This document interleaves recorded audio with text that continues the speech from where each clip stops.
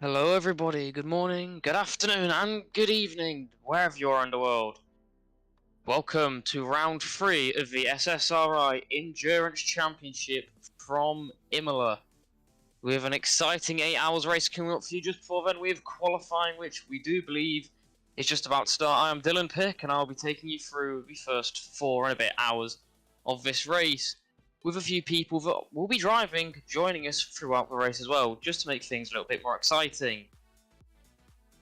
I've not done the Endurance Championship for a while. I'm currently by myself. It feels a bit weird. Normally I'll be passing over to someone, but I guess we need to go through so far what's been happening in the championship whilst we wait for the start of qualifying. The Team Rocket Gazoo Racing, which is a bit of a weird team.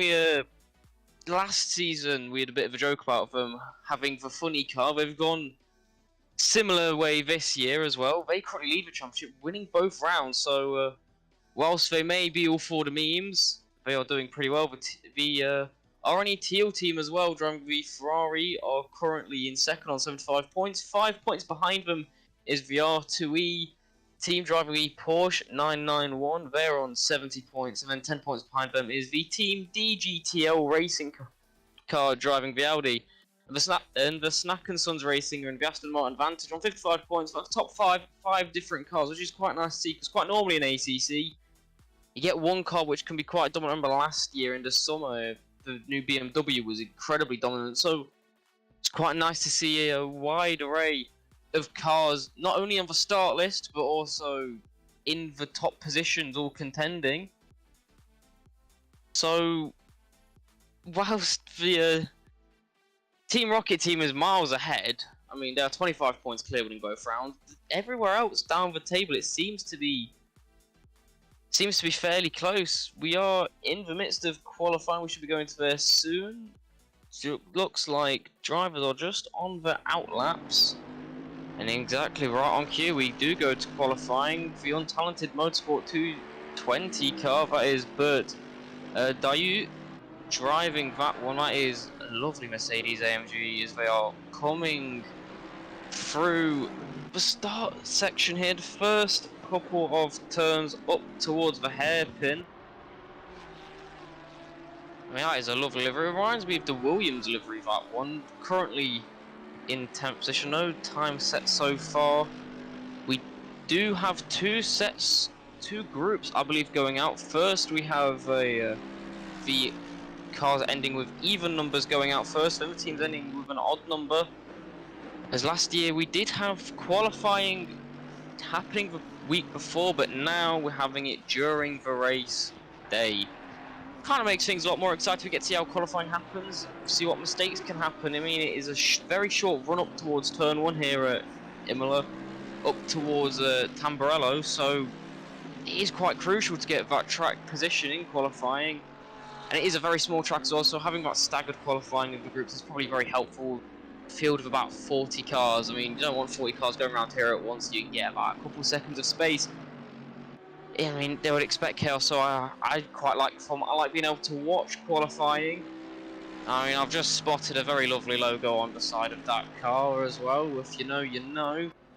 But up towards turn 1 and 2, then at Variante Tamburello, how can this untalented motorsport car go up towards the brake zone, braking just before you get to the curb, taking a lot of the curb here. They are quite high because with the sausage curve sticking on the inside of the corner, you need to be very careful because going over one of those on these GT3 cars can really send you airborne. Once you lose a bit of control, it's really gone here as we come through Variante Villeneuve now. Good exit so far, a bit tentative. There's one of the Lamborghinis, I think, going wide as we come through Tosa now. Good exit, getting the power on. It's very easy to get a snap of oversteer on the exit dive, put your foot down too hard. But the 220 car has done very well here. Up towards Piratella, one of the toughest corners on this track. Going downhill, the change in elevation is what makes this track so unique. Such a fan favourite track, and here Acqua Minerale braking downhill, then switching to go uphill, so easy to lose it. As you start changing direction as you put your foot down as well. So managing the oversteer and understeer around this track, very difficult, and so far the 220 car has managed that brilliantly as they come through Variante out now. Very tight chicane. See a load of people making mistakes wrong there when F1 comes here. It's very tight.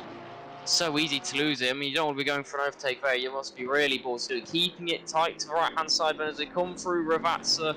Again, not a place you want to be making an overtake, but especially on the first lap, people are going to be really sending it there. Slightly running a bit wide, nearly touching the gravel, up towards the line. What can the 220 car do then on their opening lap? Up towards us, a long run down towards the line. They stay the same. No changes there. The 416 car currently leads the way. That's the Team R2E. That is Team R2E car currently in the lead then with, here we are, go on board with them. We'll follow them around. That is a lovely aerial shot there from Niels Engelhardt.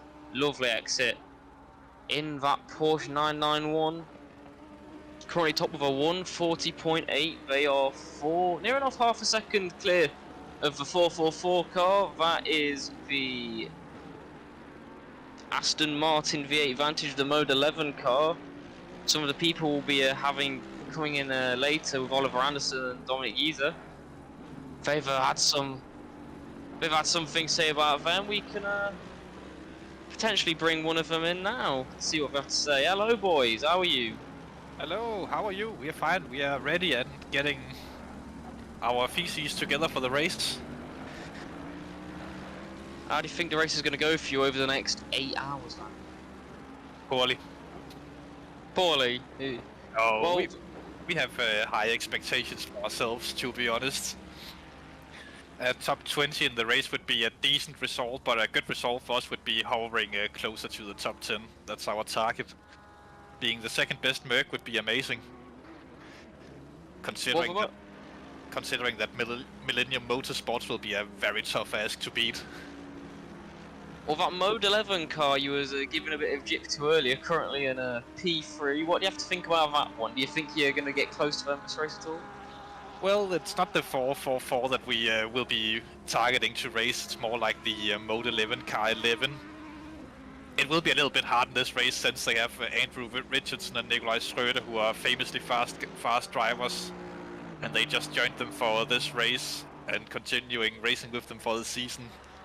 Before we saw them as our main competitor in the championship, but yeah, we'll see if we can keep racing with them after their, let's say, payment of other drivers to race for them. Is this some excuses I'm hearing, Oliver? Yeah, of course it's excuses. We have to have our excuses lined up if we don't finish ahead of them. Have a puncture, run out of fuel, but they got paid drivers. Is that the way to go about this? Then? Oh yes, oh yes. Every team that beats us, they got paid drivers. It can only be like that. So are you the best non-paid drivers? Yeah, we are the best amateur team. Definitely. It's like it's not even Bas who's racing. It's definitely like Max Verstappen in the car. Well, if I was you and I was racing against our 444 car, I would make an excuse for every time they pass you and they lap you, but that car makes you spin. Because I mean, I don't know if you've noticed it. It is very bright. I mean, it is a funky livery, I must say. It is beautiful, but not the sort of thing you'd see in traditional motorsport, I must say. Is they actually clamber over the curves there for chicane down towards Ravazza. We have seen wild liveries in real motorsports, but I am a big fan of their livery. I think it's pretty cool. It has almost like a stained glass window effect. It's quite unique. It's one of the joys of sim racing, but you can go a bit more extreme with this. I mean, you're more likely to see things like this in sim racing than in traditional motorsport because these are so difficult to do in real life and cost a lot. You don't want all these different decals. This is a very unrealistic camera we're seeing here. Right under windscreen, I do feel sorry for whichever cameraman's having to do that, I must say. Oh, they're flying a drone very closely. Oh, I'm sure that's got to be dangerous, man. No, they got it under control. Yeah, another lovely helicopter shot. That has been 990 Lamborghini Huracan of the Snack and Sons. That has been driven by Matt Tubby and Alex Crawford.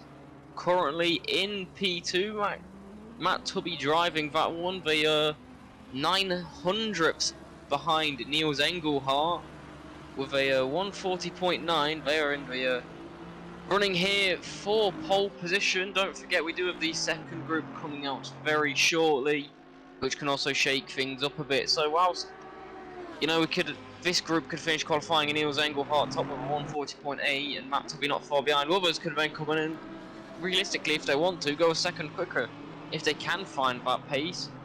But right now, Oliver, you're currently in the pit, so looking at the times, where do you think you'll be positioned? Well, my fastest lap in practice would put us within the top 10 at the minute, roughly at 6th position, but it's with the pressure of qualifying and hitting that one magic lap, it would be a big ask to do, and we have many fast drivers in the second half of qualifying as well. But somewhere inside the top 20 would be target, but optimum speaking, we would like to be a bit higher than that. Yes, I'm qualifying for the first time this season. Oh yes, Chris asked a question in the background. Yes. We do love Chris.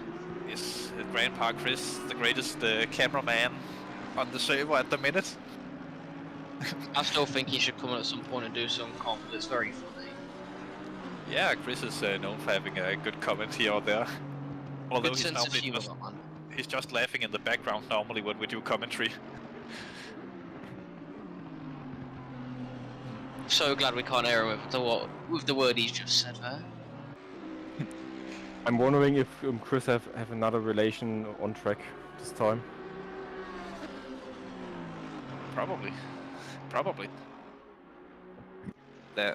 Chris is there's a lot of asking elevation change. Yeah, we have a track in, I think it's Portugal, where there's a corner actually named after Mr. Chris Hill. If you want to learn more about that, go watch the Touring Car series. Don't be telling him that. He'll be running over, we'll be booking a holiday, he won't be able to, so he'll be living in Portugal, he'll be going, sod all of you lot, I'm off to go, find my faved corner. Yeah, there's Chris's Hill corner, and the can't remember what what the track was called, and the flag spectator corner, of course. Well, last Well, time in for- Macau there was a corner, if I think it was the fourth corner, called San Francisco Hill. So I think it's near relation to Chris. You mean San Francisco's hill? Oh dear. It's normally Chris making the poor jokes, don't you get started? Oh, you don't know us. You don't know us yet. Yeah. Oliver, no, only Chris can make the bad jokes. Everyone else needs to keep him sane. If we start making too many jokes, he gets worse. I think No, you need to rewatch WTCR Championship. I might have WTCC. to. I'm just happy that I don't have to do 8 hours of commentary with Chris in the background laughing and telling bad jokes. Oh no, I'm so glad I don't have to do either. I've only got half of that. Ah, wonderful. I know, he can't rope me in enough to do 8 hours, as long as I've done for Chris's 7. Oh, you're not pulling a Lulu, who, by the way, did amazing last time commentating for 10 hours straight alone. Oh, I could never. I need food at some point, come on now. No, you don't. I'm a growing boy. Nah. You just need a few adult beverages and then you're fine. Wow, Then the commentary will also get more interesting. well, legally, I'm not allowed to drink. Depending on what country you're at. Who wants to go take a trip to Germany? Yeah, come to Yeah, Denmark, Germany. maybe. Do you want to visit me? Yeah, we do have an agreement that if we get a top 5, then I'll go visit Dominic for pizzas. Where's Just Chris's pizza? Someone's always asking Chris for pizza. So he Yeah, must be on the show. no, Chris, don't get a pizza. He owes us a pizza, goddammit. Don't forget. Where's Hold my on. pizza in all of this? Oliver, I think we need to You line don't up. get... Oh, yes. Is it time for you two to depart? Qualifying soon, isn't it? Yeah, we do it now. Which one of you starting? I'm starting. So I will probably drag Oliver in at some point to do the race start with me. That might be fun. I will do the first 2 stints and then hand over to Oliver. Would you be fine joining me for the start of the race, Oliver? I would probably have to do a little bit of spotting for Dominic in the first laps if stuff happens, but maybe shortly after that I'll be fine to come in and have a talk to you. That's no fun. We need the chaos. Give him without a spot. Make him a challenge. No, we'll be causing the chaos. Well, one quick question before you go, though. Your sister car for 220, currently in P16 as we come to the end of the first group of qualifying. Do you think you're beating them? Yes, definitely. Yeah. No doubt in my mind. I'll hold you to that. I'll see you about 10 minutes into the race then, Oliver. Yes, Have a good yes. one. Good luck to the both of you in qualifying. Thank you. So that was the 221 car, the untalented motorsport with Oliver Anson and Dominic Yeezer. Two lovely guys. I know Chris is probably thinking the same thing. You can't hear him sadly because he's a bit camera shy in his old age. He as we both say old age at the same time. But yeah, you wouldn't believe he's about 70 somewhere, would you?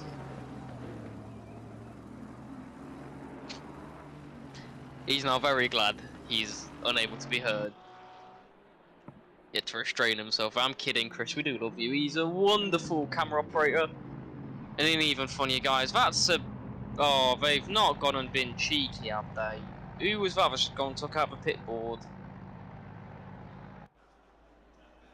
Yeah, sorry. I mean... It's on Twitter the other day, and I think Jardier was complaining about people doing it, how pit boards should either just be unable to be broken or you should be punished for that. Because it is really poor. It's poor sportsmanship. The correct term would be gamesmanship. That you just take out the pit board because when you're in the cockpit, the braking line is actually very hard to see. So a lot of people rely on that brake board to see where the pit limit starts, so they don't get speeding penalties. I'm sure it's a.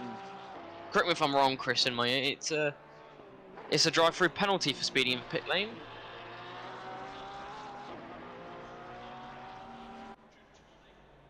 It's actually worse. If stop go 30 it might be, that's actually worse.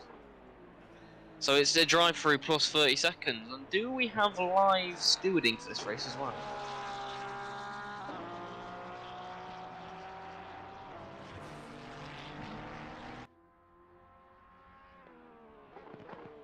So every 2 hours we'll get the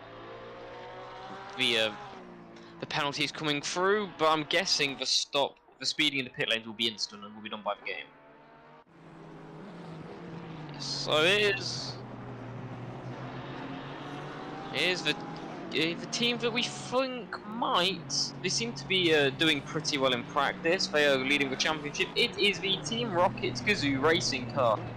Last season they were driving a German car, an Italian livery with Dutch drivers on a Spanish track. We now have a Dutch team driving a Japanese car in a rival Japanese team name, but also has another British team name around an Italian track.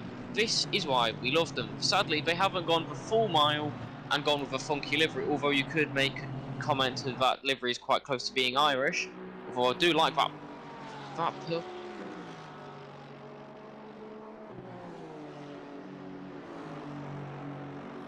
Oh, it is, you know, yeah. I don't know if... Is your mic live, Chris, now, or are you still being shy?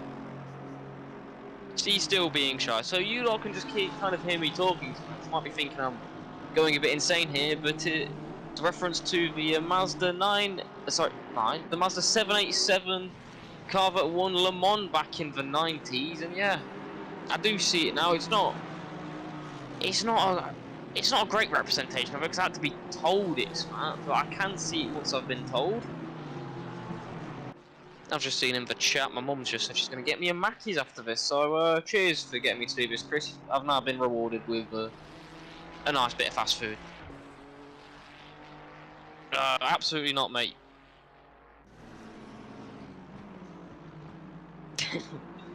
At least you tried. No, we'll be sending pizza your way anyway. Now that is a that's a funky livery, I must say. I do rather like that.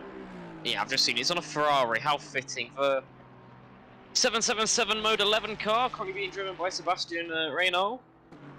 That. I mean, they can't hear you, Chris, but what do you think of that livery? Because I must say, I like that livery. Another one very similar. You're just going through trying to find all of them. I mean, that is that's beautiful. I mean, it's kind of like a snakeskin sort of thing. I think we've seen the Iron Lynx cars drive similar livery in all the GT racing they do. Nah, I prefer the other one. This is the Mode 11 car that Oliver Anderson was on a back render racing for. This reminds me of the Ferrari Dino from Top Gear that Jeremy Clarkson famously said is not a Ferrari with that weird yellow. There's a nice Belgian car in the background as well. I've just seen. Is that potentially a Benelux car if we have them? Now, if it is the Sim Racing Holland team, that might be really fun if they're running a Belgian livery on the car.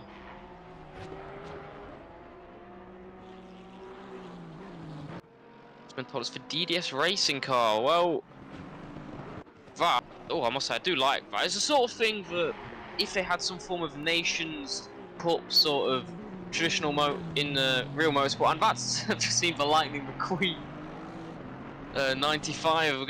Are they gonna be saying ka-chow at the end of? Oh wow, is that a nod to the Lotus in the 70s? Gone from one of the most famous racing teams in the world, and most influential racing teams, to be fair, to Lightning McQueen. Yeah, yeah, in the Belgian flag as well. I mean, I have to say I like it. Put on a toy car, put on my shelf. But as the second group of qualifying gets underway, this is the 27 ERA team, currently being driven by Matthew Gamble. Niels Engelhardt leads after the first group with a 140.68, that has the time to beat. And then the 94 car, that is the team racing point that was set by Carmelo Trappini. He set the second fastest time with a 140.8. So there's a 2 attempts gap for people to squeeze in between that front row. Chris Vickers, we do love him, lovely guy from Team Abbey Racing car. That is a very nice livery. Reminds me of the McLaren in the 90s and early 2000s, sort of Mika Hakkinen sort of thing. When we had Kimi Raikkonen driving the McLaren, I wasn't even born then. But that is a lovely. Of course you'll remember it well, Chris. Currently 3 tenths behind. That is also the CBSR Racing team. I remember them from last year. They always have nice looking liveries, and that might be my favourite one I've seen so far. It is. I do remember that. That is the team that drinks whilst they race, isn't it? I remember them at Barcelona last year when they accumulated the most penalties, and it was kind of comes at no surprise. Obviously, they've got the number 69.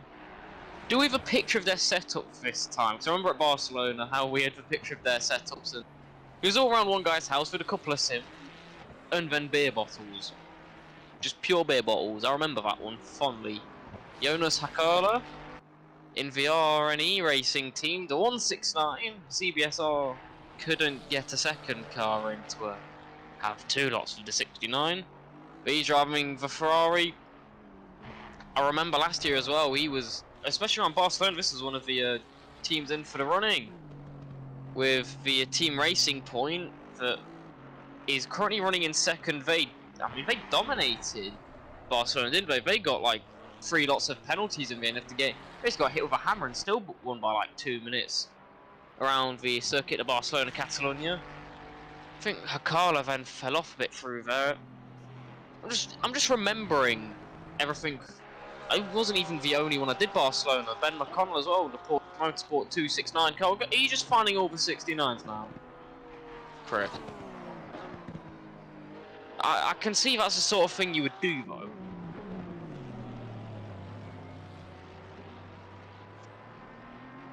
He says it's a coincidence. I don't believe it. There we go. And he's just gone and found a car that isn't. He's gone and found Tech 1 Racing. That is a lovely name, I must say. The 415 car, they're currently just over a second behind our leader, which is still Niels Engelhardt. But Trappini. It's their what, sorry, Chris? It's not their official team name, we'll go find it. Yeah, it's the, one of the many R2E cars. How many R2E cars? Is there 4 R2E? No, there's 3 R2E cars. The 415, the 416, and the 417. That makes it very easy. Oliver Anderson, I thought Dominic was doing qualifying. Ah, mate. Oh yes, I remember Oliver saying he's doing qualifying. Yes. I'm not gonna comment on that livery, but we're gonna keep that one to ourselves. It looks like it's got the SSRI colours. I mean, in the grand scheme of things, the way that livery is actually set out is lovely. I think the colours blend rather well. Maybe bronze at the back. We're hoping to go a bit. Well, we're hoping. From what Oliver was saying earlier, it will be a lot more bit close there as they pass a slower going car, probably on a cool down lap. They'd be fairly happy getting bronze in 3rd place. From what they've said, but the top 20 is what they were saying. They said they were going to beat the 220 car. They've already done that with 8 minutes to go in this qualifying. The AF course car, the 89 is the Royal Simsport Endurance 2 car driving the Ferrari 296. Not a traditional Ferrari we see driving in GT3 racing.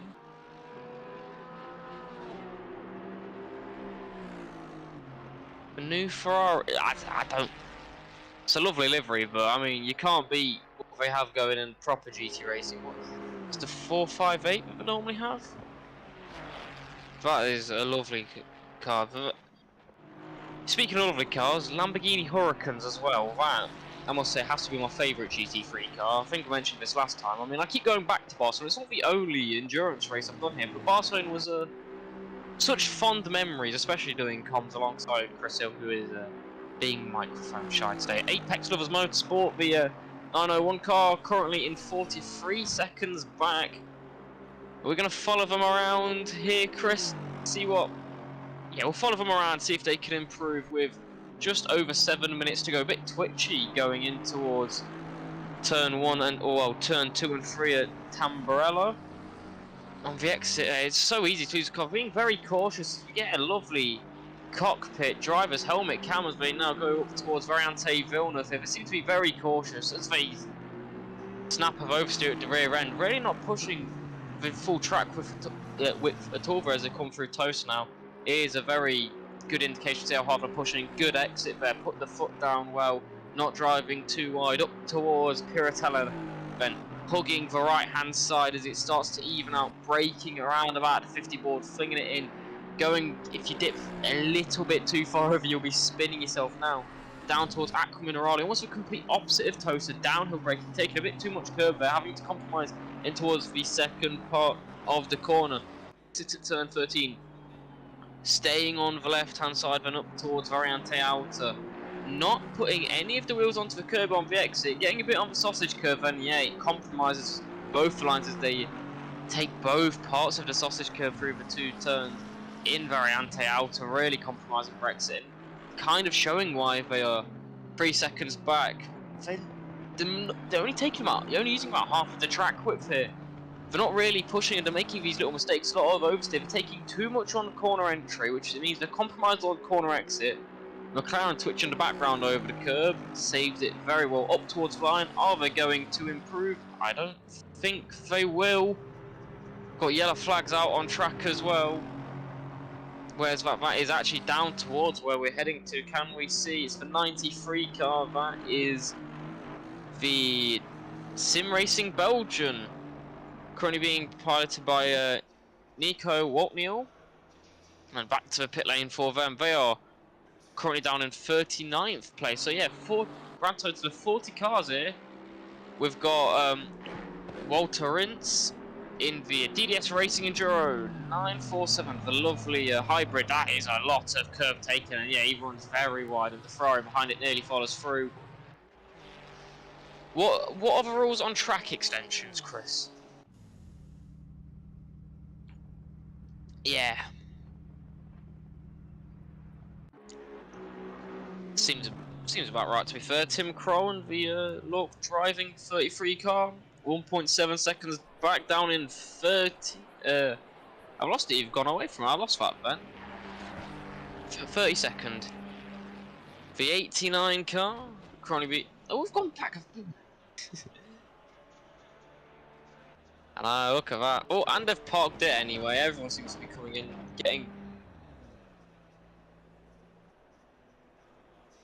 So that is the end of qualifying, I'm being told. We're going to have a bit of a short cool-down period to let all the drivers start, and to my surprise, Niels Engelhardt is on pole. I thought Trappini might catch him there. Both got 8 laps in. Niels Engelhardt in the first group, though, 1.9 seconds back. Nearly 2 tenths ahead of the 94 Team Racing Point car that was driven by Carmen Trappini, and then Chris Vickers in third place with the 333 car, and then Matt Tubby not far back either. So he's very close. We've got 22 cars within a second of each other, and actually I've just realised Ben McConnell and Oliver Anderson tied on time, exactly a second back. That is quite something, I must say. Although they were saying they're hoping for a top 20, down in 22nd. With these endurance races, anything can happen, in all honesty. Well, yeah, got 8 hours of racing around one of the most famous tracks and one of the most beautiful tracks in the world. Brown. Go on, yeah, we'll have a bit of a track guide then through the circuit, the Enzo Ferrari. Down towards turn 1, it's tricky down towards around Tamburello. It's good for overtaking, but it kind of almost medium speed flinging it in. one of my favourite corners in sim racing through Sector 2 have got Villeneuve really flinging it in going up towards Tosa, where you can really gain time, especially through qualifying. Curatello, one of the toughest corners on the track down at turn 9. Same with Aqua Minerale, both with elevation change and really pushing how much you want to be taking. Sector 3, good overtaking opportunities are very anti-outer, but it's very close. You really need to be the car ahead going into the braking zone. Going into their side-by-side without any overlap, probably going to be causing an accident. And Ravat said, downhill braking, very tight. Again, there are just so many tricky, famous corners throughout there. There's not really ones where you go, oh, boring. All the corners are named. That's a good sign of a good track. They provide overtaking opportunities. They have good places where you can really gain and lose time through qualifying. It is a real racer's track, beautiful scenery, elevation change, it's got everything. It's an exciting track, not one that's normally associated with endurance racing, although I'm very excited. We've got 8 cars around the circuit, the Enzo, Idino Ferrari. And you lot won't be able to hear, I'm gonna have to ask him anyway. Chris, who do you think's gonna be taking it via the checkered flag first at the end of the 8 hours?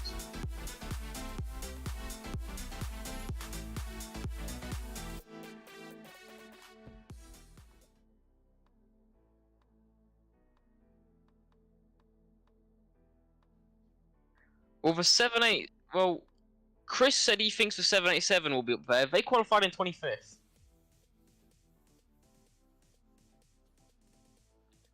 They were Dan Lenzen was 1.3 seconds back. What I'm most excited for about this is actually seeing Trappini having a bit of a battle, because Trappini is so quick. I mean, he may be one of the most talented drivers on this grid, and Niels Engelhardt's put 2 tenths on him.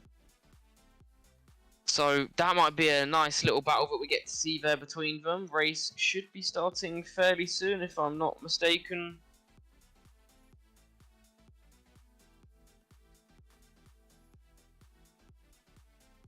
So we're just going through the end of qualifying, getting all the driver swaps out, and that as my pit wall has actually just gone and arranged itself. I think drivers will be going to a grid fairly shortly then. So, quick run through the grid then whilst we're at it. The 416 car, that is the Team R2E car. They're on pole. The 94 car in second, that will be piloted by Trappini. Chris Vickers in the 333 Team Abbey Racing car starts third. Matt Tubby in the 990 Snack & Sons Racing P4. Number 11, starting in P5 is Nikolai Schroeder in the Mode 11 racing car. That's the one Oliver Ranson said he was in a bit, but wanted to be very a long way ahead of him. P6 is the number 36 car. That's the Racing League car. They will be being piloted by Van der Linden. Then the number 69 car is in P7, so they may be drinking. They've got a good qualifying in. The 76, 2 Mercedes make up row 4. The 76 car, that is the Minutemen Motorsport. That will be being piloted by, if I can find it here, it's very tricky going through all the different tabs. Nicholas DeSantis. And then the 169 car, Jonas Akala, we know him very well. And to round out the top 10, the 444 car, that is the Mode 11 Slow Edition, which might be a fitting name to say the other Mode 11 pipped them a long way ahead. It's an exciting race. It was a very close one. We had a lot of 22 cars said within a second of each other, so there's no shy on pace. 40 cars in. It's gonna, especially that midfield battle, whilst the leaders had 2 tenths lead in qualifying. Qualifying's a different race strategy as well, and also with the driver swaps, different drivers are going to be at different paces. Some you may have, say Niels Engelhardt, maybe miles quicker than everyone else, but if the other 2 drivers in the car aren't up to scratch, but I'm not saying there won't be, because all these teams are really quick. Anything can happen. Chaos on lap 1, like I said. To run down towards what is turn 2 and 3 at Tamburello, it's chaos. It's a very tight. There's not much track width there, but it's not a tight corner either. So there's space to overtake. You can go too wide. We've seen it in F1 when they've been here. Someone's probably in the midfield is going to be sandwiched and going to end up getting rear-ended. We don't want to jinx it, but it's the nature of it. We see it says Niels Engelhardt. On my screen, it doesn't say Niels Engelhardt's actually in the car. It says, yeah, I'm going to say it says in the bottom right Niels Engelhardt's driving, but it's not. They have swapped over. It is actually Dennis Schupps that's going to be starting to race for them. So, Schupps, Trappini, Vickers, Tubby, Schroeder, Van der Linden, Van Drunen, DeSantis, Nakala, and the 444 car round out the top 10. Surprises that I'm seeing down Ben McConnell. I'd expect him to be a bit higher up, I must say, as the tail end of the grid. That is the 901 car. That is Johan Huben that will be starting for them, qualified in the final position. And just to give an idea of how many cars we've got on the grid, if you can see the two mini-maps, whilst they've just crossed the timeline, everyone else is going, the leaders are going through Tosa, whilst the grid is going through Tamburello. So, formation lap, 8 hours on the screen, it's 2 o'clock in game, it's 12 o'clock here in the UK. I'm excited. I know Chris is excited. I can hear him getting all giddy like a small child. Yeah, you sound absolutely raring to go here. As the cars on the formation lap then pass through Piratella down towards Aquaminerale. It'll be interesting to see some people battling through Piratella and down towards Aquaminerale. I don't recommend it. I don't think it will go well.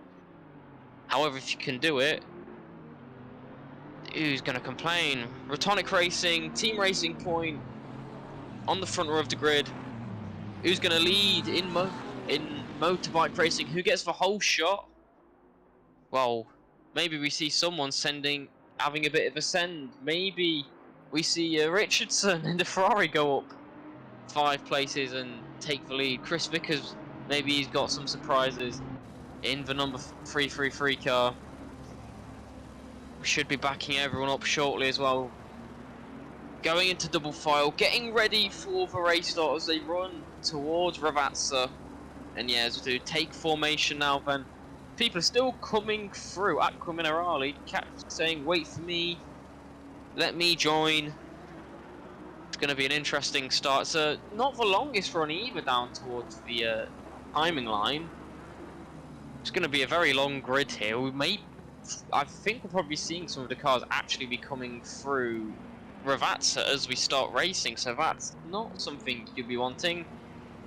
The 94 car, just making sure Niels Engelhardt is the car ahead. You don't want to be getting penalties for being, well, out of position as we go through to the race. Then down towards the line we go. Then 8 hours on the clock, 8 hours at Imola. I hope you lot are excited at home for this. I know I am. We are ready to go racing here in the SSRI 8 hours of Imola. Here we go. On pole position, Niels Engelhardt in the Rotonic Racing 416 car. Alongside him, Carmen Trappini, the Team Racing Point car. Towards the line we go. 8 hours on the clock, 40 cars on the grid. Tension builds up through the final little kink at the timing line. Green light, give it all you can. We see the front of the grid, we see the back of the grid, and we go green here in Imola. It's a very good start there from Niels Engelhardt. See Chris Vickers as well has got a very good start as well, backing off a bit of a win towards Tamburello. We've seen him move further back down the grid. I think Matt Tubby has just been jumped by Richardson. I'm not sure about that, but Engelhardt already bridging a bit of a lead here, and Trappini's having to go slightly defensive as well to Chris Vickers as they come up towards turn 4 and 5. Someone's already got a drive-through penalty. It's Trappini's got a drive-through penalty already. Bit of a battle's further back, for the battle for P4 as we go through Tosa. And Engelhardt is already bridging a nice gap. And Matt Tubby, I've actually realised, is into third. The 36 car has jumped up as well. The 36, that is the Racing League car being driven by Abner Fremuz. He's had a very good start as well, but Matt Tubby, he's jumped up well. Chris Vickers has fallen down a bit. He was a bit cautious at the start. Chris Vickers actually had a chance to jump into P2, backed off a bit, didn't want to take risks. Kind of a smart move though. It is lap one, turn one, you can't win the race at turn one, you can certainly lose it though, but he's dropped down into P number 5. And already a bit of a gap as Trappini and Engelhardt pulling away. We've had a spin of that is Tim Crowan, the 33 car. He's had a spin down on the exit of Aqua Minerale. We said that's a bit of a risk that can happen as he tries to catch up in that Lorp driving car. He's not actually, despite spinning, he's not too far off the back of Niels Engelhardt at the end of lap 1. Already having a near 7/10 lead to Carmen Trappini, who does also have that drive-through penalty. It'll be interesting to see when Trappini takes that drive-through. I don't know if there is a limit on when they have to be pitting. Within 3 laps, I am being told. But what Matt Tubby can't do now, then, is he can't let Engelhardt get too far away. As there's a bit of a battle, it seems, it's going to be happening for P3 as Chris Vickers very close to the back of the 36 car as they run up towards Tosa. Seeing any moves? Potentially. Matt Tubby too far away from the 36 car to think of a move, and actually down towards, I think, the 69 car maybe. There's a bit of a train all very close together. Could be seeing loads of people sort of looping each other as we go. Almost like a DRS train, but we don't have DRS obviously in GT3 racing, so almost like a slipstream train where you'll get one person taking a move, then another going back and forth. We have Danny the SWAT in the CBSR 69 car under pressure from the 44 car, the 444 car, the stained glass window car. As there's a move, I think Chris Vickers trying to go around the outside defensive, and there's what I mean when you try and go for those sort of moves down at Variante Alta. Bit of a traffic jam, bumping up nearly 3 wide, but everyone finding formation, going single file as we go down towards Ravazza. Danny, the CBSR car's under pressure, trying to take 2 at once. That's never going to end well. That's the 54 car. That is very silly, and there's all sorts of chaos down at Ravazza in the 54 car. Surely we'll be getting a penalty for that one. They sent it down on one vid, the move done on one of the cars. They were never getting past Danny Vervo, and Danny being careful rejoining the track. They took out one of the other cars. We've got the Belgian car up ahead as well. They've fallen right the way down. Trappini still, has that drive-through penalty actually been relinquished from Trappini there? Maybe the stewards have removed that, seeing that there wasn't an issue with what Trappini did. So we do, so Niels Engelhardt needs to be aware of that and not get too comfy into that one. Looking down the order as well, actually, see if we can find Dominic, see where he is. He's fallen down, if we can see our favourite. He's not, he is. He's in 13th place, he's jumped up massively. He's had a cracking start and he's slowly made his way through, but I'm sure Oliver's going to be really happy about that. We'll bring him in about 5 minutes time to speak about that one. But the 54 car, the 54 car, the R&M team, that was never going to work. This sort of thing was on about. It's not a very wide track. You don't have much space to be going through that. We already saw the traffic jam bumping up down here at the chicane at Variante Alta. That bumped everyone up. People were then thinking, oh, I can go for a move here. And it's never going to work. There's not enough space. Like, you can get the move on one, you're not getting the move on two. Surely, in the...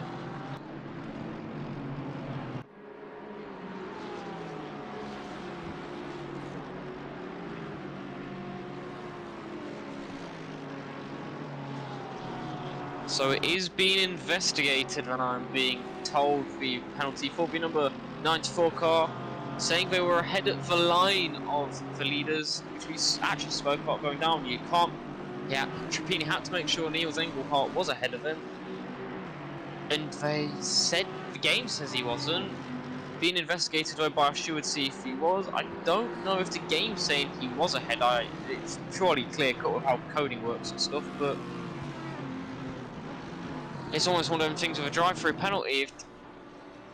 And my money's on that they'll be getting a penalty. However, they were so far behind anyway, it might explain why Chris Vickers was able to get so far ahead, because he had to back off a bit. That's why Englehart's got such a big lead, and Trappini has actually closed down a bit here. Maybe he knows that they possibly have a penalty coming to them. I need to get their foot down a bit, and is bridged a 1.5 second gap to Matt Tobey behind.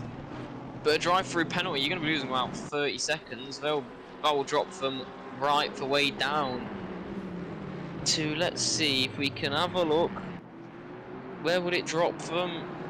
Is Pitwall Live is just being a bit of a pain. I can tell you it's outside the top 30.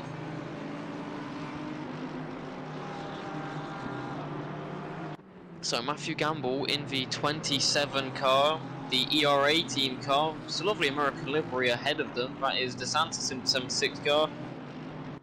Got a bit of space.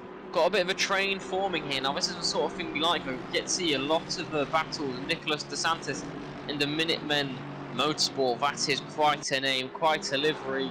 Is that potentially a reference to the Fallout series, the Fallout game series by any chance? Well, if we can get some information on that, that would be a nice little Easter egg. But I do like that livery, I must say.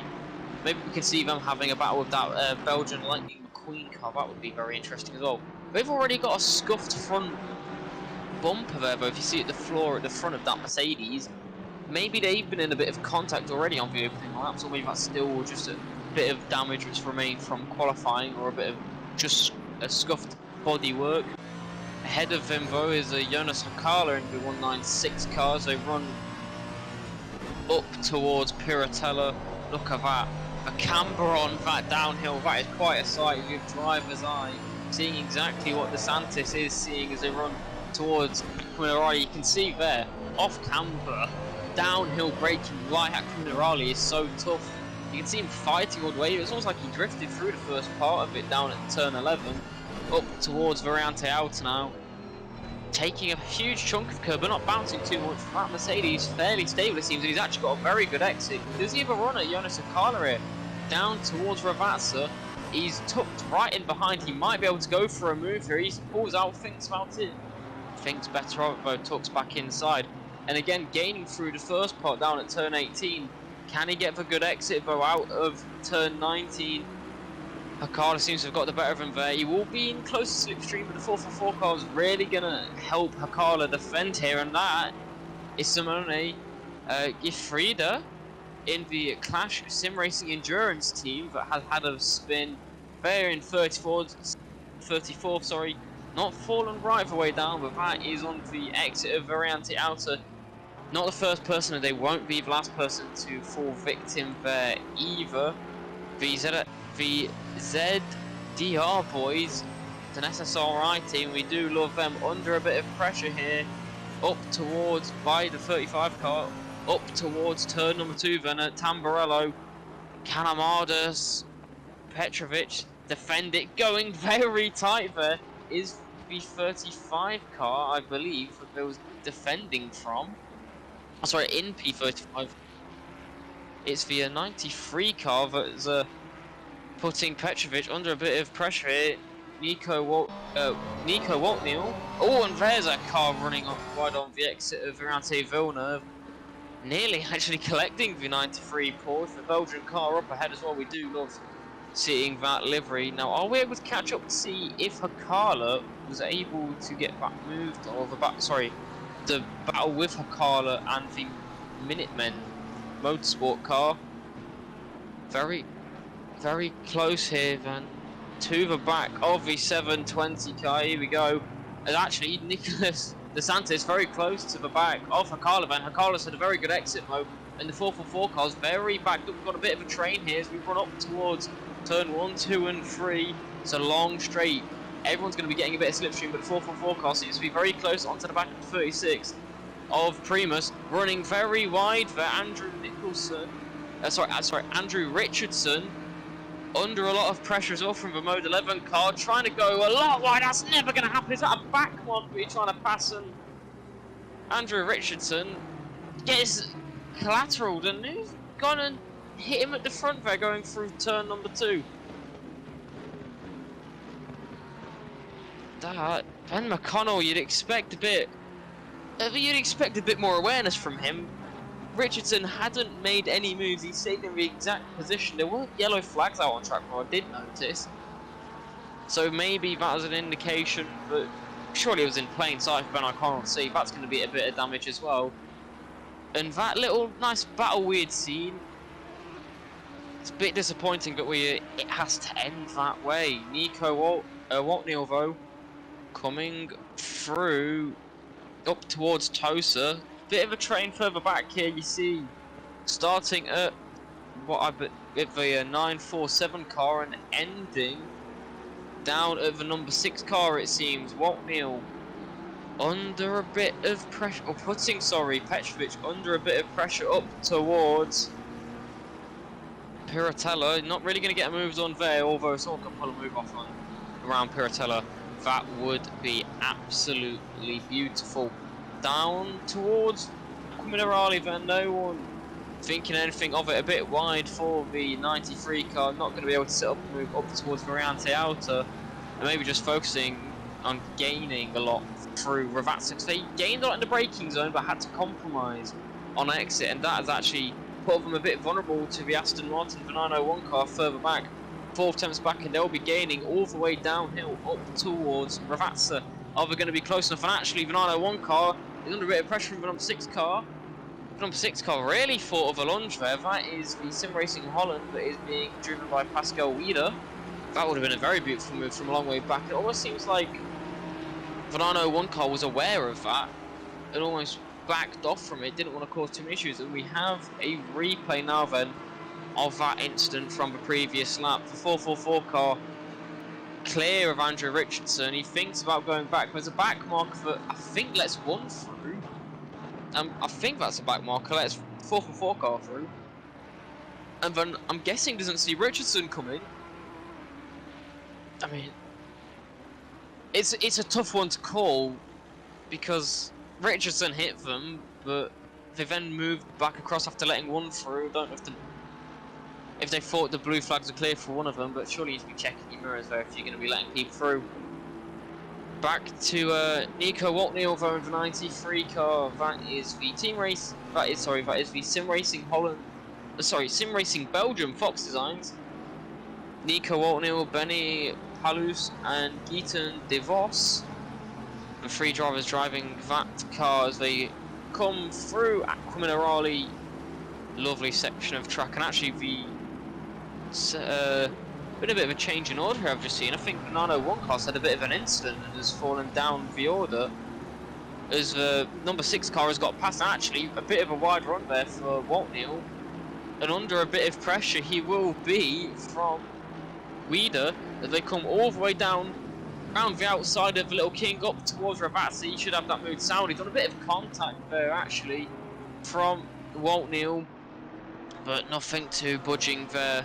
And that lovely move there from Wieder, pouncing on the mistake from Nico Waltney. And actually Trappini has been given, we can confirm Trappini has been given that drive-through penalty. However, he has got past, in all this chaos we've been having in the opening 15 minutes, Trappini has got past Niels Engelhardt, but he does have that drive-through penalty, so we'll see if Carmelo Trappini can put his foot down, bridge a bit of a gap.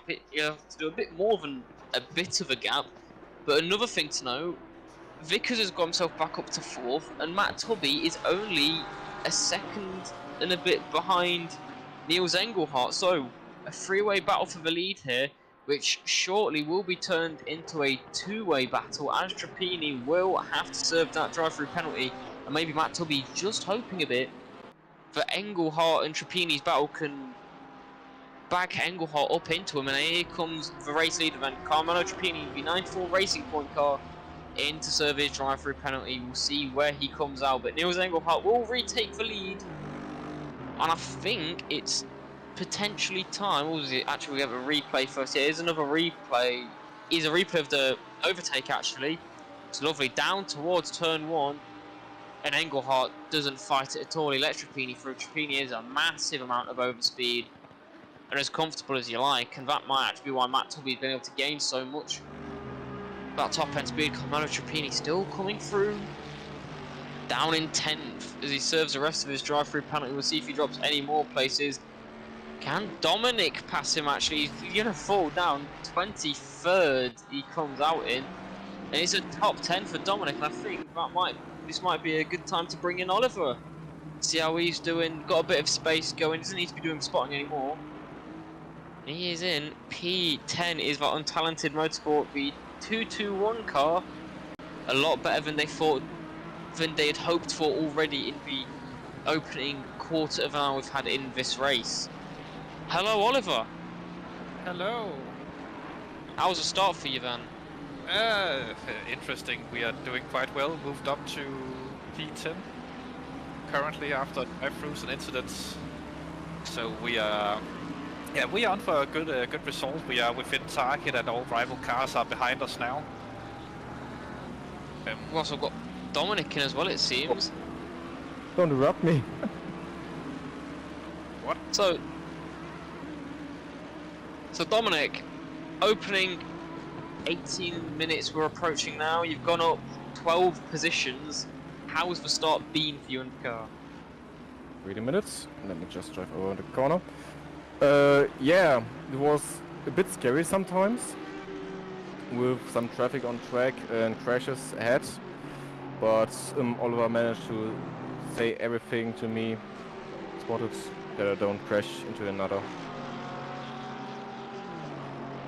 Yeah, Oliver's seemingly done a very good job for you there, because you have come out not only unscathed, but you've come out, and I think you may be the highest movers in the race so far. You've gained an extraordinarily amount of positions here, and now the way that endurance racing goes, if you can keep yourself clean for the next 7 hours and 40 minutes, anything can happen. We've seen one of the race leader get a drive-through penalty for being out of position. They're currently down outside the top 20 now, but currently down in 22nd where you actually started.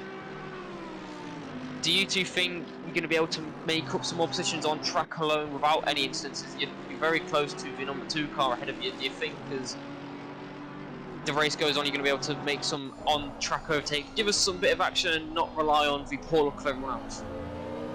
I don't want to set anything up, but I don't think that we'll be doing many on-track overtakes, more like defending. I think there are 2 cars ahead of us that we can be on pace with on a good day. The rest of them are faster than us. So, well, the qualifying results was actually there was 22 cars all within a second of each other, so the pace is there. If we're going to be like that realistically, depending on how luck, things and strategy, anyone inside that top 20 could realistically be with a chance of winning, depending on just obviously with the bit of luck as well. But you're not too far behind on pace with anyone around you. Like, no one's massively ahead of you. Just a bit of slipstream and maybe a good bit of timing and a bit of luck when you put in your good laps. Anything can really happen.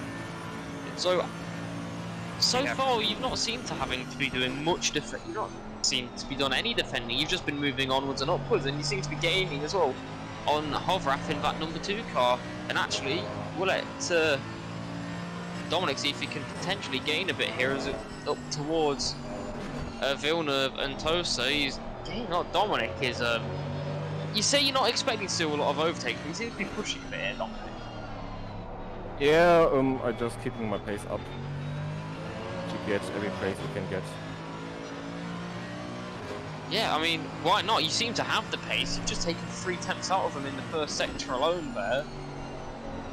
As the race goes on, are you changing your expectations? Are you still going to be happy with the top 20, or do you think now, actually, potentially, that you could be with running for maybe a bit more than that? Ask us again in 4 hours. Well, I'll be gone by then. So far, it's just beating our rival cars, the 69 Merc and the 11, Mode 11 Ferrari. That would be huge for us, beating those 2, and then we'll see what the race brings. Anything can happen, really. Well, I'm not sure if you're aware of it, but both of those cars have already been involved in instances this race so far. Yes, we are well aware of that. One of them was definitely not their fault, and the other was a bit 50-50 with the Mode 11 car being involved with a bit of back marker. Stuff happens in endurance racing, so we're just happy that we are unscathed for once. Have you put a curse on them by any chance? Yes, I've played around with my Voodoo racing door car. Obviously. Well, whatever superstitions get you going, I can't blame you. No, of course not. Anyways, I think we'll be heading back into our private room to discuss some things. Well, good luck for the rest of the race, lads. We'll surely be checking in with you at some point. We'll probably pop you a message to make sure you're okay. But good luck for the rest of the race and give us some good on-track action. I'm sure this battle with the number 2 car is going to be very exciting. We'll try. Have a good one. Bye. Thank you. That is our favourite 2-2-1 car with Oliver Anderson and Dominic Gieser. Lovely guys, I'll be checking in throughout the 8 hours. And as someone has said, Dominic chatting in the car, what a boss, yeah. What I actually noticed is he was chatting through Tosa, which is a very tricky corner in terms of timings, and he nailed it. Gained 3 tenths whilst doing an interview. That is when you know you're a badass. Back to the lead of the race though, Niels Engelhardt, 1.3 seconds between himself and Matt Tubby, with Trappini down in 21st. Surely at some point we'll be following Trappini's. The pace is a lot clearer between himself and everyone else, pushing his way through. Surely he'll be able to make his way up the order. And I've also seen someone that actually noticed me, so hello Aston. I know you seemed shocked it was me, but hello. I'm sure you'd rather have Chris Hill giving you some comments, but he's being very shy still. Maybe if someone sends Chris some pizza, well, he might talk. It's very well after you eat the pizza, Chris. It's very strange because I can have a conversation with you, just hear me go quiet, and you can't hear him, but you'll hear him saying. But I can hear him saying all sorts of funny things. And this is the joys of broadcast production and the stuff we have here at the SSRI Endurance Championships. The racing's brilliant, the people are nicer, and it's just... It can be quite a casual thing on a Saturday weekend.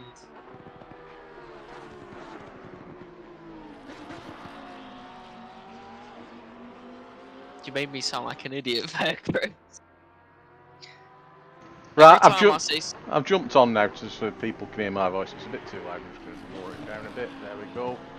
Good afternoon, everybody. Yeah, apologies for trying to make Dylan sound a bit silly there.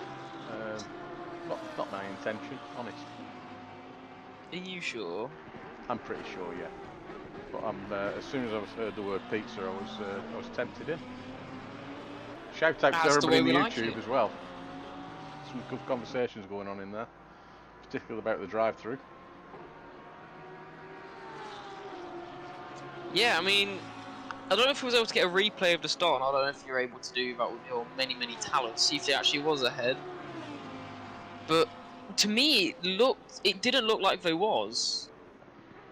I mean, they definitely didn't gain. It's one of those tough penalties. They've now lost 30 seconds when realistically, they was actually at risk of losing out to Chris Vickers at the start. But rules are rules. It's what you've got to do here. But Matt Tubby falling off lap by lap here to Niels Engelhardt. Really put his foot down. He's got some clean space. He's not got to worry about Trappini, who's actually got himself up into 20th and not far behind the other untalented motorsport car, the 220 car. If we can potentially get a look at that one, because Trappini is going to be flying all the way through this field here, and might be interesting to follow him for about 10 minutes to see the progress that man makes. He's, like I said earlier, he's just insanely talented driver. He's very quick, and just a bit of poor luck potentially. And the rules are rules. I mean, you saw him back out. Didn't really back out though. And then there's a penalty. Here's a replay. So you can see he's behind. Ooh, that looked like he was. I know the game says it's not, but that to me looked like it was actually behind. Well, it's been investigated by the stewards, don't forget, and because it's been investigated, they've got the same camera angles as we have, but they can manipulate around. They can do free cam and everything like that. So they'll have had a good look at that. And that is true. They won't reinstate the penalty for no reason. Maybe the front of that Ferrari's just got something else that we're not seeing. Matt Tubby Matt Tubby's pulled a bit back here. And Trappini, I've noticed, is up into 19th now. He's all gaining on the number 69 car. That's a CBSR car. And actually, looking through, Trappini's got a lot of close battles to make up through here. He's running a bit wide as Niels Engelhardt on the exit. Can Matt Tubby get any... Just get in the slipstream? It's about 8/10 of a second he needs to be in to get that slipstream effect. And any little mistake that Engelhardt makes, Matt Tubby should be pouncing on it. And if he can just get in that slipstream... Oh, and there's Dennis Verhoeven in the 610 motorsport car that's had a bit of a adventure. Where's that? A bit of an adventure on the exit of turn 2 and 3. That is Tamburello. And now 17. yeah, Trappini's got past the CBSR car very convincingly, and he now leads a train. Maybe this is quite beneficial to the cars behind, kind of like the Pied Piper sort of thing, and just follow them along here. I mean, that's not necessarily a bad thing, because Trappini is a lot quicker than these guys. But if Trappini can kind of lead them along, if I'm this what, I'm just going to try and keep up in the slipstream, keep pace. I know it's going to be tough, but following them could just gain a second or two on the cars ahead. And the 69 car is definitely going to be needing back. So they're not a slow team, they weren't far off. They were also one of the teams that's involved in an incident that wasn't their fault. Maybe get injury lawyers for you on that one. I must say, give them a bit of compensation as we run down towards Ravazza. Do you think Danny does well, if he gets close enough, will be smart enough to make a move on Trappini? Do you think he'll go, oh, he's the faster guy, I'm just going to let him go through him? I'll be honest, I don't think they'll catch him. I think that Ferrari's too fast for the Mercedes at this current time. But Danny Deswart and his teammates Aaron Van Drunen and Anton ter Horst are all fast drivers. They just have a hell of a lot of bad luck in endurance races. Is that maybe related to the alcohol? No, they actually drive better when they're drunk, so... That reminds me of a guy, actually, that in a league I used to commentate. Every time, the only time he would ever get a podium finish is when he actually had been drinking that night. But sometimes that's all you need. Well, Yeah.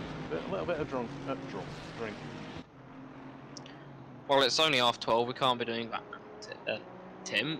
Chris? Tim, you can call me whatever you want. No, Tim was the guy that got the podiums when he was drunk. But the name you couldn't remember? Oh, no, I could remember his name. Oh, you can't, Tim is iconic, I'll never forget Tim. About your age as well, I think, actually. Lovely guy.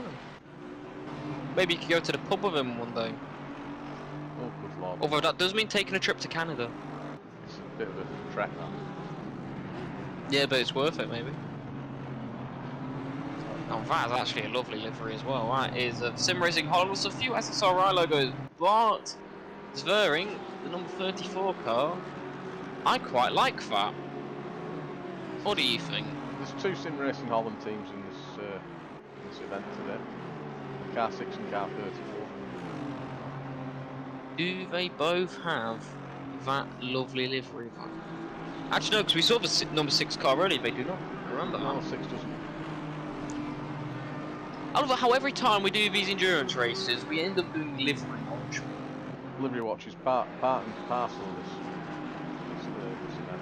A lot of time, the drivers spend a lot of time creating a livery for us to post. Obviously for premium members only, I'm afraid. But you know, it's worth it to get your shot on camera and your beautiful work illustrated. Yeah, go to the SSRI website, become a premium member and get those funky liveries. Geaton DeVos in the TalkSport WRT 93 car. That's not bad, that's a lovely livery as well, I must say. Whoever's made that is quite a talent. I do love the top bit of the hexagonal pattern we've got there. If they're coming in for the first pit. Oh no, we've got a stop go 30. So I think they've made the first pit because if I remember rightly, there was a different gentleman driving that car. Because this is the first time I've seen Gayton's name appear. No, I've seen Geaton earlier. I think they made a stop and sped in the pit lane. That's why they got stopped to go 30. Maybe they got a bit of damage. Maybe they was involved in an incident. So. I'll tell you what, I'll go and find out, shall I? I'll Yeah, go why on mute not? and I'll go and find out. He's going on a walk.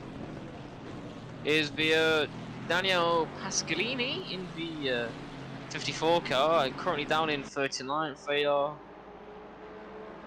currently sitting pretty. They are the not last, but right now De Vos currently takes that cake with the stop go 32 laps down actually as well. I've just seen Geets and De Vos. Yellow flag, so that's the number 2 car that's had a bit of a wonder. I can see that is the Revolution Sim Racing Blue. They are currently in P number, if Pitwall Live wants to actually behave, if ever will. Can't go down any further sadly. They're in 15. So they've recovered fairly nicely it seems.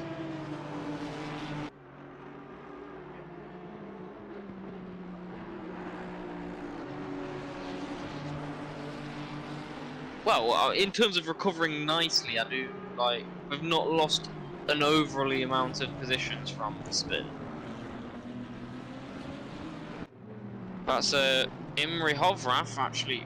That is a lovely name, I must say. Driving that, it's a lovely livery as well. On a lovely car, I do have a bit of a soft spot for the Audi R8. As they all, I mean, that's a lovely shot. Just see even more clatter over the curbs at a Variante Alta. Just bobbling along, all of them seeing the limits they're pushing. There's a bit of a move going on further back actually. I see Trappini going for a move on Dan Lenzen. We know Dan Lenzen's very quick driver, who Chris said, you said earlier, was actually going to, he thought might win this race. Thought there might be a battle between these two. Not for P16 though. Trappini round the outside. Is Lenzen going to fight it? Trappini's got the overlap. Lenzen though, inside at turn 1. Trappini back again. Is Lenzen going to fight? He's going to have to go around the outside. Trappini tried to squeeze him and Lenzen backs out of it. Fairly smartly done. Puts him under a bit of pressure from a CBSR racing car, but tucked in back as well. He's going to have a good amount of slipstream. Trappini's pulled well ahead up towards turn 5 and 6 and up towards Villeneuve. Can Deswart get close? No, he cannot. And also following them is the number... That's not a Lexus, is it? I thought that was a Richardson. I just saw the yellow livery and thought it was the Mode 11 car for a second.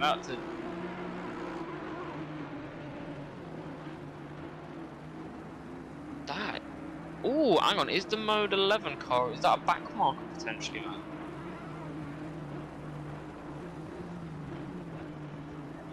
Blooming heck. That's. I mean, they started P5. Just endurance racing for you. Dan Lenzen on the back. Sorry, there's all on the back of Dan Lenzen, and that's Dan Lenzen taking a trip to the gravel. Did Deswart tag him there in the back, or did he just have a massive amount of oversteer and a bit of wheel spin? Which is quite common on the exit of Variante Alto. He's got up and running again. Oh, that's a bit unfortunate. He's fallen down to 17th. Actually, we're falling down to 21st. I do apologise. And that's Johan Huben in the 901 car, the Apex Lovers Motorsport.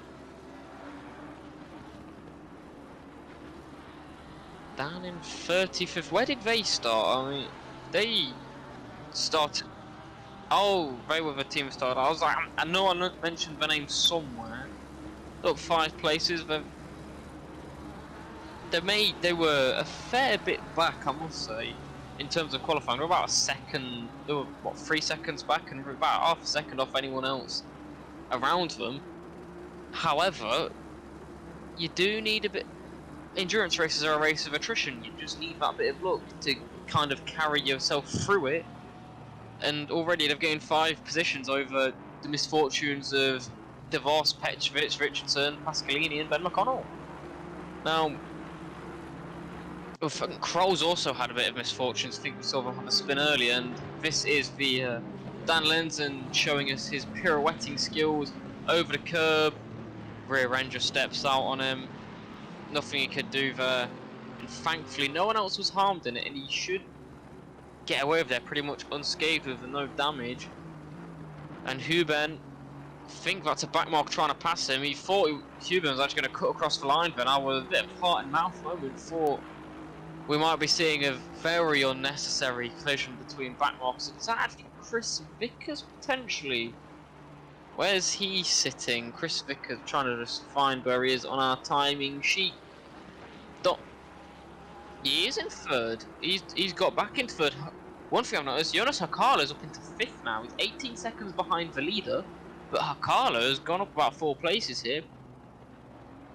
Dominic's fallen back into 10th. Matthew Gamble 9th, about 4 seconds between Dominic and Matthew. So we've got a Porsche leading. That is Niels Engelhardt. Matt Tubby in second. That gap's been hovering around about 1.8 seconds. And everyone's favourite Chris Vickers 10 seconds behind the rest of... 10 seconds behind the top 2. He's stayed in it. I mean, the last few races... The thing is, whenever I've commentated a race that Chris Vickers has done, he's always seemed to have a bit of misfortune. And it's almost like I've kind of cursed him a bit. But right now, he's driving brilliantly.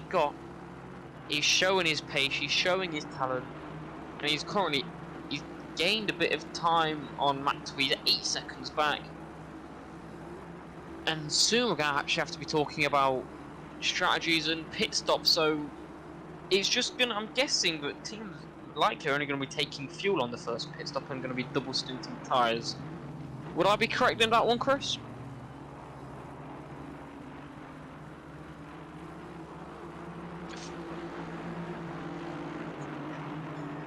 Fair enough. I mean, Chris has just said he wasn't paying attention to were you not paying attention to what I said or to strategy? He didn't pay attention to a single thing I said. As Trapini, I've just seen on Pit Wall Live, has got past Hovrath. He is now back into P15 as their recovery drive continues. He said he wasn't paying attention to what I said because he's still trying to find out what happened to car 11.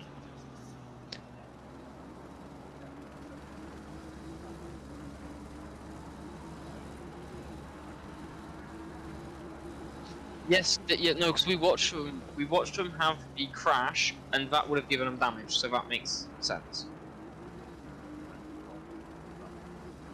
So then, I'll ask you again, Chris, for when you come back and the whole world, lovely world of our 31 amazing viewers can hear. Pit stops coming up soon. Do you think they'll be taking just fuel and double stinting tyres, or be taking both?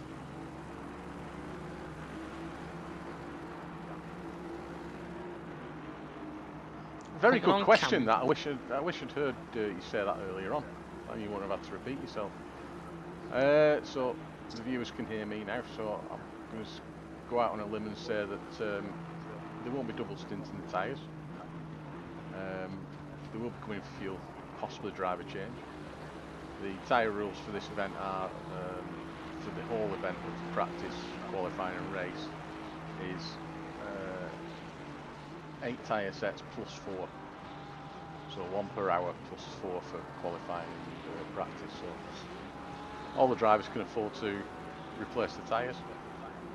But with the new update that came out a few weeks ago, I do believe, and I can be corrected in chat as I normally am, that some of the tyres can actually last a bit longer on some of the newer cars. So it will be interesting to see. It's one of those things we'll probably not know unless people tell us in chat or come and join us. But yeah, let's wait and see. Well, maybe that's something we actually have to try and beat out of the 220 cars. I'm sure Oliver and Dominic aren't going to be overly willing to give away their strategy to the world. However, maybe they have a bit of an input, or even the drivers in chat. Maybe you lot have it can sort of give us an idea of what strategy is going to be going on and whereabouts we're going to be pitting, because I think we're approaching the pit window now, sort of thing. Drivers could probably try and push their fuel to last the rest of the first hour we've got here at Imola, as we are now over 40 minutes into races. We are getting a lovely helicopter shot of Dimitri in the 444 car, the Mode 11 Slow Edition, which ironically is now ahead of the Mode 11 Fast Edition, as you could say, and is only 5 seconds behind on Chris Vickers, and he's gaining on him, so he's flying a bit here, Dimitri, don't you think?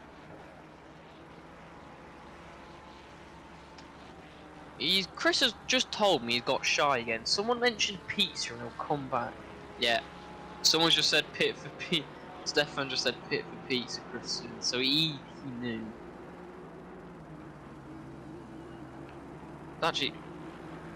Oh, thank you. I can't believe that Stefan keeps bringing up the pizza. It goes back nearly two years now. Let it yeah, go. I remember it from when I first worked with you. I want pizza now. Mike Ambranosa, hello. Good seeing you here. The chat is very active today, so it's very, you're all very welcome. Yeah, I mean, I've seen some familiar faces that I didn't even know were part of the SSRI community, so it's a small world we live in, Chris. It is. It's even smaller when you're in a room with me. Anyway, that's the story. We won't go any further with that one. If anybody in the chat wants to see a particular car, just let us know. Provided there's no battles going on, we'll jump to that car. Or if you know of any battles, tell us as well. We've only got 2 sets of eyes. It's not very good. Yeah, one of them's aging. That'll be yours. Mine are already aged. What, at the point of no return? Not quite that bad yet. So we'll still be aging, so I was alright. Okay. We'll be asking how many fingers someone's holding up to you soon. We've got the funky Ferrari. It's another one of the Mode 11 cars. This, well, very close to the back there. Patrick once having taken away from action as the 332 car gets past from their Variante Alta. They look to be eyeing up a move on Van der Linden, it seems there, and in the 7-up car. Is that maybe a nod in the 73 car, a nod to the does they get a bit twitchy on exit of Ravazza, to the car that gave Michael Schumacher his debut in F1, by any chance? Possibly. Seeing a lot of those about here today, and maybe it's the 332 cars. Lucky days. The mistake from Arjan van der Linden going to allow them to close up a bit here. If they go up towards, goes very wide. Another big mistake here in the 332 car. It's going to get 2 in a handful of corners, and the 777 car once nearly got past Van der Kran in the 73 car. Van der Linden in the Sorry, I've completely misread that, and it's changed as I looked at it. Sorry, I do apologise. Van der Linden's in the 73 car.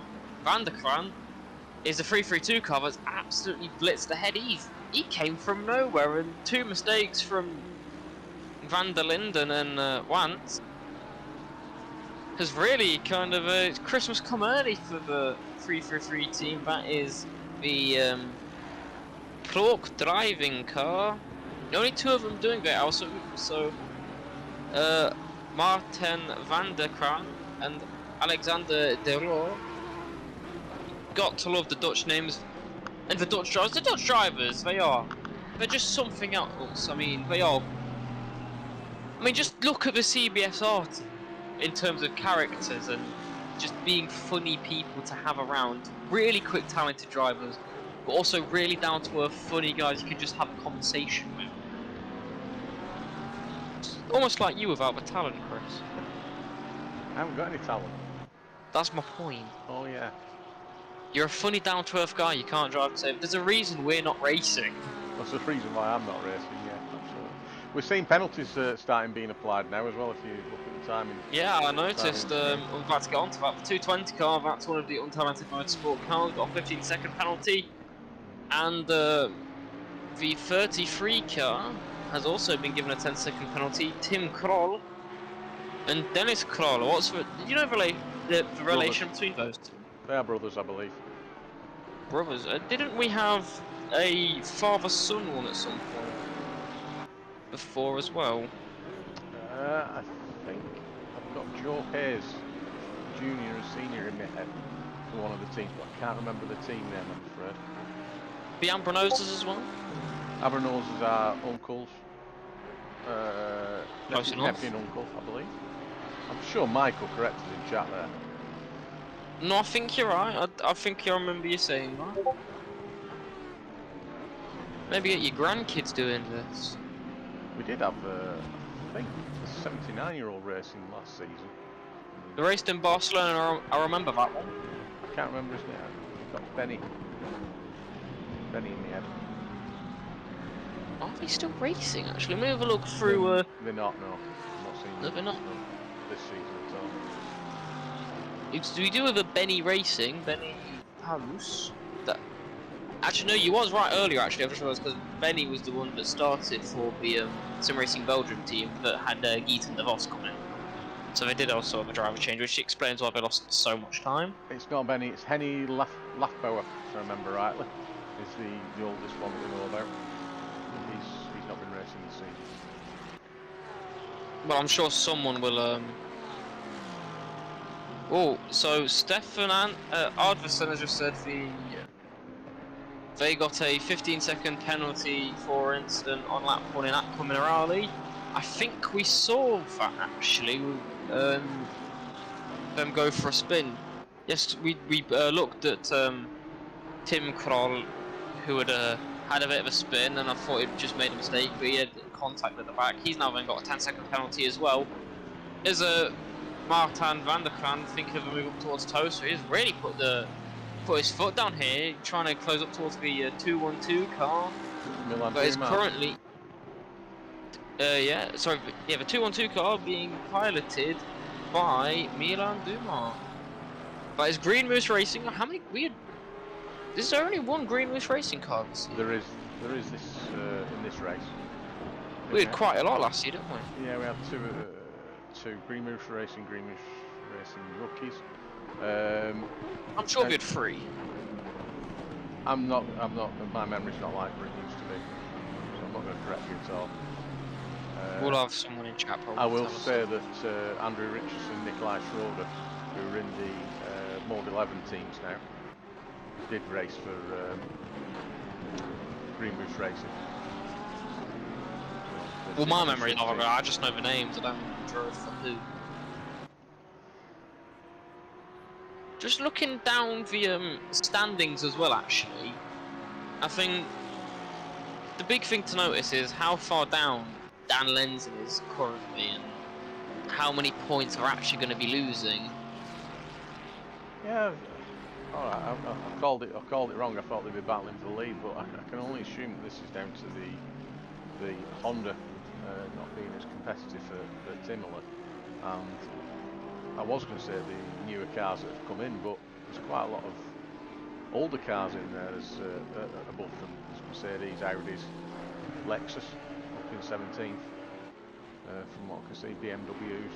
So perhaps they're just Maybe it's just not their day. Yeah, perhaps it's just not their day, or the track doesn't suit the Honda. I mean, there's plenty of grassland to mow, isn't there? Do Honda make lawnmowers? I believe so, yeah. When I was driving the Honda, that's all I ever got told. No, that's just because you're slow, Chris. Or because I was off track all the time, perhaps. Yeah, that might be it. Or both. Oh no, if you're slow, it'd be a track, though. Oh, yeah. Just looking at the standings, it's going to be quite a funky shift, is what I'd say. It's going to be. I'm just trying to find what team is. Where's Trappini's team actually? We'll have a. I think the big jump is Team Abbey Racing's going to gain a lot. The Snack and Sons Racing's going to gain a lot as well. As it stands, we don't want to jinx anything at all. And actually, Trapini's team, an 8th and a 19th place finish, only have them down in 13th right now. So things can shake up here. I mean, that 25-point lead. I mean, Dan Lenz and the rest of the Team Rocket Gazoo Racing can pull it back in 7 hours. It's not likely it's going to be massive. Sort of. They're not going to win, probably. You know, if we're being honest, I mean, miracles can happen. However, yeah, if let me just have a look at pit wall live, see how far down we actually are. They're 72 seconds back. I mean, they could pull 72 seconds back on a lot of drivers. Niels Engelhardt right now, he's actually pulled a 3-second gap to Matt Tubby. Maybe we're seeing Matt Tubby in the Lamborghini.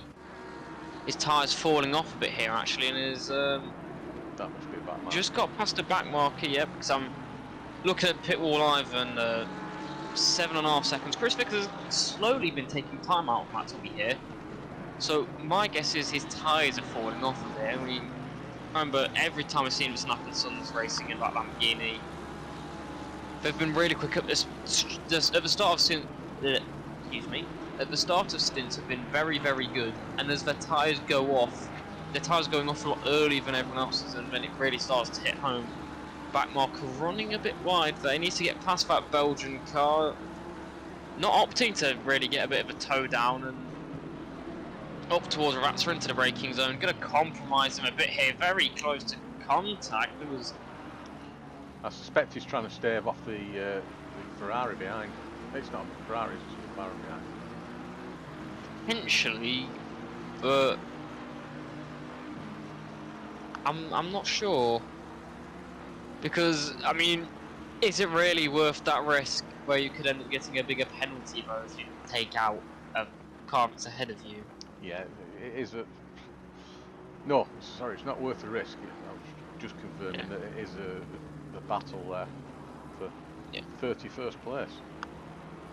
And also, especially as well, you don't want to be taking a risk when Tim Kroll headers have got a 10-second penalty as well. You don't want to be you've been given a free overtake without having to do any work at all, so have at it.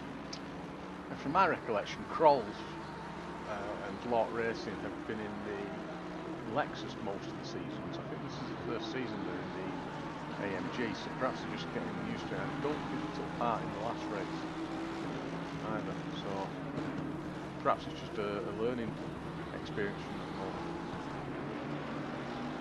Yeah, just got some bad news as well. Just looking down at the timing screen, Dominic's fallen to 13th, and he's also fallen victim to Trapini. Which is sort of understandable, isn't it? Yeah, it's understandable. However, if Pit Wall Live could tell us when there's been pit stops, that would be lovely. However, they don't seem to be that kind. And I think Trapini just got past 11th place as well. I think that's Bart Zwerin. Currently on Is screen, Zwerin 11th? Yeah. Yeah, he has, because that is the Sim Racing Holland team with the lovely livery we was on about earlier. Do you think we should follow Trapini around for a bit? If you wish to. I do wish to. I'd like to see this. Where would you like to see it? From this angle? You sound like a barber shop right now. You sound like barber's eye. Does this look good? Does this look good? It's like you're pulling the mirror. Do you know what I mean? Yeah, but I don't know why they bother doing that, because you never look at the back of your own head, do you? So what does it matter? Well, it's because you still want to make sure you look nice, because they could do anything to the back of your head, and you can go out looking like an idiot, not be happy, and people are laughing at you, going, "Why are you laughing?" So it's just to make sure you're happy with all of it, I guess. I suppose, yeah, when you look at it from that point of view. Perhaps my cynical mind doesn't quite work to that. Maybe you're covering up for the fact you're losing hair in your old age. I'm not losing my hair, I've actually got quite good hair. It's just quite grey. Was it a trip to Turkey by any chance? No. Far from it. I don't even have my passport. Ah, is that why you can't be taking the... is that why the pizza's not happening? Yeah. I'm supposed to be hand delivering it. I've just never told them that I don't have a passport. Well, now you have, Yeah, perhaps they'll get the gist. They'll get the road. but it's never going to happen. Oh, that's a bit close. Was that the 904 that's just blocked the Bart's bearing? He will have been, but he's letting Trappini through knowing he's a faster driver. Because that's Alfred Afonso. Oh, is it? That's for position. That was I thought position. I thought it was the 904. Oh, sure, that's the 804 BMW, isn't it? I don't know. It's moving too quickly. Well, you said follow this car, so I'm doing. Are you trying to say that Trappini's just that quick of a driver? He's a quick driver. Very talented. There you go. That's Andrea Alfonso, sorry, not Alfred. Alfonsi. Yeah, that as well. Perhaps in my head, I wanted him to be called something different. Are you seeing things again? Yes.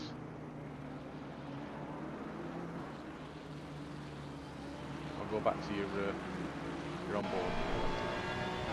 Oh, lovely. Well, let's follow Trappini around for a lap actually whilst we're at it, and we'll see what makes him so talented. Down towards turn 1, no braking at all, hugging the outside, drifting across, lovely. And it kinks away from you as you go in towards turn 1, a bit of, avoids the apex at turn 2, compromises for turn 3, gets a bit on the curb, through 4, lovely exit. But the difficulty through 3 led to the not carrying as much speed through 4, because you can see people really running wide. 5 and 6 at Variante Verona, that is lovely. That might be the nicest run you see through there all day. Tried turning in a bit earlier into Tosa, realised he was going in too early, bailed out of it a bit, then had to readjust and go at it again. Solid through there though, good corrections from Trappini. These are millisecond corrections he's having to make to realise he's turning in too early. On the curb a bit too much, having to scrape a bit of speed off, but lovely exit nonetheless. Hugging the curb, nearly going onto the grass, and you always have to kind of swing your rear out a bit going through the first part of that Minerale, and that was lovely again. It's just beautiful watching such a talented driver on board, don't you think, Chris? Absolutely. Gracefulness of the moves. Normally we put a curse on that and it was fun, but we haven't. Well, as we pan to you, Ivan just goes and takes a bit too much curb over taking a bit too much curb here, don't you? Going a bit bouncy. I thought we might have cursed him a bit there, dipping the wheel, just slightly onto the gravel, holds onto it nicely. But he's really pushing. He's up into 10th now. This is a brilliant recovery drive from Trappini. Niels Engelhardt still has the fastest lap of the race. However, Trappini's flying. Do you think after the pit stops and they've got the fresh tyres in, Trappini's going to be a bit of a threat to the fastest lap? I think he will be a threat, and put it faster and we'll get right back up there. And actually, a bigger thing is, looking ahead here, Engelhardt's got a lot of traffic ahead of him, and he's very close to actually the 777 Mode 11 car, trying to find a gap on the way through. I thought that gap was going to be closed there, and everyone was going to be seeing Engelhardt taking a bit of a trip. So there's a lot of cars to go through here, and that's the 332 as well up ahead. They're in a battle for track position, I think, as well. So they're going to have to be... They're going to be struggling a bit, I must say, to get through here. And this might benefit Trappini, because Trappini's got a lot of clear space on track, so Trappini can just put his foot down and try and close this gap. But if we can have a look, how far back is Trappini? Trappini 8 is... seconds. He's 49 seconds back to to the leader. Yeah, so he's 8 seconds behind 9th place, Matt Gamble. So we've got 8 seconds of clear space ahead of him, realistically, if there's no back marks ahead of him, whilst Engelhardt's got to get through all this. And you'd think that Trappini would eventually meet up with these two. Oh, I thought we were going to try and take the 2-1-2 as well there, and I think the 3-3-2 is going to be under a bit of pressure from 777 there, maybe? No. Gets out to a bit unscathed. But whilst Engelhardt's going to be losing a bit of time here, Trappini can put his foot down, and come the pit stops, Trappini might jump these lot anyway, not have to put his foot. So that might work in his favour as well. And he's just going to be stuck behind the 2-1-2 car up towards all the way through Aquamaroli up towards Variante Alto. He should get past here. Hope he gets past here because is he gonna let him go? I think he's gonna just tuck behind the 212 car. I don't want to take any risk. It's not the. We've already seen quite a few accidents down at Variante Alto. Do you think that was smart by Niels Engelhardt? It is not to rush it, but the back markers aren't under any obligation to just suddenly jump out of any faster drivers. The way they've just got to be both work with each other to get past the better opportunity. It's economic on speed. Unfortunately, we see Engelhardt flashing Milan there. Oh, is he just breaking a straight line there, or did Niels have so much overspeed? I think there's a combination of overspeed and perhaps Milan decided to back out slightly. Bit of a mistake from a back marker up ahead. Should be very easy for Niels Engelhardt to get past him, I think. They're just going to let him go through. Very kind of just to let Niels through. And actually, the bigger thing is Niels getting through there was actually the battle for 26 of Duma, Van der Kran and Vanst, who was following earlier, so trying to be in a bit of a battle whilst you have to let the race leader through is it's a bit tricky, I must say. I mean, there are so many things that are going through your mind, trying not to cause an accident and ruin loads of things, and Andrea Alfonsi's in the pit. We've got Curtin as well coming through. First round of pit stops. Fastest lap for Matthew Gamble as Trappini. Oh, sorry, personal best lap for Matthew Gamble on his last lap. As Trappini is hunting him down, so maybe Matthew Gamble is well, yeah, the gap's not actually gone down. It's still hovering at 8 seconds. So Matthew Gamble trying to put a bit of a shift in just before he comes in for his first round of pit stops, and a few others will be having to make be taking their penalties as well. We've got a 15 and a 10-second penalty so far out there. One for the 220 car and one for Tim Kroll. As Matt Tubby 4.5 seconds back now, falling off a bit. And Chris Vickers as well is ever so slightly, slowly but surely, is gaining bit by bit on Matt Tubby ahead. We saw Oliver Anderson earlier saying that his tyres had gone, or well, saying that the tyres had gone. It's not his tyres, it's Dominic Gieser in the car right now. However,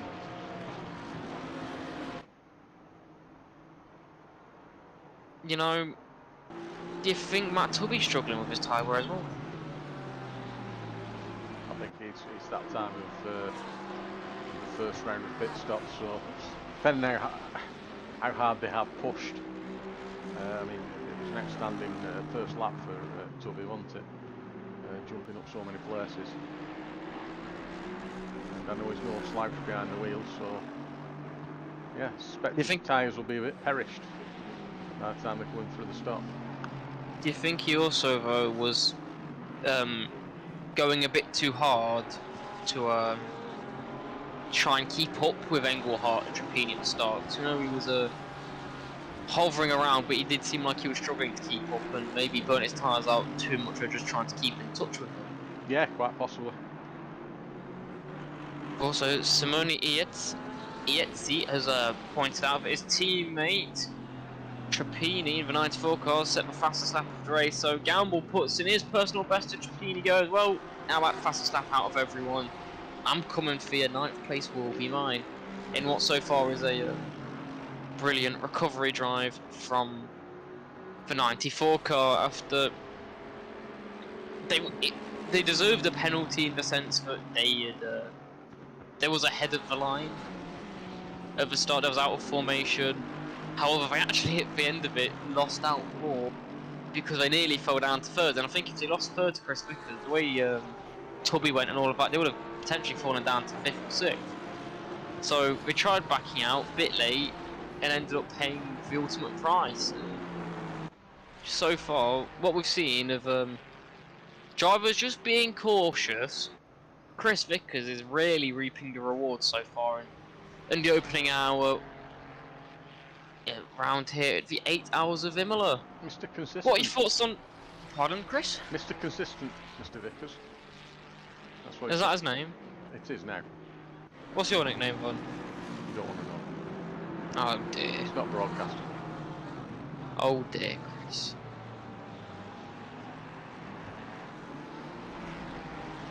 But you were going to ask me a question.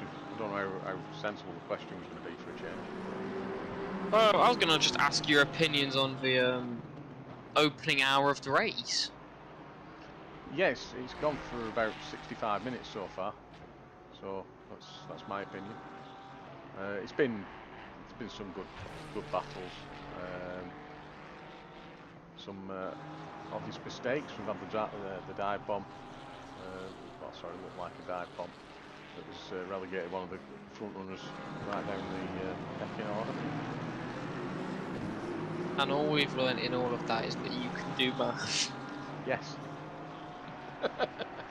You don't need to go back to school, do you? No. I think Is Steve looking after you well? I think you're closer to school than I am. Well, I don't even go to school anymore. I'm elsewhere. Well, it's education, but it's not called school, so.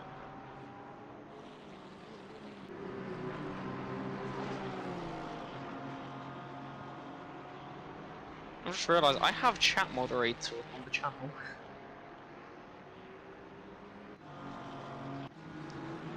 Yes, since when was I a YouTube moderator? No idea. Who entrusted me with that one? Don't know. Chris is Well, I'll take- learning. Yeah, it's Ralph Wiggum from Simpsons. He goes, "I'm learning,"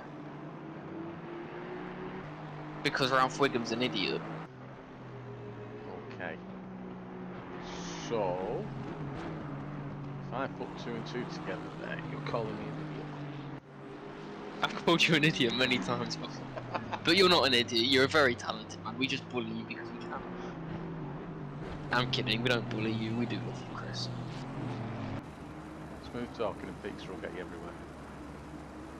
Yeah, but you just promise pizza and don't buy it. Yeah, well, it costs money. Not stupid. An idiot, well, not stupid. Hang on, is the I may be an idiot, sir, but one thing I am not is an idiot. This, ladies and gentlemen, is Chris Hill. Although Jonas Sakala in the 169, the RNE racing team, he's been a silent climber as 444 car goes into pits. He's now into 4th place. I mean, Jonas Sakala did not have the best qualifying. We know he's a lot quicker than that. What started like P9? He's now up into P4. And he's gaining on Chris Vickers, which I've only just realised. As Chris Vickers is gaining on Matt Tubby, he's now taken 3 seconds out of him in the past couple of laps. Whilst me and Chris were having a bit of a waffling session, I guess we could say. Bants, I believe it's called. Is that what the youth today call it? I believe so. Youth of today. Yes. Youth of today. How old are you? 17. I say that, I've never heard anyone go, "Oh, it's..." I think we prefer to call it being lit. Yeah, no idea what the hell you're talking about. No. Let's get back on with I the barely racing, know. shall we? There's not very many I think close everyone's battles at the moment, is there? No, but Jonas Sakala running very wide on the exit of turn... Oh, no, not through the exit, on the... missing the apex by quite a fair bit at turn 12, part of Aqua Minerale. You think his tyres are going a bit? I think everybody's tyres are going. That's just a throwback to what you asked me before, and I said the same. You're just testing me now, right? It's a memory test. Well, if you start asking where you are and who I am, then we'll be concerned. If it gets to that point, I'll pop Steve a message going, "Please help, Chris has lost his mind." Although I'd expect Steve to message back, "Did he ever have a mind?" Yes, he probably would actually. Nothing Yeah, new, that's what nothing new there. The Advisor Racing Team Is that a sponsored team? Is this for your paid drivers sort of thing that Oliver was complaining earlier? Is this a sponsored team or something, or is it just advised as the name they came up with? That's not even their proper racing team name. No, it's not. Is it being? I'm guessing is this because they're not premium members? Quite possible. Yeah, might be actually. Just don't think they've They submitted don't a deliver livery. it. It's the Astro Racing Team Wiser. So it is their team name, Okay then. I think. Jan Barth and Manuel Novak. They are currently in P17. It's very hard to follow the races when there's 40 cars because it changes so often. Changes of positions. I see why you go camera shy. Just trying to catch up with everybody. Your brain just works a bit slow, does it? Very slow. Dan Lenzen, championship lead, is also in the pit lane as well. Chris Vickers has just done a stop. He's fallen down to P9th. Desvart is up into 6th. Dennis Schwartz and Pascalini actually. Pascalini, yeah, they were down in the bottom 5. They're up into 26 now. That is another very good recovery drive. Whilst Petrovic hasn't had a good recovery drive. Dennis Kroll is in the car now. Or is it? Have I just randomly guessed the name? Dennis It Kroll. is Dennis Kroll. Yeah. Well done. Thank you. You proud of me? I'm very proud of you. Thank you. He's in the car now. And Stefan in the chat saying 220 has forgot to fuel their car. So that's the untalented Motorsport 220 team. Oh dear, does that mean we're going to have to be pitting again? Well, this is them. It does look like they're going a tad slow, doesn't it? I think they have literally just run out of fuel there. I think they've just run out of... They really had to slow it down the minute they've exited Variante Alta. They've made a driver change as well, actually, because they've got Gabor Hayas. So that's a... Let's see if they remember to fuel it this time. The pit board is back. No one's been like that. Someone took out on qualifying, but it is back. Did you run down to put it back up? There's no running in my family. Only idiocy Yes. and funny jokes I've done about, and pizza scams. I've done about funny jokes. So That's it. this is the cause of confusion this afternoon. So you keep saying Van der Linden. I meant to bring it up to you earlier. I think there are 3 Van der Lindens in this event. Hang on, let's have a look. Yeah, I've already 2 of them are next to each other. So there's Frans van der Linden, Patrick van der Linden, And Iron. just looking. 73 car. The what car? 73 car. Has that got a Van der Linden? Yeah.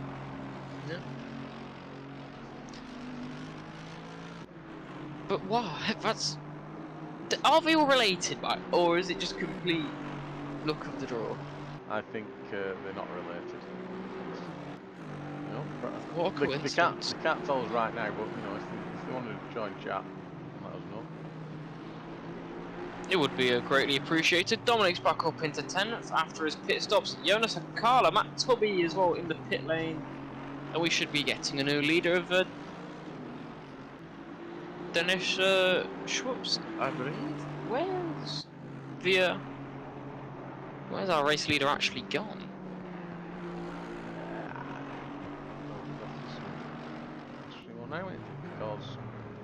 416, hang on. They've done a driver change, Yeah, yes. so it's Dennis Dennis Schwartz is in now. Yeah, there we go. Very confusing. Drive-through penalty for the 76 car. That won't be for speeding in the pit lane though, will it? Oh, it's the Minutemen car. No, drive-throughs tend to be for track limits. Yes, they've pushed it too much. The Minutemen have been trying to get more than a minute. They're instantly going to serve it. And Trapini's out of the car now. We've got Senatore in that 94 car, and Alex Crawford is also in the car now instead of Matt Tubby, giving him a break already. Tied after an hour and 15 minutes. God. So I think Dominic has done his first stint. Do you think we should rope them back in a second? Ask them how they think first hour and a bit's gone on their first stint. Don't bring Dominic in. Oliver's saying that he's available in 10 minutes. So, don't bring Dominic in. Just wait 10 minutes and bring Oliver in. That's correct. I'll set a time. I'm joking, I'm not going to do that. I was thinking how professional you were going to be then. I'll set a timer for 10 minutes. I think well, no, because really it would seem almost unprofessional. Just hearing my alarm go off. You know, that would actually be quite funny. We just set a load. We set a series of alarms throughout the race and go, oh, it's this time. We're going to do this segment of the race. Welcome to Livery Watch. We should have a podcast called that. Livery Watch. Yeah. Hey, that's not a bad shout actually. Just not. We just look through liveries of sim racing and motorsport, going, that's a nice livery. Yeah. That's a nice livery. I like what they've done there. What, us or who? Whoever's done the livery. That is funky. Reminds me of like some 70s sci-fi. Cole Mooney, they will be taken over after the won't they? He'll be doing some commentary in a bit. Only some. Yeah, not a great deal. Probably an hour or so. Not putting the stints in that we're putting in, are we? Well, he's in all fairness, he's driving. Commentate from his cockpit. No. Oh. I'm gonna go down the inside here. Oh, and I've hit him, and I've been black flagged. Hey, these F1 YouTubers that do their career mode videos, they commentate whilst the race. Yeah, it's not big and it's not clever. Yeah, it's good content. 36 cars also had a driver change. There's actually been lots of driver changes, but the most confusing part about everything, trying to follow it, you just see loads of different names and you're like, who is who? The number 36 car, that is the next victim of the Team Racing Points comeback drive. 36 car, there we go. Yeah. Barnabas, Betty and the car collection, well, we've not looked at them at all so far. They are coming up to the 7-up car, they'll be lapping them. They are currently 7 seconds ahead of the 94 car of Senatore. And apparently the 220 car has a beautiful livery. Yeah, we've already looked at the 220. That's the one with your you recognise the logo on the side. Bert Doik. Oh, was it 221? 220. It's a... No, Dominic's a 221 car. Yeah, no, I said 220. Pay attention. No? What's a 220 car? Oh, then. 220 is another Mercedes. You know what? Yeah, it's one of the untalented motorsport cars. Yeah, I'm just going to put it on screen now because you'll see the logo and go, oh yeah, that one. Hang on, I think I know which one you're on about. I didn't realise it was the untalented motorsport car. I see what the team's done here. I see why both of... I see they've got different liveries, but they mean the same thing. Okay. Enough said.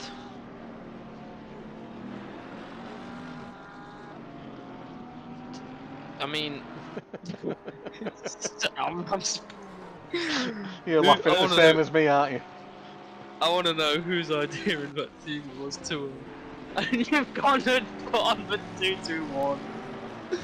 I want to know whose idea that was. It's probably going to be Oliver's. Oliver's or Stefan's, I reckon. Is this Stefan's revenge for not you? Yeah, someone's on 7-2-2-1 or something. That's the agree. Is this Stefan's punishment for you not getting in pizza yet? So until you buy pizza, we're gonna have these livery. I don't think so. I just think they're just crazy people. Oh, why aren't you racing with them then? Because they're called untalented motorsports, aren't they? So if they have me in it, they'd have to rename it to really intelligent. I think there's another way of saying it, but we can't say it on stream. Although I did put in our Discord chat your suspected nickname. I don't know if you've seen that. No, I'm. Oh, you've got multiple screens up, haven't you? Bad grandpa. Yes. There's the direction I was thinking of it going. I've not seen that film yet. I've not either, but I just know it's well, self-explanatory, isn't it? Right, let's do a random car choice. Not even looking at what I'm picking. Hang on. I've got a better way of doing this actually. We're gonna go for a number generator. Well, that'll be interesting. So we've got. I've got to pull up. We actually have to go down to 991. So there's going to be a lot of missed numbers here. So we've got 2 and then 991. Is the 991 a Porsche by any chance? Let me have a look. 991. It's not an Aston Martin. It's a VMR. It's a VMR. It's a V8 Vantage. So it's Patrick Prince and the Snack and Sons actually done. I've not seen them at all today either. No, it's the first time we jumped on board with them. So give them some love. Absolutely. We got 109. We don't have a 109, so we're gonna keep going until we get 117. Nope. I'm just gonna keep doing this until we find one spectate for. So far, what has to be your favourite livery? My favourite livery is 787 because of the or Chris Vickers' Team Abbey, purely because of the messing with your head. The messing with your head of the what you're looking at. I wish the 787 had that Ferrari livery still. That Ferrari was a good livery, bro. It went really well on the Porsche. It did. But also, I mean, this is a lovely livery as well on the 991 car. I think Lulu does all the liveries for the 990, 991 teams. We eventually got the number 16. The number 16, so that'll be 610. yeah. Well, I think they actually have a nice livery. I think we saw them earlier. Yeah, they do. That is. What is that on the back of that? That is beautiful. Like someone's torn it apart and shown the inner workings of the car behind it.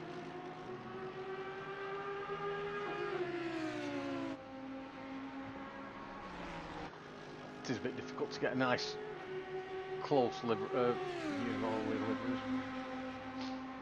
Robin Roy, turn of 610. They've fallen down. Actually, they had an instant, but that's why they've fallen down. They did a few spins, I think we've seen. They're down in 24th.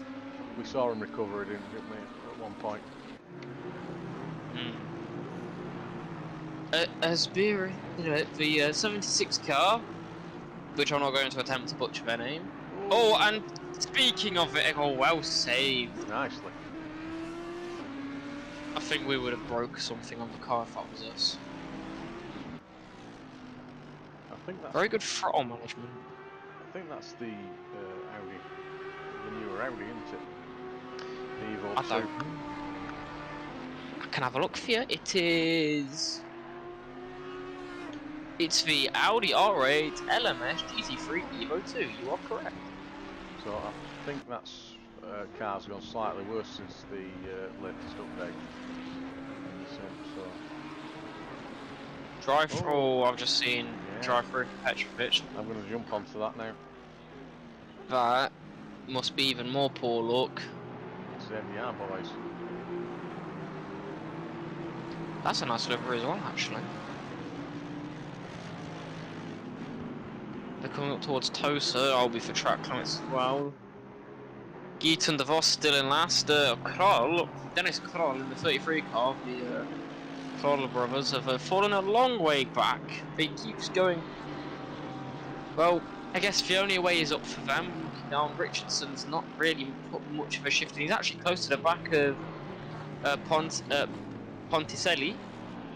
in the battle for 20th. If we can get onto that one, that might be an interesting battle. We've got quite a few cars up together. This is Tim Nyboer in a 707. You just had to look at your favourite, didn't you? No, I clicked on the wrong button. At least I'm honest. Everyone makes mistakes. The one I made getting out of bed this morning. Yeah, I mean, we was both late when we said we were trying to call. We did. Said we were Here's on a Richardson quarter. then. Oh, here we go.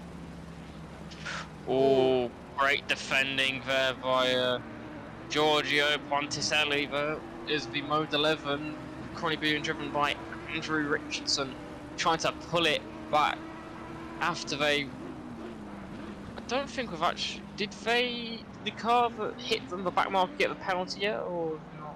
So I don't know what... We don't know what back marker it was that hit, did we? I don't think it was back marker, was it?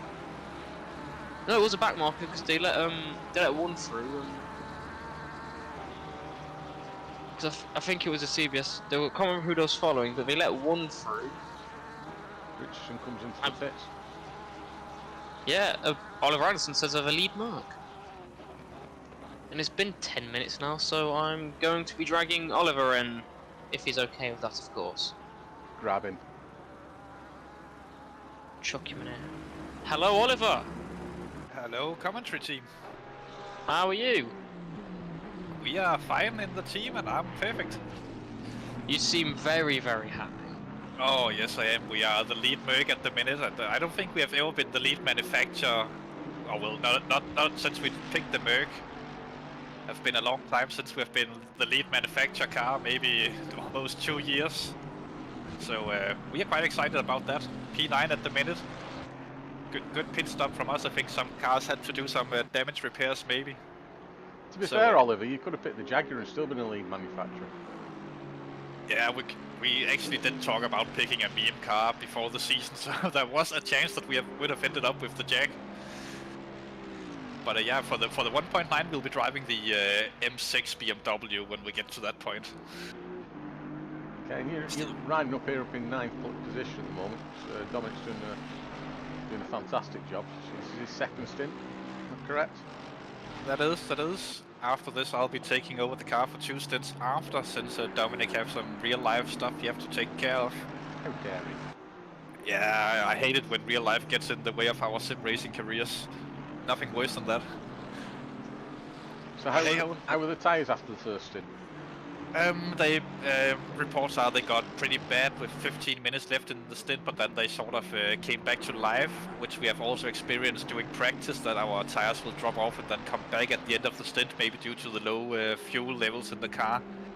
So he did personal best lap times at the end of the stint. That was pretty good, although we have beaten that since, I think. And your fellow teammates in the 220 have had a bit of an interesting afternoon so far.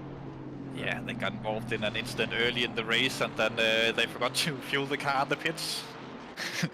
Not optimum. We've all been Not there. optimum. Yeah, we have. But yeah, we are likely also heading onto a penalty after the next stewarding session. I know that we have been reported, or maybe I assume that we have been reported for an incident with the 991 car earlier in the race. That was a bit unfortunate, but yeah, we'll see what the stewards decide on that one. It was a bit of a 50-50 situation, so we'll see. And have you seen that report being generated? I actually haven't looked, though I am a steward and could go in and look on the sheet, and I choose not to when we're not close to the stewarding sessions. But I highly assume that they have reported that. I would have myself. So yeah. Let's have a look. Unfortunate, but it is what it is. Which car do you think? 991, I believe, the other Snag & Sons, the Aston Snag & Sons car. Not the fast Lambo, but yeah, the one further down, the ones with Prince and Higgins.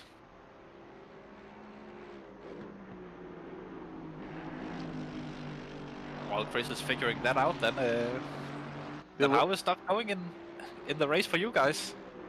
It's going very well. We're just having a lot of debates about my age. Well, if I think you're just about old enough to vote at the Disney Awards, if I'm not mistaken. Or maybe you're just a little bit too old for that, probably. I didn't even catch what you said then. I'm too old for what?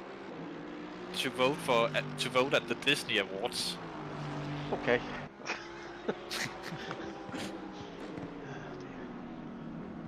So, you're up in an hour's time-ish? Yeah, roughly we are doing stints of, we are trying to target minimum of 68 minutes. That should put us on a 7-stint race, which will probably be the same for most of the drivers. So 6 pit stops in total. So you can answer this next question if you want, or if not. Are you changing tyres at each stint? Obviously we are. When you're anyways refueling the car, then there's no point not changing tires. And if you're swapping driver anyway, then you don't lose time on swapping the tires. So I think it's a no-brainer to change them. Yeah, it was a question that Dylan asked earlier on. Do I think that people will be changing tyres? They are. Only reason not to change tires are if you get involved in an incident early in your stint and you can go in for a short splash and dash and damage repair. And you feel like the tires haven't been damaged too much in the incident, then it's an option. But elsewise, then I wouldn't recommend it. Recommend not changing, obviously. Okay, and how far behind 8th position at the moment? About 10 seconds. I've just been a swap for 8th actually, so about 10 seconds. Just seen it live on screen. Yes, perfect, wonderful. I wasn't looking on that. But yeah, we are. Yeah, I would say catching. We have the same distance throughout this stint, mostly. Then we had a good pit stop, and people around us maybe had some damage they had to take care of, or missed the pit box or something. We gained a few positions and a lot of time. So yeah, everything is going good for us so far. And how are you on track limits? I haven't dared to ask Dominic, but I know that he got 2 in the first 3 laps, so not looking too good. And unfortunately, carry through, don't it, to driver to driver. It's not like it's based on the car, not on the driver, I should say. Yeah, but it's the same for everyone, and we have had an agreement since that we'll drive a little bit safer, maybe lose a little bit of time to avoid getting the drive-through penalty at the end, though I do think that we will accumulate at least 1 in this race. Same goes for most other teams. It is hard to keep within the limits for 8 hours on this track. Not as bad as Misano though, but yeah, you know how it is. Yeah, I don't know too well about Misano. Yeah, haven't you actually won at Misano in a 2.4 race? Or was it just a podium? I do think that you and Simon did at least very well once. The Bentley. Simon was doing really, really well, and then I took over the car and was out within a lap because I got a massive track cut. Well, that happens. Yeah. So when Chris is driving, at least. Yeah. So I was asked by Dylan if I joined your team, what would happen, and I said we'd have to rename it to the Really Untalented Motor. Yeah. That's not the word. That's not the words, but it should be. Well, we was considering swapping the name of the 220 car to Super Untalented Motorsports. But just because they've got the fuel. No, but that would have been too big of a meme, and we sort of tried to get away from being a meme team after last season. But you can see how that went with deliveries. We're looking at a battle here for 12th. Patrick Prince and Antonio Aspiri. Yeah, that is very good for us. That's the P3 in the Merc Championship. Or at least in this race. Yeah, the Minimum Motorsport, they got a drive-through earlier. It was very close to the back of Patrick Prince. In the 991 car, as they exit through the final turn of Ravazza, is Esprisi gonna think about a move down towards turn 2 and 3, up towards Tamburello, tucked into slipstream. He's gaining, not gonna be able to close enough unless he wants to think about a really late move.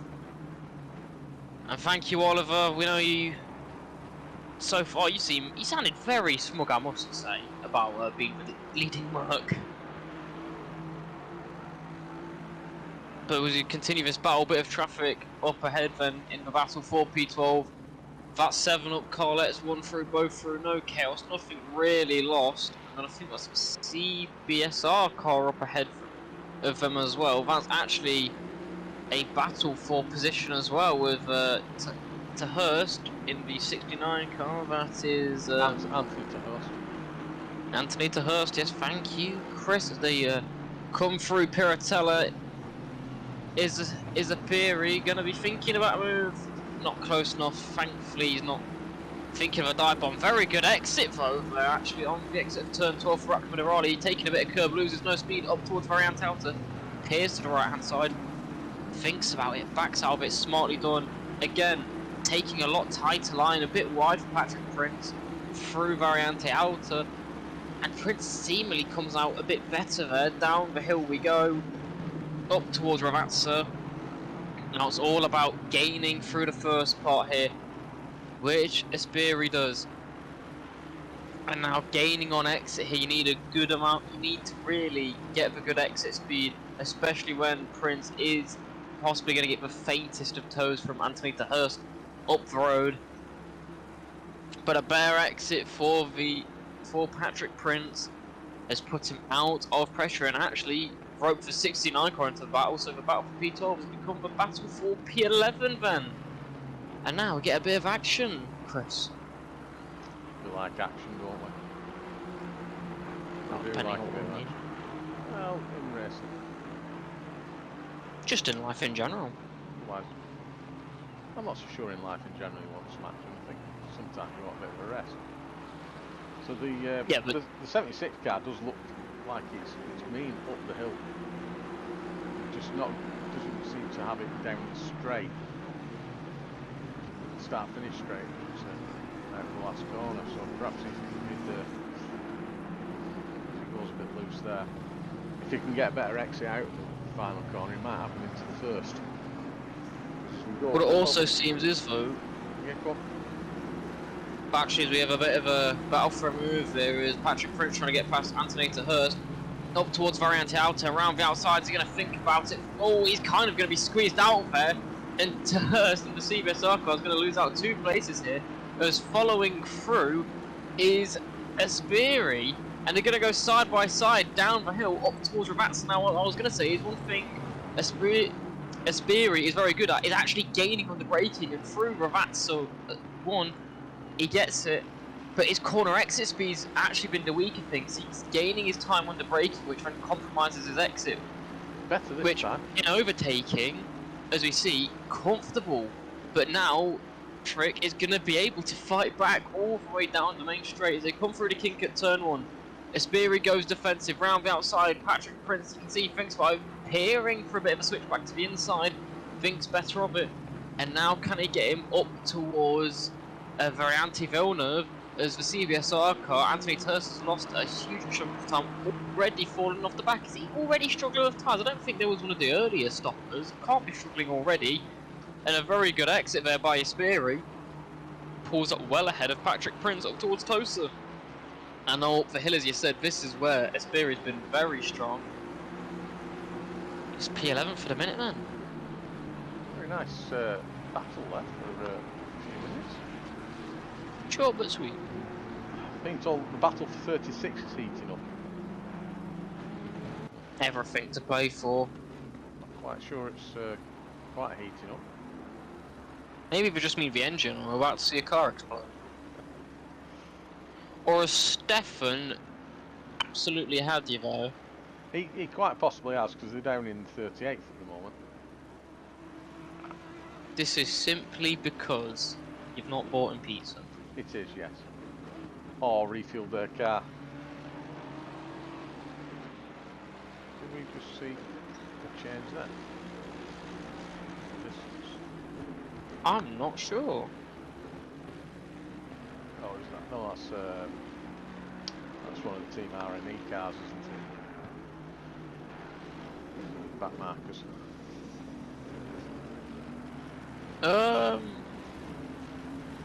Is there a back mark focus to battle for? No, sorry. He. I meant the. Sorry, he's a lead car getting through the back markers. I say, oh, actually, yeah, 'cause that's Jonas Sakara. up ahead of the Petrovic. So this is actually a battle for position, then up ahead of Carlo. So down towards Ravazza then, can Tim Miro get a good exit? He's lined that up very well. Can he get his foot down in time? He seems to have now took the slipstream all the way. He's got to go, but he's in the Mercedes, which we've already seen is lacking a bit of straight line speed compared to the rest of them, but he's against another Mercedes. Sorry, he's in an Aston Martin, I do apologise. I'm not paying attention. Up towards turn 2 and 3, then Tamburello. Not close enough. I've got the picture here by our lovely co-commentator and producer, director extraordinaire Chris Hill. Up towards Variante Villeneuve. Not the best overtaking spot, but it is possible if you're close enough. But definitely not there for Tim Miro to think about making a move. A bit of a mistake there though by Petrovic up ahead. Miro thinks about a move into Tosa, hugging that line tight. He's going to compromise one exit, and you can see there Petrovic pulling well ahead as they run up the hill up towards Piratella.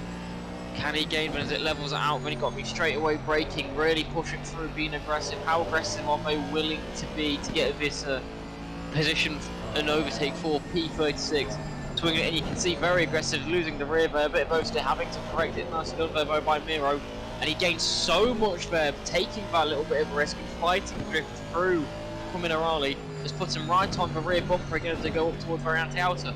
Not close enough to think from him, clobbering over the curbs, taking a bit too much on the first part there, and that's going to lose him a bit of time again towards the next overtaking opportunity at Ravazza. But Petrovic still feels but under pressure. He took a bit of a defensive line there on the exit. He's still feeling the pressure. Maybe that's not the best thing. The confidence from Miro as we're seeing him attack these corners so much, dipping a wheel onto the gravel there as you see the car dip down, and again oversteer on exit, having to fight it. Tim Miro is really pushing it to catch up to Petrovic here for the battle for P36. Again, down towards turn number 1, up towards the little kink here, then yellow turn 2 and well. 3. Yeah, double yellow flag to see the cockpit. That's the 991 car that's gone. That's Patrick Prince. Patrick Prince has had enough. You can see him off in the distance. No overtaking is going to be done. But a really poor exit then from Petrovic up towards turn 5 and 6. Sorry, yeah, turn 5 and 6 at Variante Villeneuve. He thinks about it. Tim Miro, a bit of contact with the rear there, I think. Can he get a move up at Tosa? He's going to lose so much time dipping his left side of the car into the gravel. And he's going to take a wide line, trying to swing it in and focus on the exit. It's clever driving here by Tim Miro. Can he get the exit speed? No, he cannot. And Petrovic fights off the threat more now. Again, though, slightly defensive up towards Piratella. He's really feeling the pressure. And this is where Tim Miro was so good last lap. Taking the confidence through these tricky turns. How do we do it again? A bit of, again, he's trying to park his car in the middle of the way there. Is Petrovic, and it's costing him. Swinging the car through and around. Gonna go Miro. There's the risk I was on about earlier, but you push it too hard through there. There's a fine line, and Miro was seemingly paid the price, and he's gonna go again, driving with a bit of anger through Variante Outer. He needs to take a breather. He needs to have a minute and pull his head down a bit there, because that nearly was very costly for the Apex Plus team. And now on board with Geaton DeVos, our last place runner 4 laps back. And what we do appreciate is, despite being this far back, still being here. Because I mean, 8 hours you could go, oh, I'm not going to win anything. I'm not in a chance for anything. I'm off. But no, he's still here, still racing. It's nice to see, isn't it, Chris? It is, and it's quite important that people do come on and have fun in these events. And that's mainly what happens. We've lost a car. We just lost a car. On cue. We've jinxed it. Yeah. So I think, is that Patrick Prince?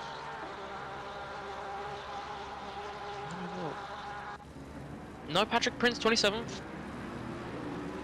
He can't be 27th. No, Patrick Prince is going down. I think maybe. Just trying to catch the end of Fran van der Linden off into the gravel. Trying to find out what caused that. Yeah, so in the YouTube chat, 991 technical issues, Prince's monitor messed up, being polite, and got a black screen. At least it's not the blue screen up there. That's true. He's not back in the service as of yet, is he? So probably full reboot going on. That's unfortunate, isn't it? You don't want that. Explains why they had that off, though. I'm just looking to see any potential battles. I think there might be a battle for P14. Yeah, I'm trying to get up to it. Cole Mooney. We're on it. Yeah, we're on it. Carl Van Horn up ahead as well. I'm just looking through. Yeah, there's a few for position up ahead. Mooney is capturing Castanera as they run through Toast. I mean, has anyone actually? Right, we've seen equipment. We've seen the Belgian car with half lightning. Have we ever seen anyone go full lightning? Go what? Sorry. Go full lightning McQueen. No, I don't think So so. I don't think I've seen a full lightning McQueen. Apart from obviously when watching films. You're not too old for that. Oh, yeah, I'm too old for Disney films. Are you sure? Very sure. Whatever floats your boat. Well, Disney make Star Wars and Marvel. So never too old. And in my opinion, they're both pretty poor. And there's Franz van der Leyen making a mistake actually. And, is that V8? Is that gonna? It's not going to be for the position, I don't think. No, it's Further not. back, the 7-Up car, thinking about it, unlapping themselves. Oh, and that's Tim Neibauer in the championship leading Team Rocket Gazoo racing car. But an absolute mare there on the exit of Aqua Minerale. Well found there, Chris. But back up to 19th. They probably were further than 19th before that one. Oh yeah, I never thought of that. Oh, another car off. Oh, there's another one. Was a Variante out of it's gone and that's Michael Tyler in the Quartermass Motorsport 63 car. Patrick Prince is back. I've just noticed that Patrick Prince is in the pit at the moment. It's good to see. also looking at my screen. Chris Vickers is closing in on that 990 Snack and Sons racing car. And that will end up being the battle for P2, and Dennis Schultz is not too far up the road, 8 seconds up the road in the battle for the lead then. Peter's not too far back either. Top 4 separated by 13 seconds in endurance racing, that's not much. Car 444 doing really well. Yeah, they're closing right up as well, but so far Chris Vickers is doing very well for himself. Van Horn and Mooney, 8 tenths apart, I think. Battle for P15 as well. Zenon and Franz van der Linden very close together, so I think that they both got past the 79. Sorry, not the 7-Up car. So here's Cole Mooney, who'll be joining us in the commentary box later. They are currently under a bit of pressure from the 18, that's Van Horn. And then just behind these lot as well, we have Franz van der Linden and Zenon as well. Look how close they are going down the main straight. They're going to be getting a bit of a tow from a back marker, pulling ahead already. Franz van der Linden pulling out of that a bit early actually, I have to say, and this could get very tricky with the back marker. As the Ferrari tries to close down on the Aston Martin. Is the Ferrari going to get the back marker before the turn? Very nicely done. You don't normally see good moves on back markers, but in the sense of how this battle's going, that's very good. Although Zenon has gone a bit wide though, and on the run up towards turn 5 is going to hamper them massively. This is the battle for P15, the Sim Racing Holland, the 34 entry, and then the 89 car, which is the Royal Simsport Endurance 2 car, currently being driven by Team Zenon. So, Van Horn's actually very close to the back of Mooney now as well. Up ahead in the road, you can see, get a nice little battle with the cars up ahead. See Van Horn and Mooney just up into the distance. Carl Van Horn, oh, I thought he was going to go around then, I must say. They swap positions, haven't they? Sorry, I missed that. It's all good, but look further back. Zenon's right on the back of van der Linden up towards. Oh, that's gonna get tricky. Oh dear. I think there was a bit of a bump there with the Ferrari hit the back of the Aston, and the I believe that was Patrick Prince as well, but they've just gone in now. Yeah. So Ferrari's done the right thing. He's backed off now and let Franz back through. All right. This said it right at the start of the race. Variante Alta's gonna get messy. You weren't wrong. I'm never wrong, Chris. Apart from when you're not right. Which is never.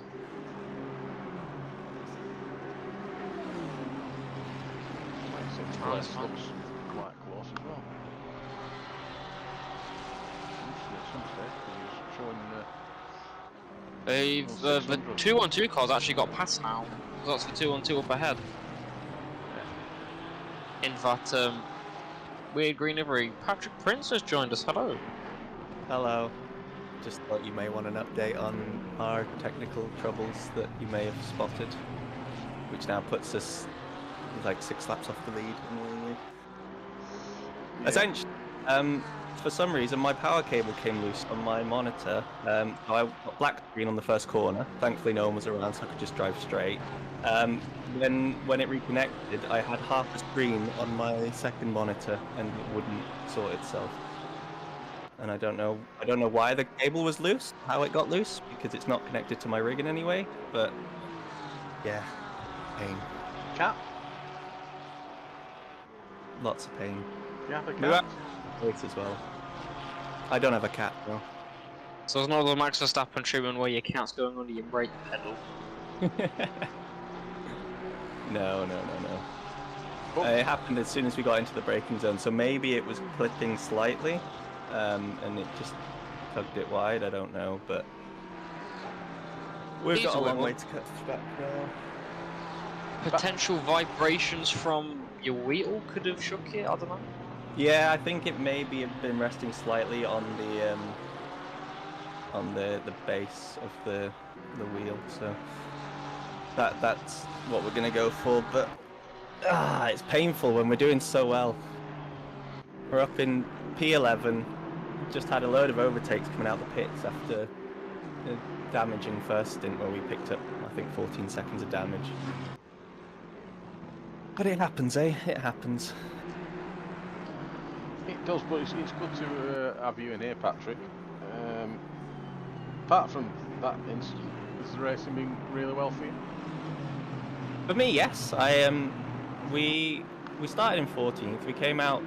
Dan had multiple incidences in the first couple corners, and then we got hit going into turn 1 as well later on in his stint, which is where a lot of the damage came from.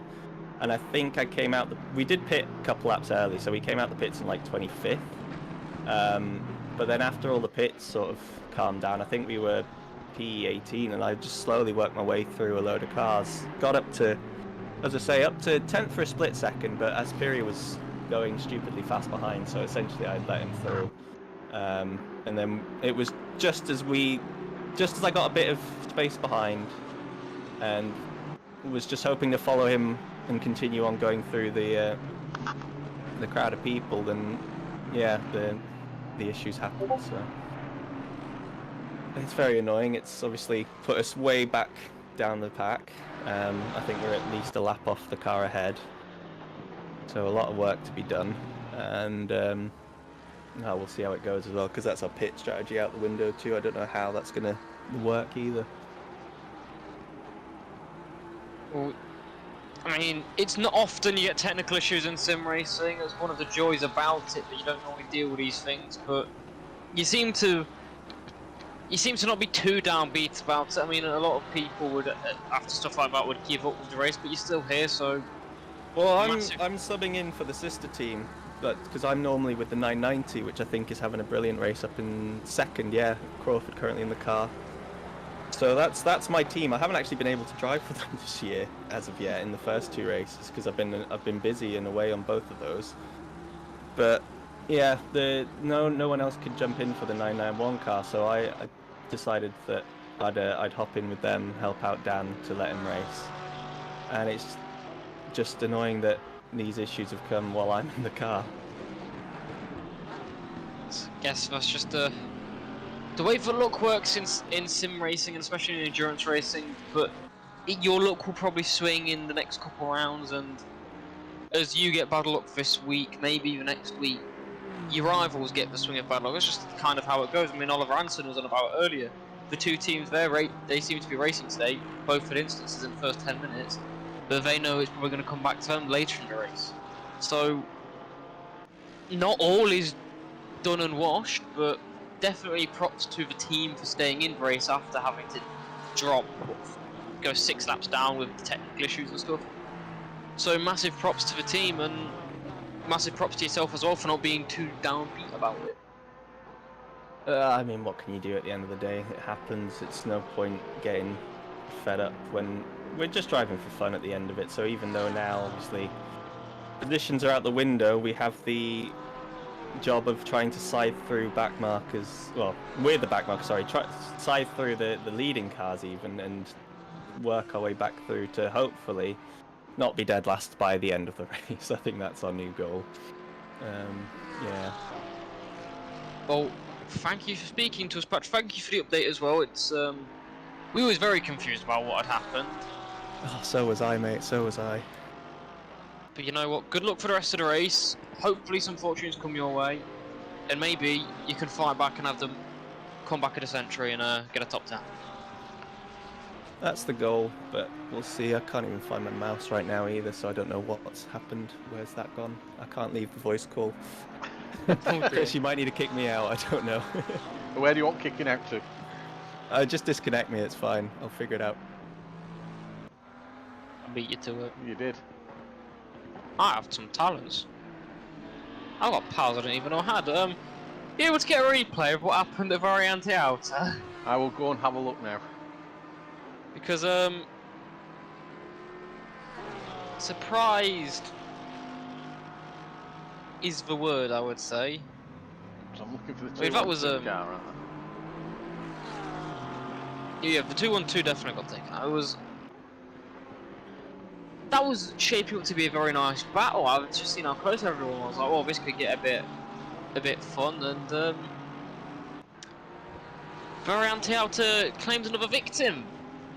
I may have jinxed that. Actually, one thing whilst you're looking for that, though, Chris Vickers, battle for P2, Alex Crawford just had his teammate Patrick Princeton talking about their misfortunes. Chris Vickers slowly but surely has been coming back into this, and there's a car between them. Blue flags waving. Can Chris get past that number 18 car? It's a fellow Aston Martin. Very nicely done there. Lost a bit of time, but still gaining. He's going to actually, where he got past, going to impact his line in towards Tosa. But up the hill, Chris Vickers chasing Alex Crawford. As we really saw, that Lamborghini's tyres really went off at the end of the first stint. We're coming to the end of the second stint, where we'll see a load more driver changes, teams taking tyres, all of that jazz. And so far, Chris Vickers hunting down. Chris Vickers' tyre management and pace has been excellent so far, whilst I'm guessing that Lamborghini's been struggling up. So now they've lost 5 seconds to the leader. Because for about 40 minutes it will just stay the same as Chris Vickers, a bit tight in towards Variante Outer, losing a fair chunk of time to Crawford up ahead. But Chris, he's managed really well on his instant then up. See the 212 car on the right hand side going, try and go around the outside. There's not much space up on the curb. They get forced onto the curb, and neither of them were willing to back out there. Chris, who are you saying's at fault? I think it was worth the go of for the overtake, but not allowing for the fact that you're going to hit the sausage curb and that's going to throw you straight on. It's a bit not silly, but yeah, I want to say the word silly. I think it was a bit daft, I'm gonna be honest. So I do think it was the 212 car at fault there, Fred. Think it could be seen as a racing incident though? Depends how the stewards view it. I'd go with no. Man, having said that, it's the 212 car that lost out more. So I think they've only just done themselves some injustice there, really. And I can see in the stewards chat that they do look like they're reviewing events at the moment because there's 4 stewards in there. Or we said about every 2 hours or so, so it seems about right, so hopefully we'll be getting some updates on that. Chris Vickers closing in on Alex Crawford again after having a bit of a mistake down to the corner we're going up to now. Variante Outer gaining a lot under braking there, but not far behind is the 444 car as well, same gap. Oliver Anson's also pointed out the same gap, which is 8 tenths. Dominic Geezer closing in on Beddy for the battle for P8. So, few battles coming in towards the end of the section. Hovrath is also very close. We've got a nice battle for P14 as well. I'm looking now. Where do we want to look here, Chris? I think we might need to have a quick look at Mooney and Hovrath. Oh, very close. They are in P14. But one thing I have noticed, actually, I was about to get onto the fact that Senatore hasn't gained much, but actually, Senatore very, very close. And now Cole Mooney in the battle for P14 trying to get past Horvath up towards turn 2 and 3 at Variante at Tamburello. Bit shaky, trying to take as much curb as he can there. Gonna get forced to the outside of turn 4, up towards turn 5 go. Got a very nice run. Further back, Cena and also the 89 car trying to find a way through. Is Cena going to think of a move up towards Variante Villeneuve? They bump doors round the outside. Can Cena stick it? He's been sent onto the gravel. And now the Belgian car further back. I don't know if that's a back mob not trying to get through. And then missing his braking point massively is going to be Cena.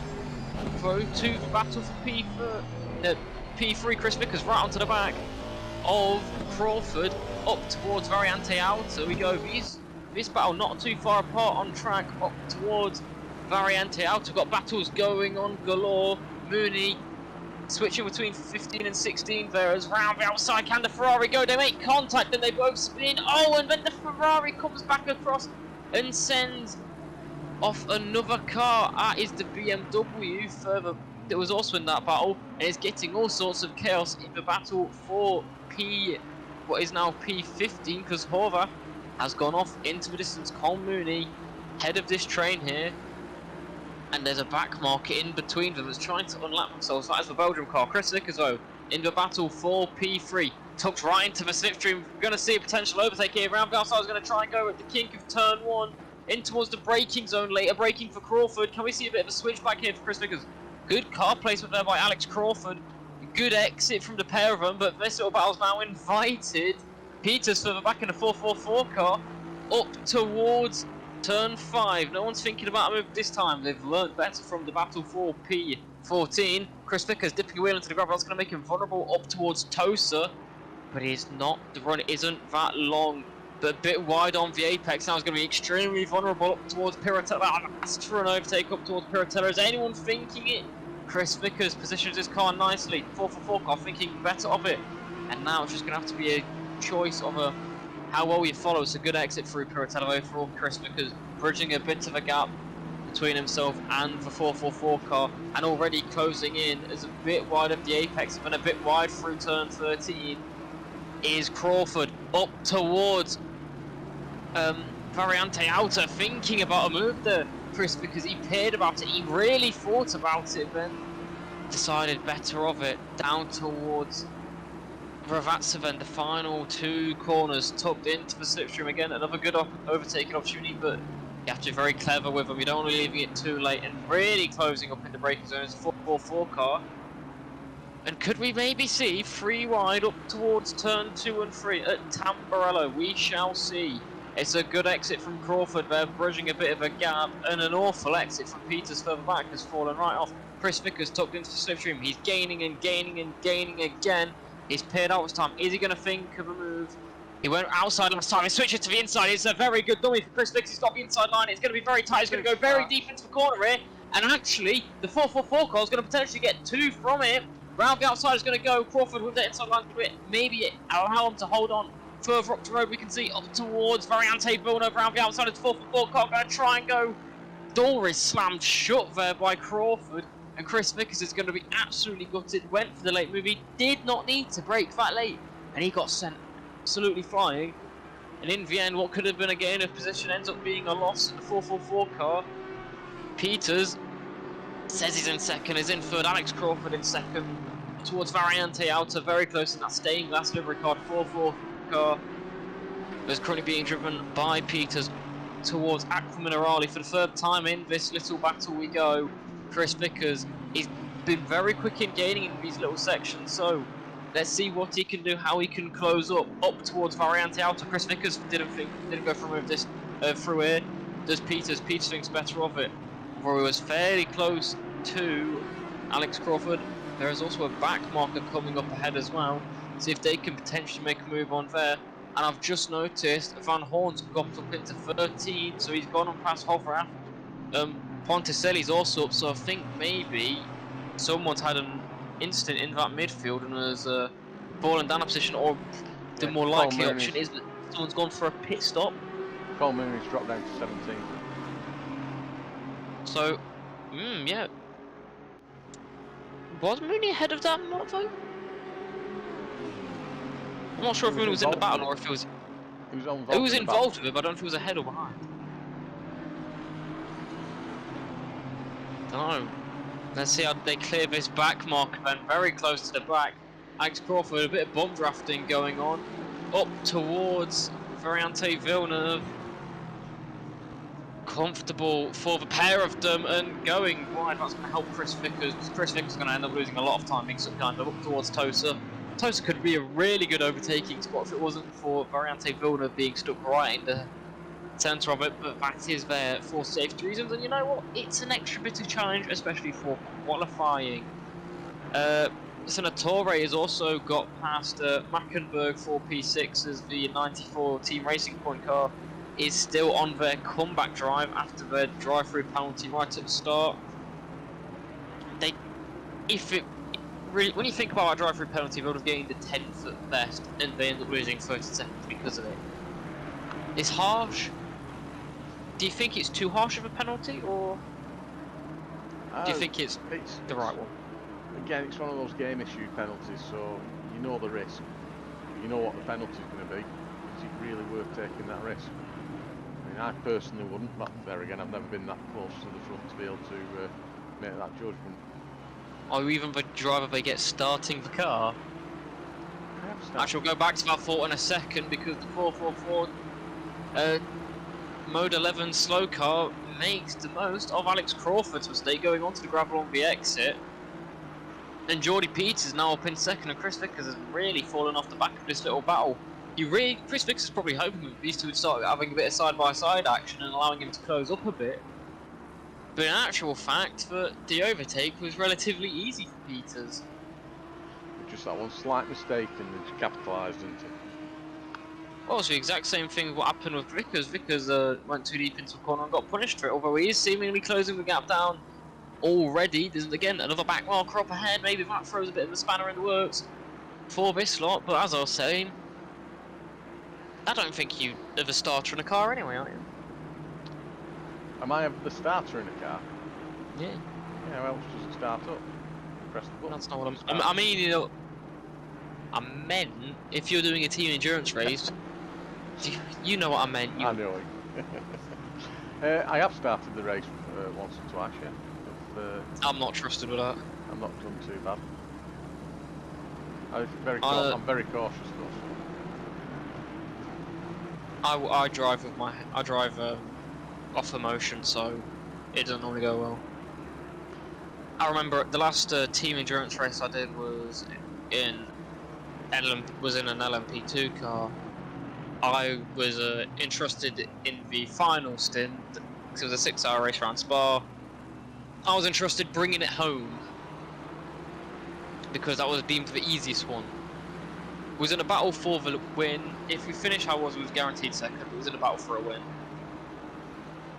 And me driving in anger to close it down, span twice in 3 laps around Puon. Same spot, the exact same crash. I mimicked it and got really bad damage both times. So we ended up not getting a podium at all. Oh man. That's why I don't drive. That was the last time I ever did a competitive race, and that was nearly 2 years ago. And nobody will have you again. Is that what you're saying? No, I don't go looking anymore. I'd rather be on this side of the screen. So yeah, we've got to apologise to the viewers if we've missed any action there, but we have to focus on the second place battle. We'll try and catch up and see where people are up to. Horvath has actually lost to Ponticelli. Just looking down. Delora's close to Vale. There's a nice battle for 21st and 18th. This battle for the podium spots is not bad either, but not seen. Well, no, we've been over the 332 for a bit, but Plork Racing, what a name, closing up. There's a Tim Nyboer behind. I think that's actually a lapped car, but closing in on Vale. They've lost a bit of time. The back marker. Oh, that's. Oh dear. That's the 332. I mean, they got. This goes back to what we were saying not long ago of Patrick Prince. The 332 got very lucky over two cars coming together and got two in one go. And then has just had their bit of bad luck and have been absolutely clobbered by, I'm guessing, Vale had a bit of oversteer, span round.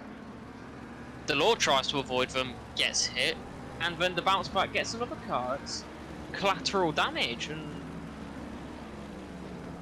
you really jinxed this team by saying you think they might be in the show. Yeah, I don't think I'll be allowed to speak again, will I? They're gonna kick down your door, Chris. Oh, good. If they can find me, they can bring pizza as well. I don't think they'll be bringing.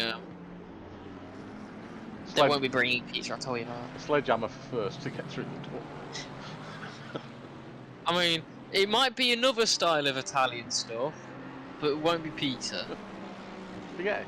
What? No, begins with an M. Don't say meatballs.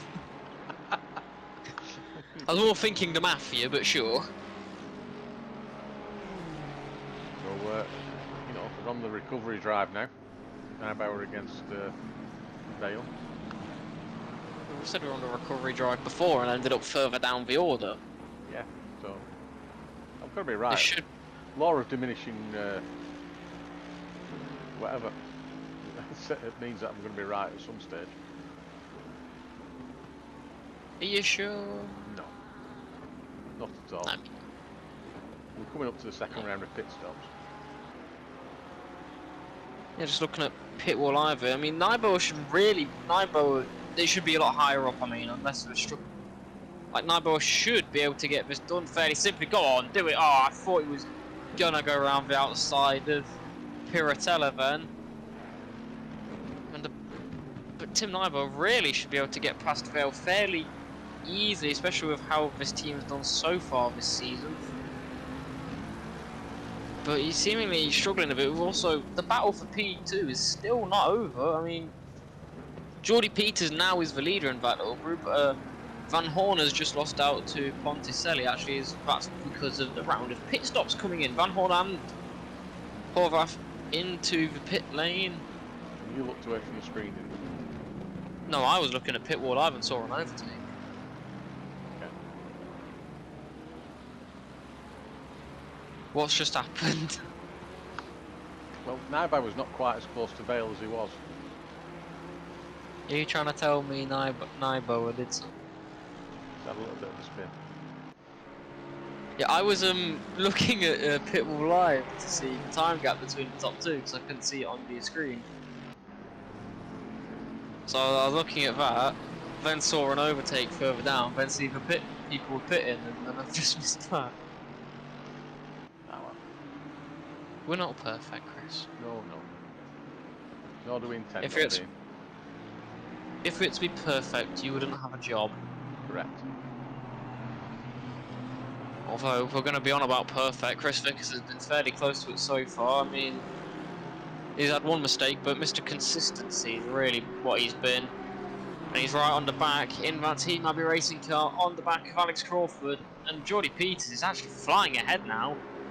We've got round, 4 of these lot now? Ding ding, let's go. Vickers versus Crawford. Can they finally get it done up towards Tamburello? The answer is no. It's not a bad exit there, though, by Chris Vickers. Gaining a lot as they run up towards Villeneuve here. Bit of an interesting line there by Crawford. Realised he was taking it too tightly. He swerves over just to swerve back in again. That surely cost him more time of just compensating for the tighter line. But through Tosa, 2/10 is the gap up towards Piratella. Flat out, these two race. I'm still waiting to see an overtake around Piratella. There's probably already been one if you've seen it. It was probably the most gorgeous overtake you'll ever see. But we just don't get to see it. I'm sure some of the team can tell us in chat. Why that's happened. Stefan and Oliver have been pretty on. One thing I've noticed actually, Dominic Giza, here's one thing we missed. Giza, our favourite Dominic, he's now up into 7th. He's got past Betty, and Aspiri is closing down on Betty as well. So, and also, I'm guessing someone, I'm trying to see who down the order is pitted, because Senatore is now up into 5th. Dominic's closing in on Mackenberg as well, so bit of action coming in everywhere of the pits as Poncelli exits the pit lane. And the 169, they really realistically wasn't far behind this battle early on, but now Hallman's in the car, have dropped a fair bit down and is in 12th. Here's a name, I'm guessing that's a back marker's gone off, just looking down the order, Bas van Mellis. The name we are fairly familiar with. He's in P21. He just made his first entrance into the car, taking over from Andrew Richardson in the number 11 Mode 11 racing car. And how smug do you think Oliver is right now, knowing that the top manufacturer, they're beating all the teams that they've said they wanted to beat? It'd be very smug. How do you think? We can speak to him soon when he's taking over the car, but very briefly.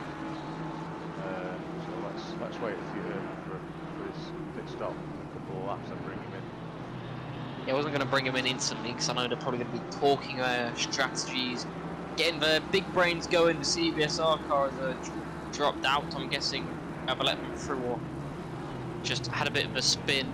Either way, let the faster cars going through. I think is that Patrick Prince up ahead? It is. Well, no, Yeah, it's not Patrick driving, is it? Dan Higgins. Oh no, the 991 car, however, though. There's not been a bad lap from Crawford either. He's pulled a slight gap to Chris Vickers. And will we see these two going for a pit, or are they going to give us a go? See, no, they're staying out. Do you think it's going to be copy the car ahead for Chris? He's not moving the strategy. Are they going to copy or do the opposite? Go for an undercut. I mean, Crawford's tyres are struggling a lot. I mean, you might have to make them last a lap longer in the grand scheme of things. Chris Vickers has been apparently a lot better with his tyre wear, and a bit of a back marker coming through the kink of turn 4 there is going to hamper Alex Crawford up towards turn 5. Chris Vickers is going to think out better of it. He could have gone for a move there, but he sees there's a lot of cars around the back. Normally doesn't end well. Is that a battle further back for 4th position? I don't think it is. They'll be trying to overtake with the 991 car. Are they really battling to unlap themselves? I mean, I love the fighting spirit. It's something that we would attempt to do, Chris, and then fail miserably. mimic it very poorly. Yeah. I think they will be trying to unlap themselves. Again, Patrick said in the chat that he'd, at the end of the day, just doing this for fun, so... Well, why not? Yeah, why not? We do this for fun. Absolutely. You know what's actually interesting about this little battle? Sorry to cut you off there.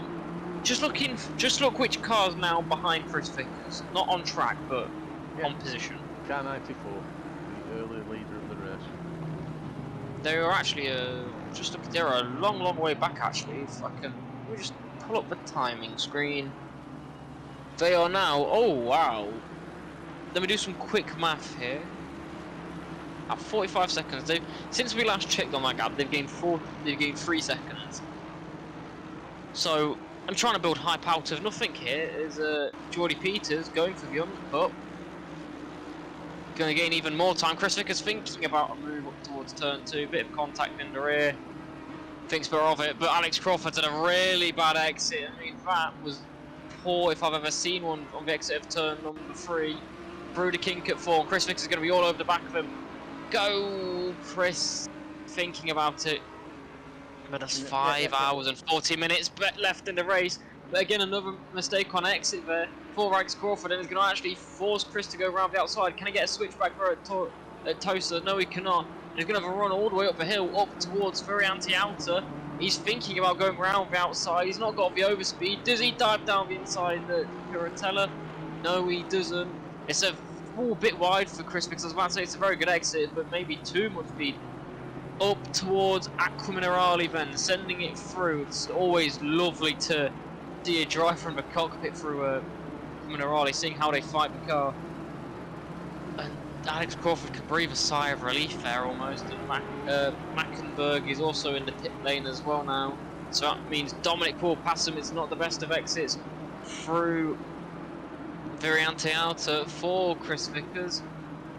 And down towards Ravazza. Should be coming into the pits very shortly, the pair of these guys. Trying to put pressure on. And one thing that actually Oliver did say about his tyres, Dominic's now into 5th. He did mention that their tyres fell off and came back into. That's probably why they're able to go a bit longer.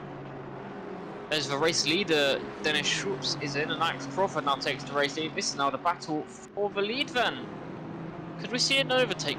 Could we see Chris Vickers lead the race for a brief second before he went to the pit lane? We can hope, can't we? I mean, the second Snack and Sons car is keeping them both honest. Not dropped him. It's not necessarily a bad thing to be following this though, is it? Absolutely not. I've just noticed, right, Chris Vickers on the side of that car has the flag of Mozambique on the side plates on the rear wing. Yeah, I think that's in relation to one of the Abronoses. Are the Abronoses racing in the car? Yes. That is scary, because the Abronoses are quick. We've got Mike and Nelson. Oh, mistake there from Alex Crawford, and now Chris surely has to go for the move there. Side by side, round the outside, he's going to be boxed in a bit there with the Porsche head a bit deep into the corner for Alex Crawford, and that was never going to end well, and they're punching along. And the Snacker and Sons are going to bump everyone along. That's again very anti-outer. It does factor you. That sausage curve again, wasn't it? Yeah, I mean that. He went too deep. I mean, Alex Crawford went too deep. Bounced along the curb and caused chaos. Yeah, why not? Niels Engelhardt is also back in the car for the race leaders as well. Are they a two-man team? What number is it? Nine. Let me have a look. 416. Yes, they are. Only one of the R2E cars is actually a three-man team. The 415 R2E car of Sven Mackenberg and Marvin Mackenberg. What's the relation between them? I don't know those two people that well. Well, you're just the worst. Yeah, we'll go with that. I just noticed as well, we said that, if I can find where they are actually, is a 169 car. Had looked like we had a bit of a scuffed bumper, if you look at the front there. Was wondering, they look like they've been in the wars. It was on about earlier that they had fallen a fair bit off after coming right the way up, so it looks like they've been in the wars a bit there. Slightly unfortunate for them. Jonas Sakala, lovely driver to watch race. Very put guy, very crafty as well. But right now, Robin Horman in the car. And actually, Senatore is up into second now, all the pits.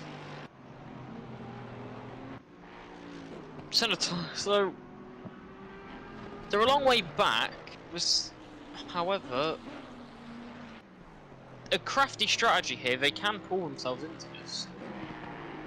With 5.5 hours to go, we're only an hour and a half in.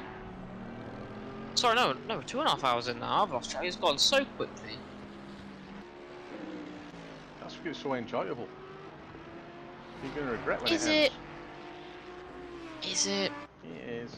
You know it is. It is. It is. I know it is. There we go. Nelson Ambrosa now in the car. Team Abbey. By saving a secret weapon, my camera knows for the end. So they ipso facto. They're not. Oh, stop, go 30 for Matthew Gamble. Sorry to cut you off there. Speeding in the pit lane.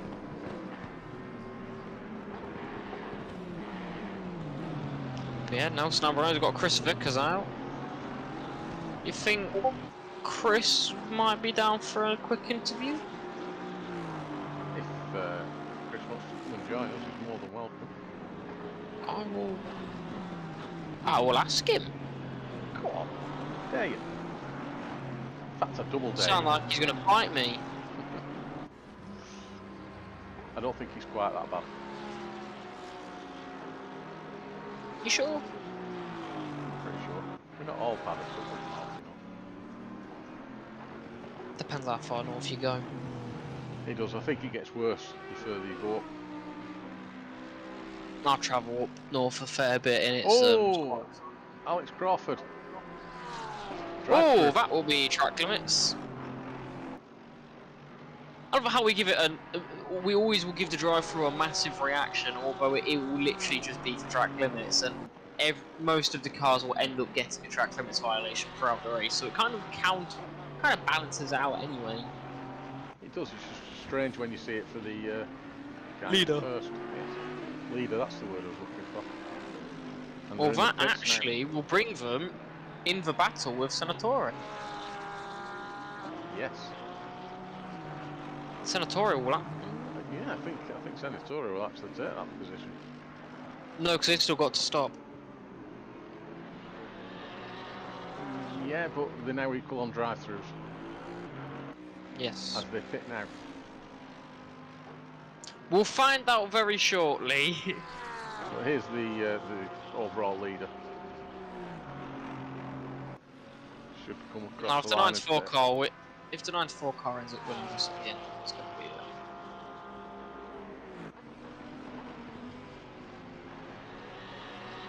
it'll be quite a shock, but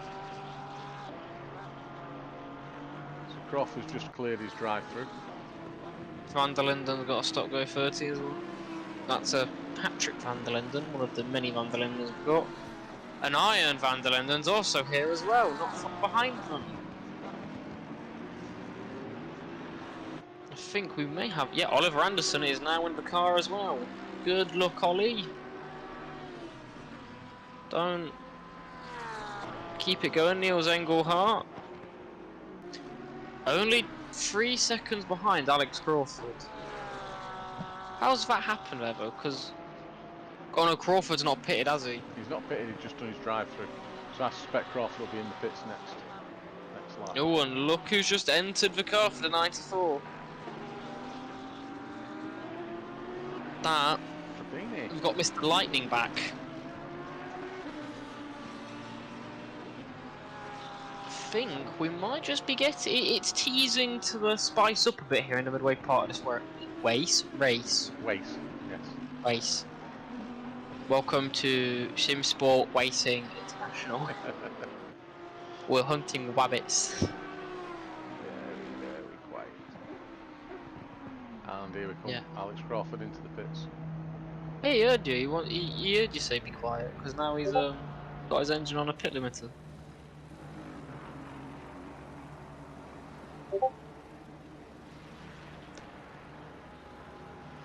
So Whoever's operating that camera in the helicopter's very shaky. yeah, it's very nervous, isn't it, hanging out with an helicopter at the same time. So let's see where Dimitri's at. Well, he's in second. Well, he's in second. He's on track. He's at Imola. I mean, what more do you want? You want him to be bringing you pizza as well? Sorry, somebody's messaging me in Discord saying they got a stop-go penalty because they missed the pit entry. How? To be fair, I'm How not, do you- I'm not sure what they want me to do about that.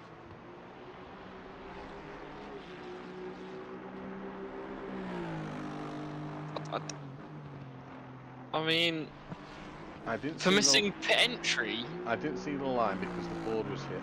So somebody must have actually taken out the board now that you were alluding to very early on. Well, it's not against the rules. It should be, but it's not. It's the rules of the game. I mean, if I'm you, go take it up with the people that made ACC. They'd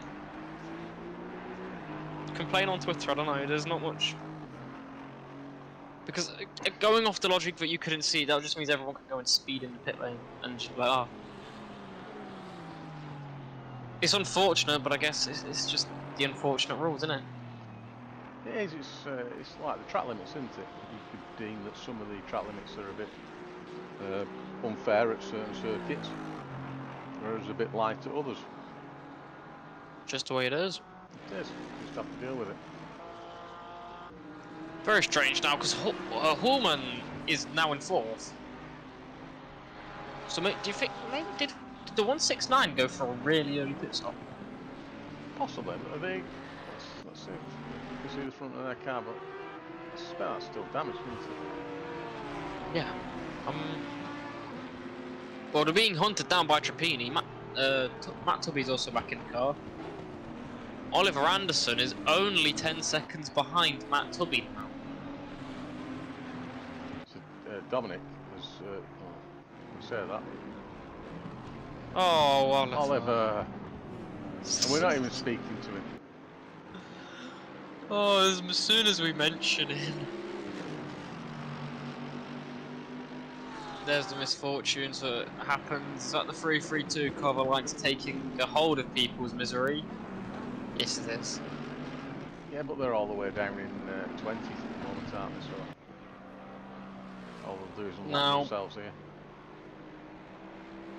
There's a joke that could be made if the 220 or the 221 car gets into an accident. Now I'm going to let your imaginations work here. Yeah, let everybody wonder about that. However, if you can understand the joke, you don't win a prize, but you get Chris's approval. It's not hard. He's got low standards, mind, but still. Extremely low standards. I know he puts up with me. No, that's not true. So You don't put up with me. It's in the battle for 16. It's the nice Netherlands car and the R&M team. We've got Fabio Belen. And then we've got Bart Svering in the number 34 car. The number 34, the correct name is Sim Racing Holland. I'd forgot. I just knew it was Netherlands. But Sim Racing Holland. The stop-go 30 is being served by the number 36 car, Patrick van der Linden. And down the Wayne Straight. Wayne Straight, yeah. Van der Klan is also being given a 5-second penalty. Penalties are incoming there. If you can chase up what that's for. So if you're gonna go and have an instant, do it now. Is that what you're saying? Because I might forget about it. No, I'm going to read out from the penalty board. You just interrupt me if there's anything going on. Like now, as the 804 is trying to go around the outside at Tosa, it's gonna get blocked by the trees there. But Fabio Belen struggling to just get past there, put his car on the wrong side. Bit of a mistake there by Bart Svering. Couldn't find his way through those. They go up towards Piratella now, down towards Acqua Minerale. What can Fabio Belen do here? Tries to gain all the way through. Is he pushing? Kind of. Oh yeah, very touchy, very good exit there from turn 13. He's stuck right into the rear. Can he get the move done as he go up towards Briante Alta? Side by side up towards the chicane. He's thinking about it. Brakes late, over the curb. Bart Svering doesn't fight it, and that might be the cleanest move we've seen in a long time. Very good move there by Fabio Belen. And now under pressure from being unlapped by a car further back which is that one? They're not That's gonna, the AR-18. they're not gonna fight it. Who's in that at the moment? That's Colm's team. And let's read out the penalties, because you'll notice one right at the top. 10-second time penalty for car 94, causing collision with car 332 When was that? on lap 11. That was a long time ago. Yeah, they're every 2 hours out of the steward meter. So, 5-second time penalty for car 332, causing collision. Yep.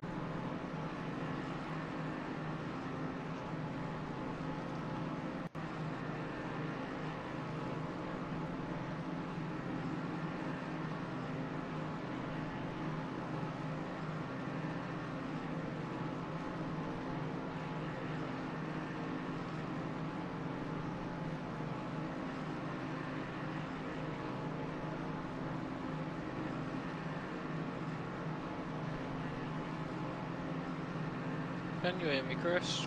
I can hear you. Just looks like my internet has just briefly cut out everything, so I'll be back very shortly. Oh, how are you, lads? I didn't know what was going on there. I think Discord's just died for everyone.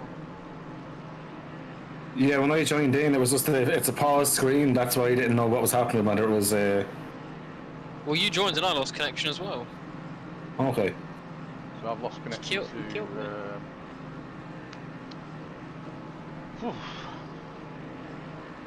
I'm just going on radio silence 1 minute. Is the stream still live now? Possibly, not sure.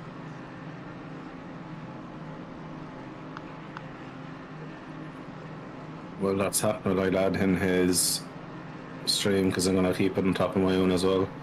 I'll be back in a sec. Oh, what about?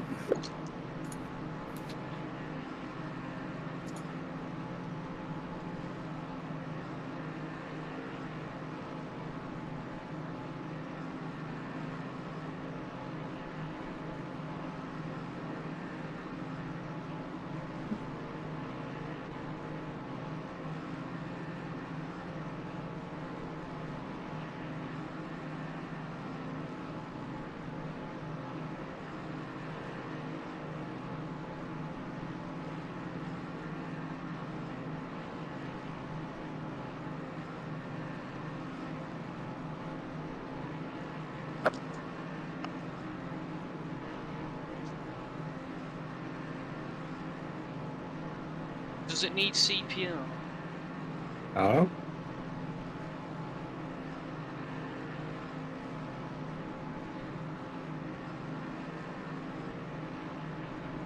Or was Chris is waiting to be interviewed. Well, Chris, what if you just disconnect from the game completely and go back into it? Oh, and the other one first.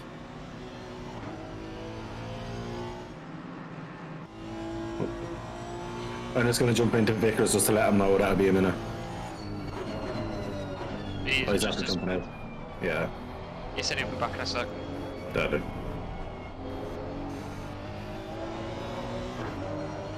I'm sure I've got game sound now.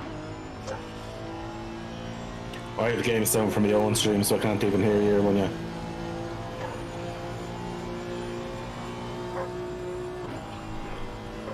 In fact, I'm gonna turn that down a bit.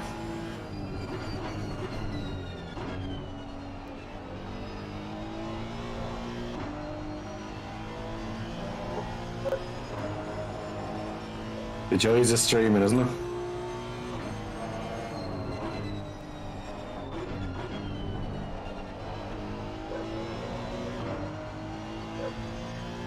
Your stream is back perfect in the chat here, which is good.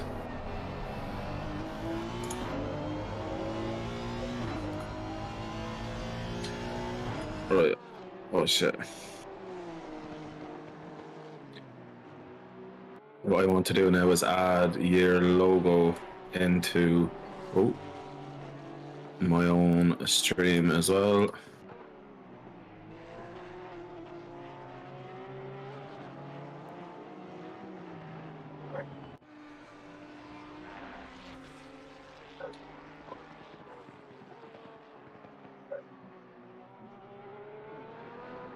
Stream never went down.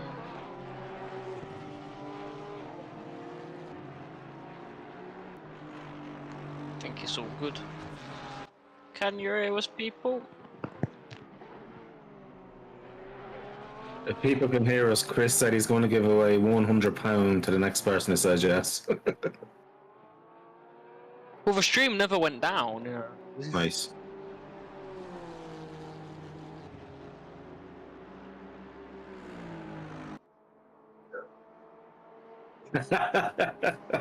Fair.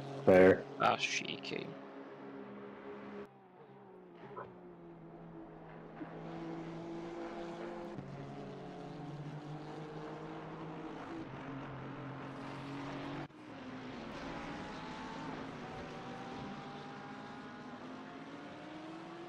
Looks like we're on with Fallon up there anyway. He was having a decent race up in 21st. I've just seen someone I know. Or I don't know, but someone I've met. The chat. Oh. Hello, CJW Racing. Oh, We met Chris at- Wall. We met at Donington Park once because one of my mates was in his little band of friends. There was like loads of 30-year-old men drinking, and then 15-year-old me just popped in with them. Chris, It he's looks so actually out of racing place. us. Yeah, Chris Wall's my teammate. Yeah, but isn't that the good thing about motorsport? It brings anyone together once you have the passion for it. Like. Oh yeah, I mean, it's quite fun because one of the people was with the guy I'd actually gone to see is like 7 foot, and I'm really small, so it was like 7 foot guy, like 5 foot, 5'3" me at the time. Here's the Bolton Land Scouts. Is that Chris? We'll give Chris a quick interview then whilst we try and recover from everything I'll drag him. Hello, Chris! Howdy. Sorry about all those technical issues there. Just blame Chris. Which one? Mr. Hill, not you. You've done that. You've done quite brilliant so far. It's just kind of why I want to speak to you. How was that for you then? Your first. Sweaty. Very sweaty. I am. Yeah, not smelling good right now. It's roasted. I mean, you were sweaty as your body, or you were sweaty in the racing. That can just really try hard. No, I mean the pace. On the practice server, I was managing at best on the race in mid 41s, but I was pushing to get at least in the 41s at once. Didn't manage. I don't think I managed it. Can't remember. I don't think anyone's really been managing 41s though, like consistent. I think it's relatively been 42s for everyone. Just have a look at people live. Yeah, I think the fastest laps are 41.8 or 7 from the leader. I think essentially. Yeah, everyone's just everyone's been saying like high, mid to high 42s. Yeah. And that's one good day.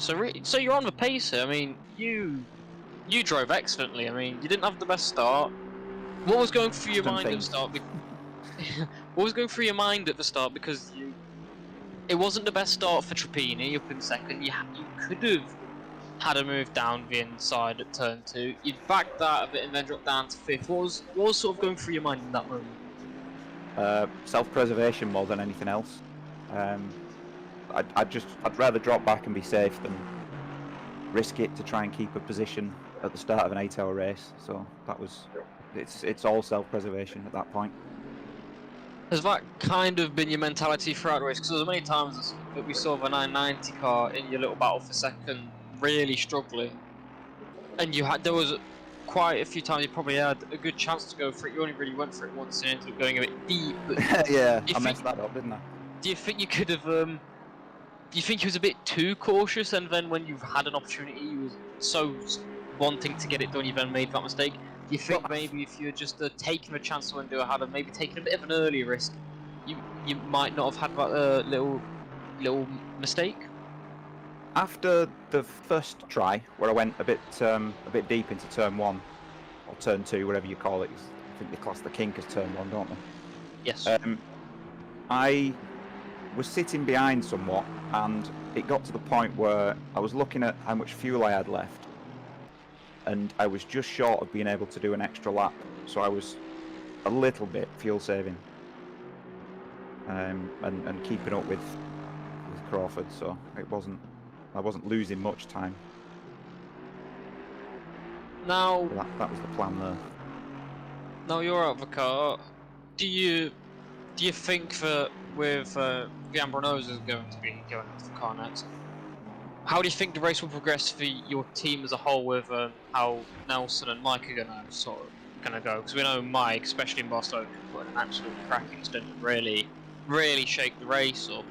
Do you think there is a chance that when Mike comes in after Nelson, or even Nelson himself right now, do you think they could potentially close down the gap to 416 and challenge for a win? Not a chance. We're only going backwards now. Wow. Chuck them right under the bus. I reckon that P3 is sealed. I know it's very early for you, Chris, but I know how consistent you, Nelson, and Mike are. And to be honest with you, I honestly think P3 is the worst case scenario for you tonight. Yeah, Mike was saying P6 is if we don't want to do any worse than P6. But I don't think we'll drop back that far, if anywhere. It just depends, like you say, keeping it clean, cuts, no drive-throughs, no incidents, and how it falls with other teams' fastest drivers being against Mike and Nelson. See how it goes.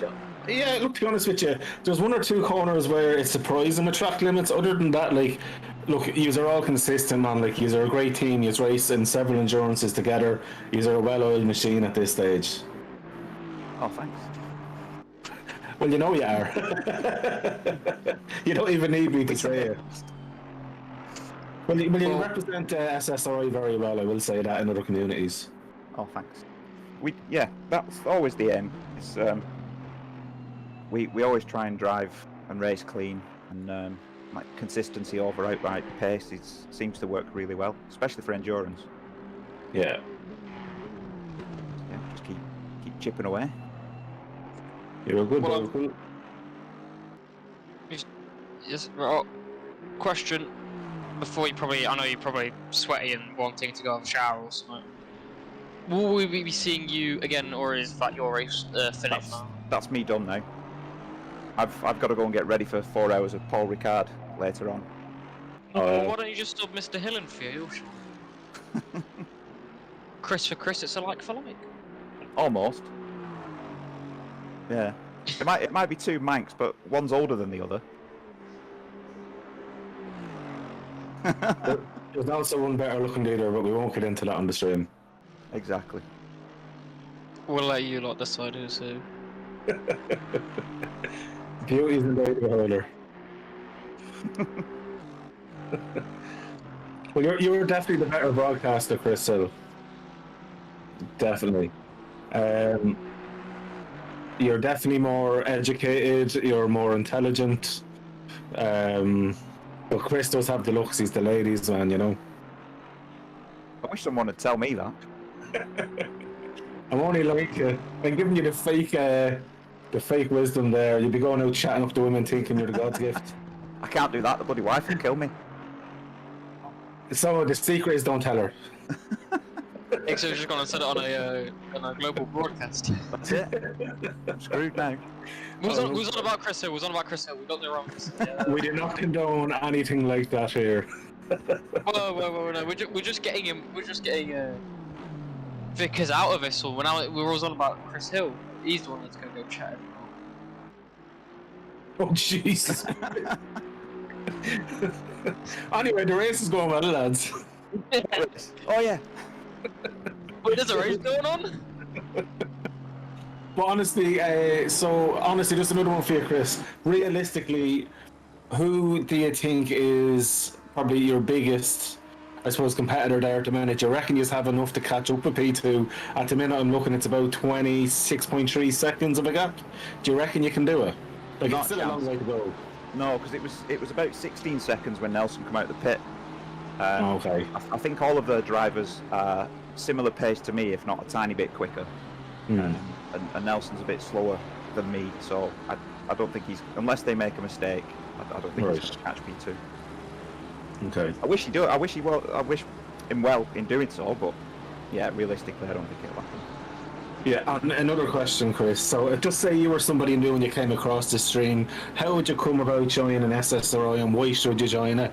And why is it that Chris Hill is one of the best broadcasters? Give us an insight to them. Now you put me on the spot.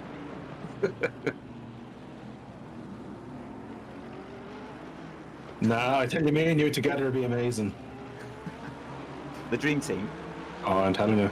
But honestly, why would anyone coming on that's into sim racing, why should they join SSRI? I know why, but I want to hear from someone who's an admin in there as well. Yeah, well, consistently we see great racing. There's good sportsmanship between drivers. It can get dicey, but it's quickly sorted out between drivers and teams and admins and whatnot. So it's it's just a good place to race. It's a family atmosphere. And if you were someone new thinking, do you know what, these guys are all super fast, I'd be afraid to join there, what would you say to them? Look at the grid. Yeah, look at the split. You've got fast guys up the front. You've got slow guys at the back.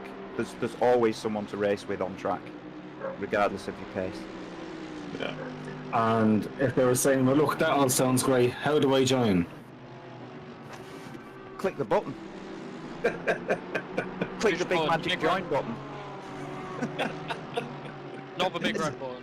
So just join the SSRI Discord and go through the various rules and roles, and everything will be in the appropriate channels. The website. I keep forgetting about the bloody website. It's amazing. It's got all the practice times and everything from the servers. Brilliant. Yeah, no, look, I literally want to say, anyone who's watching this that either races in other communities or is just coming across this because they're interested in sim racing, definitely join SSRI. I've been involved with several communities and do commentary in a lot of communities, and I will honestly say it is joint number one with another community, top notch for whether you're a beginner, a pro, or just someone who's a casual racer.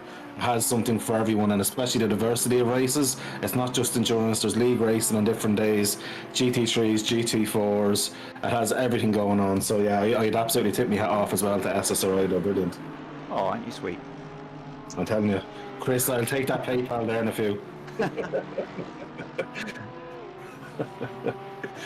But yeah, boys, back to the race. So looking here at the minute, we are on with position number 38, which is the Porsche of Walt Neal. At the minute, not doing too bad. He's a few laps down, but consistently getting up there with lap times. I think now with the new driver, look, they can still pull him, possibly even 37. They're only 2 laps behind, and look, it's a long race, especially in the backfield. It's going to be a tough slog for them, but an enjoyable one, I reckon. Yeah, I'm just looking at Pitwall Live here. Mm-hmm. We have now done the 100th lap, I'll just quickly point out, but also, the 444 car is closing in on Niels Engelhardt. We might very surely be seeing a battle for the lead. We've just seen Curtin's just got past Bart Sverink as well. Mm-hmm. And Trappini still got that 10-second penalty, is also flying. Now it says... the gap, just trying to look at the gap, actually says 20 seconds between leaders. Mm-hmm. So why is Pitwall Live saying it's not? Could just be an update, but I'm looking, there's a great battle developing there for P8 and P9 with Anderson and Davis. Two Mercedes actually as well, half a second in it here. Bit of damage, it looks like in Anderson's car, but it doesn't seem to be affecting him so far. Yeah, Oliver Anderson's not going to be happy there. That's what I thought as well. Yeah, as a car just stopped on exit, but Oliver Anderson is no longer the #1 Mercedes, so I don't think he's going to be happy. We might. Damage. I think we saw him go for a little spin earlier. It was quite funny. He was praising how well the team had been, so Chris had gone to pan to him, and as soon as we pan to him, he's doing donuts at Variante Alta. So we may have cursed him a bit here. And the thing about it is, just see is now about that Mercedes ahead of them. Skylar Davis is I'd say he's a more of a casual sim racer. He's quite a strong driver, but Nick DeSantis and Antonio Asprey are actually two SRO drivers in North America. So I'd be interested to see. Now they don't normally drive the Mercedes, so I'd be interested to watch them. Can they actually move up a bit further, and can they keep Oliver behind? Because we know Anderson is quite a good driver as well.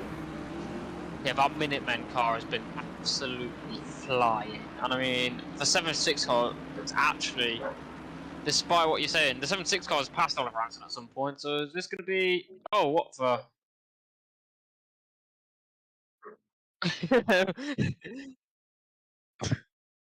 Is that the new power? Is that the new ramp that helps you like give a bit of a leap over him to turn 2, like help overtaking? Is that what?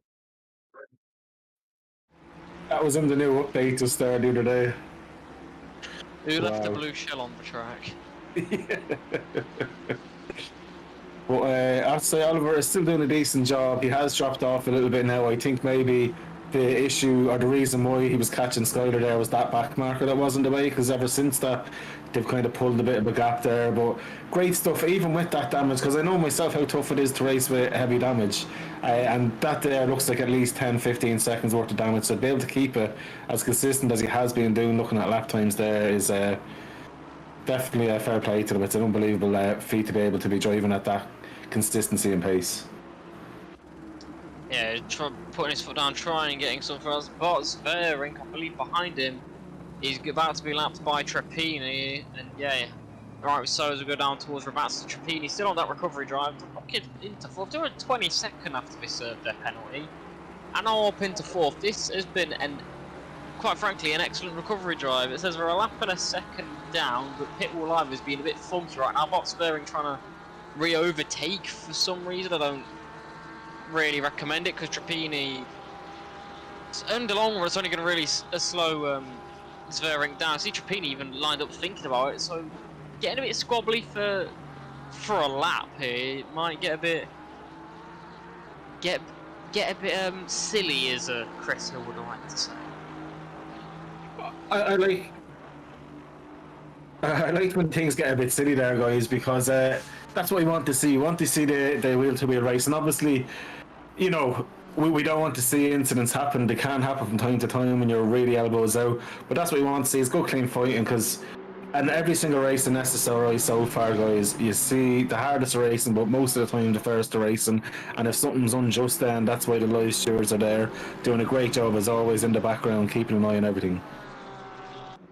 Yeah, one thing I have just seen is Nelson Ambrose put in his personal best lap, so he's trying to hunt down the 444 car. They was originally ahead of them, but in the Team Abbey Racing and the Snack and Sons 990 car squabble, they actually became a massive winner in that one.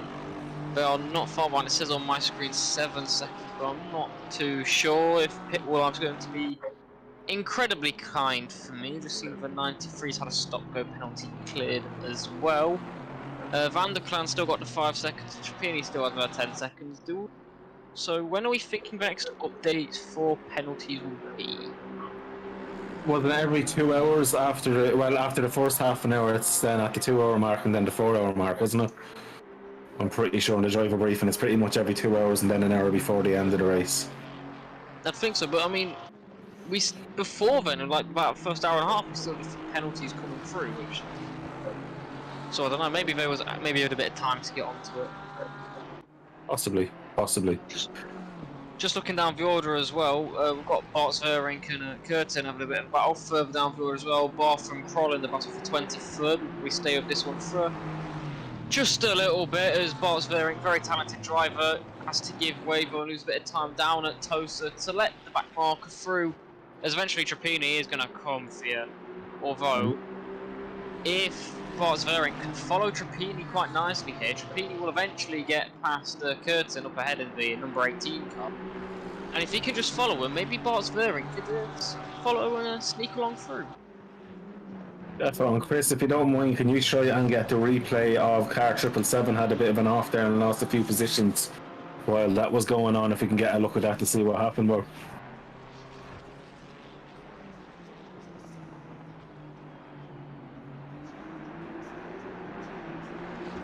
Definitely. That's grand. So we're looking for a few replays there. Chris is on it like a carbona.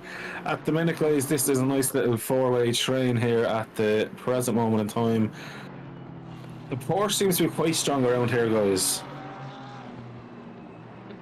So far, what I've seen, there doesn't seem to be any car that's really dominant.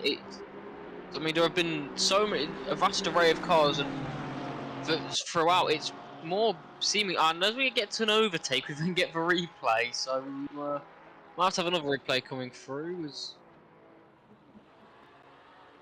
That's the car 11 going past the 33, bit of contact there. Then the 777 is going to go through as well. So the mode 11 car, not the first time having a bit of a contact, and eventually losing a few places over the 33. So the 34 car though, he's behind the number 18, still couldn't quite get the move done down the main straight, very close. Trapini has cleared both of them. They're down at Tosa. You see Trapini up in the distance, flying well ahead. Less than 2 tenths to get Bart Svering really hooked onto the back of the number 18 car as they go up towards Piratella.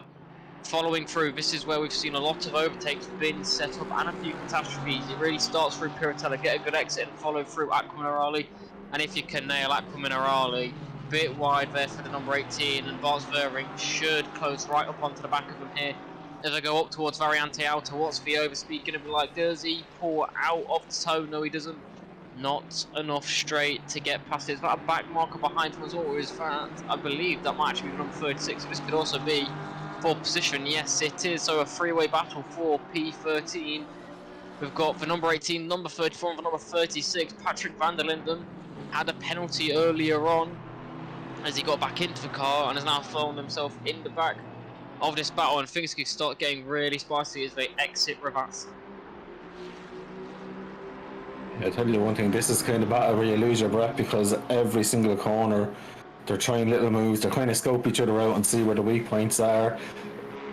At the minute, I think this is going to be a move. No, I'm wrong. Yeah, I've seen a lot of them teasing it down towards Tamburello, but no one's really stuck with it. The only person I've actually seen going for a move down at Tamburello was actually the number 18 is going to go very wide there on the exit of Tamburello and up towards Vilna. Solid, easy as you like overtake from Bart Svering, and that's kind of everything we've seen so far. The only time I've seen anyone really go for an overtake at turn 2 is Chris Vickers, who it then ended badly for.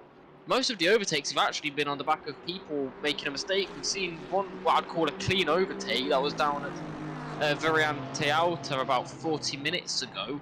Other than that, it's been people who've been running wide or making a mistake, and they just kind of collected. We've not seen any real squabbles so far today. And it kind of again proves the point, a mistake comes through and it's punished. Here's another replay of what happened to the 777 car. Interesting, because he lost quite a bit of time. Oh. The rear end just seems to go at him there. The pendulum effect.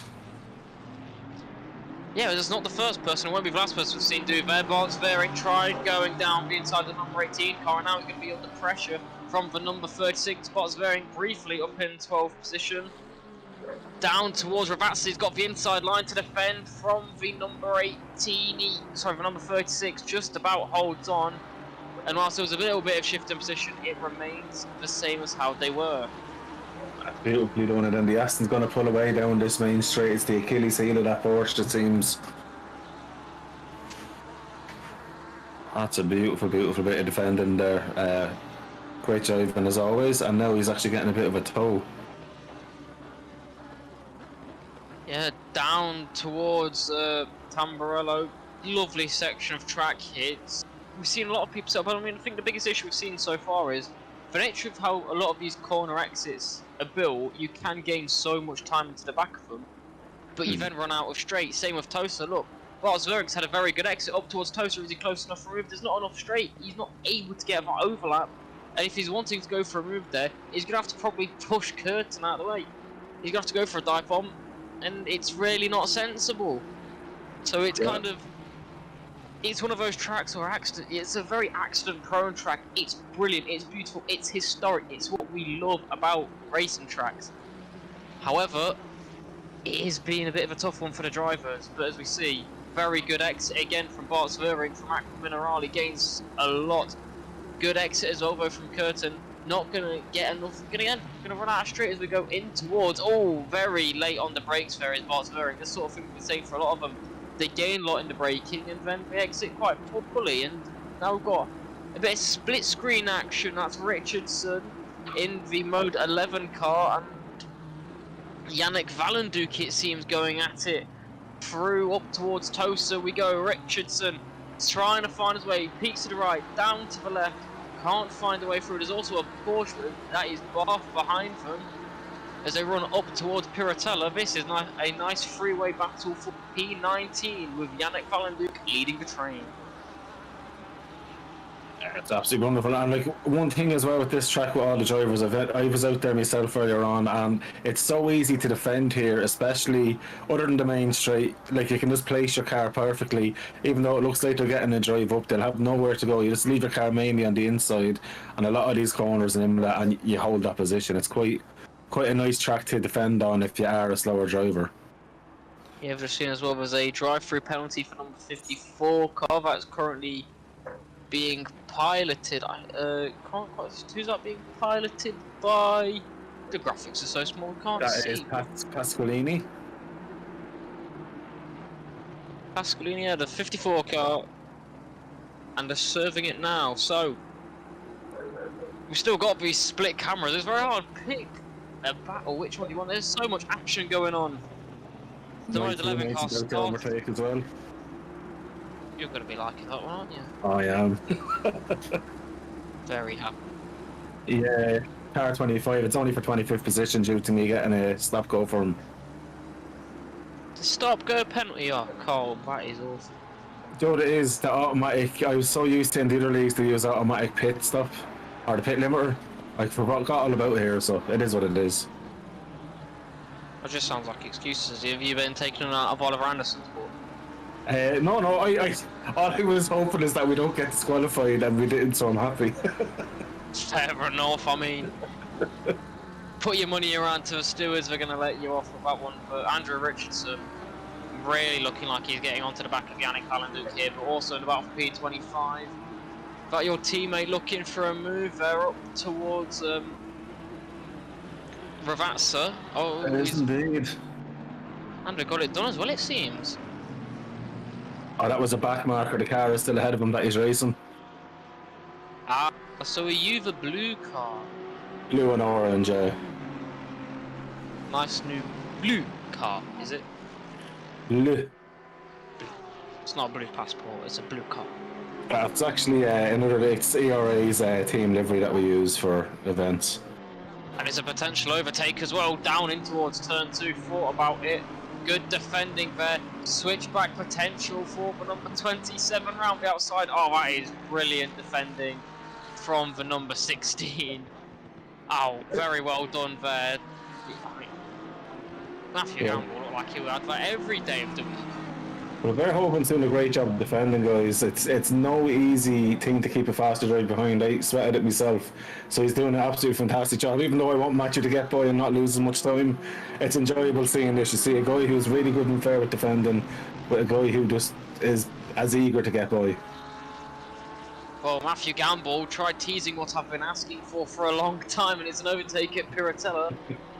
Bails out of it, and now Andrew Richardson in the bottom right of your screen is going to have a potential look here at Tosa. He's had a very good exit from Villeneuve. He's got the inside line. He's going to snatch that away from Yannick Valenduc, and Yannick can do nothing of it, and Gamble's going incredibly slowly. We've just seen an issue there. That was a beautiful move there. When Matthew got a corner wrong, was just letting the traffic by. I think it was more than anything else with that one there. But I have to say, some great racing there on the second screen. It's great having as well with SSRI being able to see the two different races happening at one time. They are amazing here, aren't they?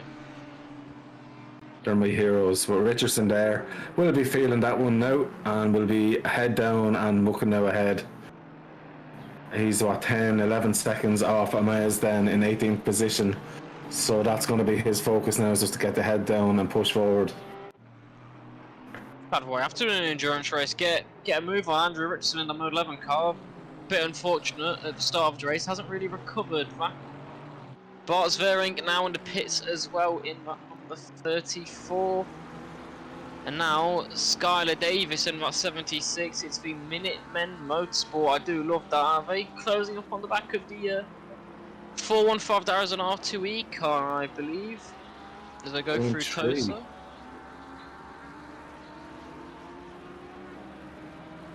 And so it's just to note as well, Anderson's still within like 2 seconds of Davis there. So even with that heavy damage, he's been driving fairly good.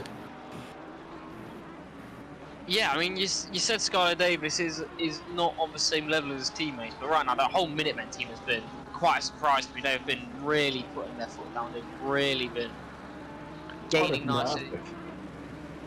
It's been very good. Well, when I say Skyler is an SRO, he is super fast, and he does like he does like a coaching thing over in the ERA community, and look, the guy has a lot of knowledge, and he loves the Mercedes, so I'm not expecting him to be slow, but definitely the two other guys, Antonio and Nick, would have a little bit of pace on him, but not by much. But that real American livery as well just really goes to show the three boys are very proud of where they're from. The vulgarness. Well, what I said earlier is it seems to be a nod towards the Fallout series of it being American and the Minutemen. Oh, that's quite true, actually.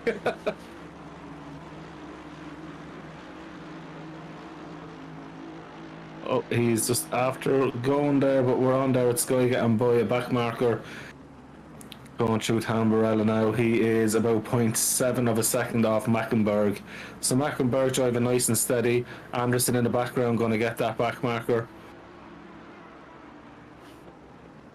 Dylan, you're back. Yeah, I think so. Just trying to sort the issues out. Nice one, nice one. And sad news for me.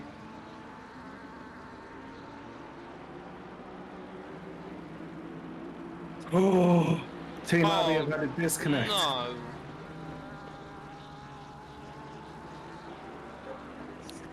And he's in the shower. And he's having a shower.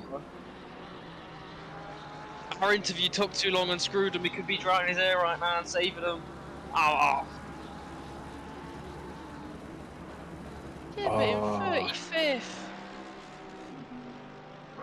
Oh, that is heartbreaking. They were one of the teams I've been really liking right now. They've been flying. They've been bringing action. It's been quality and that. A challenge accepted for him. Can he get it back up into the top 6 now? I doubt it. You never know. Well, speaking of comebacks, how's the Racing Point guys doing? Whereabouts are they? Trapini's now up into 3rd. And wow. Pit Wall Life fixed itself. I don't think it's saying that the 444 is 4.5 seconds behind. Pit Wall Life is having an absolute mare, but Carmelo Trapini, the 94 Team Racing Point car.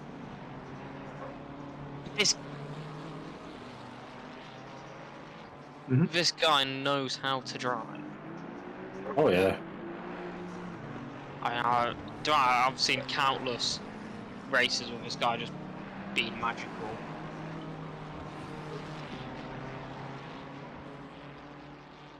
As we try and fix Pit Wall Live. It's always nice having correct timings.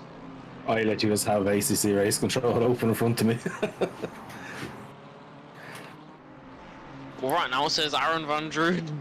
Sorry, it says Aaron Van Drunen's leading the race, and the 947 has the fastest lap of the race with a 38 hours and 23 minute lap. The yellow flag on car number 88 there. I don't know whether they've dropped it or what's happened, but it's still yellow at the minute. They're in the pits. They must have dropped it somewhere. Looking at there's a few little battles going on. So in a second we have Pascal versus Huizinga for 13th and 29th. Then in 27th and 26th they're having a battle less than a second. 15th and 14th, 11th and 10th, and then Davis and Mackenberg in 6th. So there's an awful lot of close racing, guys. And what are we? We're about nearly 3 and a bit hours into the race. 3 hours and 15 minutes. Coming to the end of my my stint here.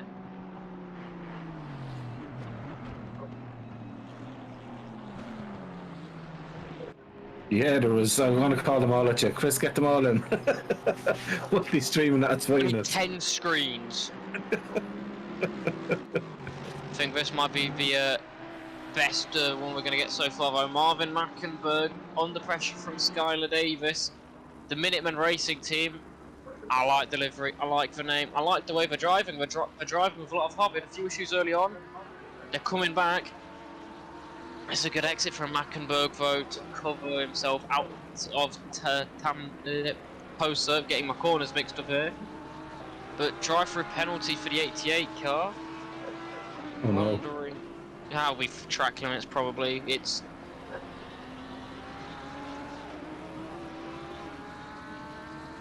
Skyler has a much nicer line shot there, but just has to be patient, doesn't he? Yeah, I mean, the run up towards Variante Alta is not very long. You really have to drag it out of that mineral. We've seen people do it, but it's a very accident-prone corner as well at Variante Alta. We've seen every 10 minutes or so someone's doing donuts. Right? It's a tricky corner. Yeah. Well, it's a matter of not being so greedy with that curve. We've got another dual screen. It's the 332. Is another one of the Vanden. Can't see, everything's really pixel. It's Vanderklaan, thank you. An Alguerre in the Audi. That's a car that surprised me. The Audi's been doing quite good, in fairness to him. He's having quite a decent race. Starting in the top 20 is quite nice there at the minute. It's a fair play to him. Where he's under a lot of pressure here. That Mercedes is a beast in a straight line and going for the inside line as well in the drive down. This could be a move into Tamburello. Yeah, down towards Tamburello go Van der Krank, thinking about it. Not close enough to the number. Is that the number? Yeah, the number 2 Audi. That is currently being driven by El Guerrieri. So battle for P4, P14, 5-second penalty is all for Van der Krank. He's probably put a bit more emphasis on getting this move done, getting ahead of the number 2 car, and then bridging a gap. Oh, I think Skyler is getting a lot closer now. He needs to get the move done in the next lap or two because he's definitely losing out on a few tenths per lap here. I reckon he needs to really push for the move to be done now. Because they have a possibility of getting up to possibly a top 3 position by the end of the 4 hours if they keep the pace up the way they are. Yeah, squeaky bum time with the way endurance races go. If you keep yourself in it, every team will face some form of issues, some bigger than others. But throughout the race, every team's going to come up through some form of difficulties and hardships. And currently down in currently up in 7th. Chance to get a move onto 6 as we follow them down towards Tamburello. If we can then start pushing ahead, cars ahead have penalties, cars ahead can crash, cars ahead can have their monitor disconnect, as we've already seen today. Sorry, Patrick, but anything can happen. And it's a very good exit there by Skyler and a very poor exit there from Mackenberg. What a move. That's exactly what I've been saying. Every move so far, realistically, has been on the back of the car ahead, making a big mistake and you collecting the leftovers from it. And Skylar Davis now has some clear road to start to push ahead, and he's already got a bit of a gap. P6 for the Minuteman. And I think that's a key point to make out. A lot of the time the moves are being made by the drivers actually putting pressure on the drivers ahead. So it shows the quality of drivers there, that it's not just a simple overtake and move on with it, like a very generic overtake. The guys have to work and force an error from the cars in front as well. So it goes to show us how hard the drivers are working and how smart they are and kind of placing their car to make it look like there's a move happening and maybe distracting the driver to make them run that slight bit wide, which gives them a slower exit, which in turn gets them by. Yeah, back with the battle for P14. This is Van der Krank in the 332 chasing down El Guerrieri in the number 2 Audi through Acqua Minerale. Not the best line through for El Guerrieri in the number 2 car, but actually Van der Krank as well, sloppy himself, losing out up towards Variante Alta. Struggling a bit here, the pair of them. The 332 really got their look at the start of the race and then got collateraled later on, and that was their bit of bad luck. So it swings and roundabouts, it goes both ways. They also have the 5-second penalty as well, and there's a really big emphasis on getting this moved on and starting to bridge about 5 seconds. And over 4.5 hours, that 5 seconds is relatively small. You've got your teammate Matthew Gamble as well, who I've just seen as into the pits goes the number 2 car. So that is time for Van der Krant to put his foot down. Ambrosio as well is in a battle for P10, it seems, with Bellon. And also your teammate, I've seen Matthew Gamble was close enough and he's just fallen off a bit. But here's the battle for P20 set at P26. We've got the 212. We've seen a lot of that car today against the 947 and the funky Belgium livery, the DDS Racing Auto Enduro. That's been a bit scuffed up and they're going to go very deep, nearly rear-ending the 212 car. Got very lucky not to, as Yannick Valenduk is going to follow them through and take the lap on the 947. That's a very intelligent livery. You have got Lightning McQueen on one side and it looks like the John Player livery of the old Lotus on the other. That's a very, very clever livery there with the Belgian flag. Oh yeah, we was doing livery watch earlier and it's like one of them is you've got the really historic and influential, I mean it's a car of tour, I've got the really historic, influential, one of the most influential motorsport teams of all time. And then you've got the Lotus livery on the other side of it. So, you know, what? It's clever. You know, showing the small teams like Lotus, you know, getting there out there, helping them. Then you've also got the Lightning McQueen, big, massive brand, carrying the small Lotus brand. And also, they're under a bit of pressure from the 88 now, actually, bumping side by side up towards very anti-outer. Does this end in tears? We hope not. They've got some overlap on. That is a very tidy move there from the 88 car. Great respect from both there, because the Aston Martin didn't try and swing it around the outside. He knew that, like, once you have that inside position, there's no point fighting there, just get on with it. So that's brilliant. Great to see that. And then, guys, just looking ahead here as well, a lot of the battles have kind of calmed down a little bit on the actual track. Like P11 was about half a second, it's gone out now to about 1.2 seconds. But the main stuff right behind there, you've got Ambrosio coming out with a coming back actually from I should say the disconnect, is that forgetting boy is Leclerc, I would say the name is. It was a nice overtake there and he's already 1.1 seconds clear. And then 28th versus 27th is now less than a second. It's Bachland versus Hartwich. I'm more upset that my joke went over people's heads. But it was about the it was on about the Belgian car, and it was it's a car of two sides. You've got the really influential side that's historic, got so much history in motorsport, really influential, changed the game. But you've got the Lotus side. Yeah, no, honestly, when I heard that, I honestly thought you didn't have a clue, so I didn't want to call you out. I was just like, all right. I am you like this is no. I didn't want to be that guy calling you out, going, no, you're actually wrong. No, I was making the Lightning McQueen's team. So you're a younger lad. You could also be thinking Lightning McQueen is your hero. I'm not going to argue it. I have never watched Cars. What is wrong with you? You need to watch Cars after this endurance. No, mate, I'm going to go. I've got other things to do. Chris, please tell me you've watched Cars. He loves it. Was on about earlier. He knows what's good. He knows what's good. He's not just a great broadcaster. He's a lad with decadent taste. Yeah, but he sounds like he drinks Carlin. Yeah, but that's the right way to do it. No, it's not. You can be bougie, but not too bougie. You can have that little bit of knacker in you as well. Like. What?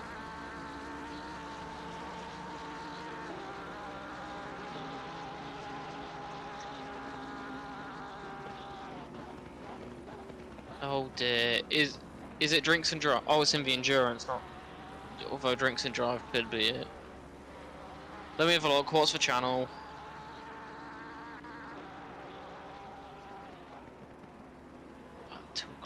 Oh my gee.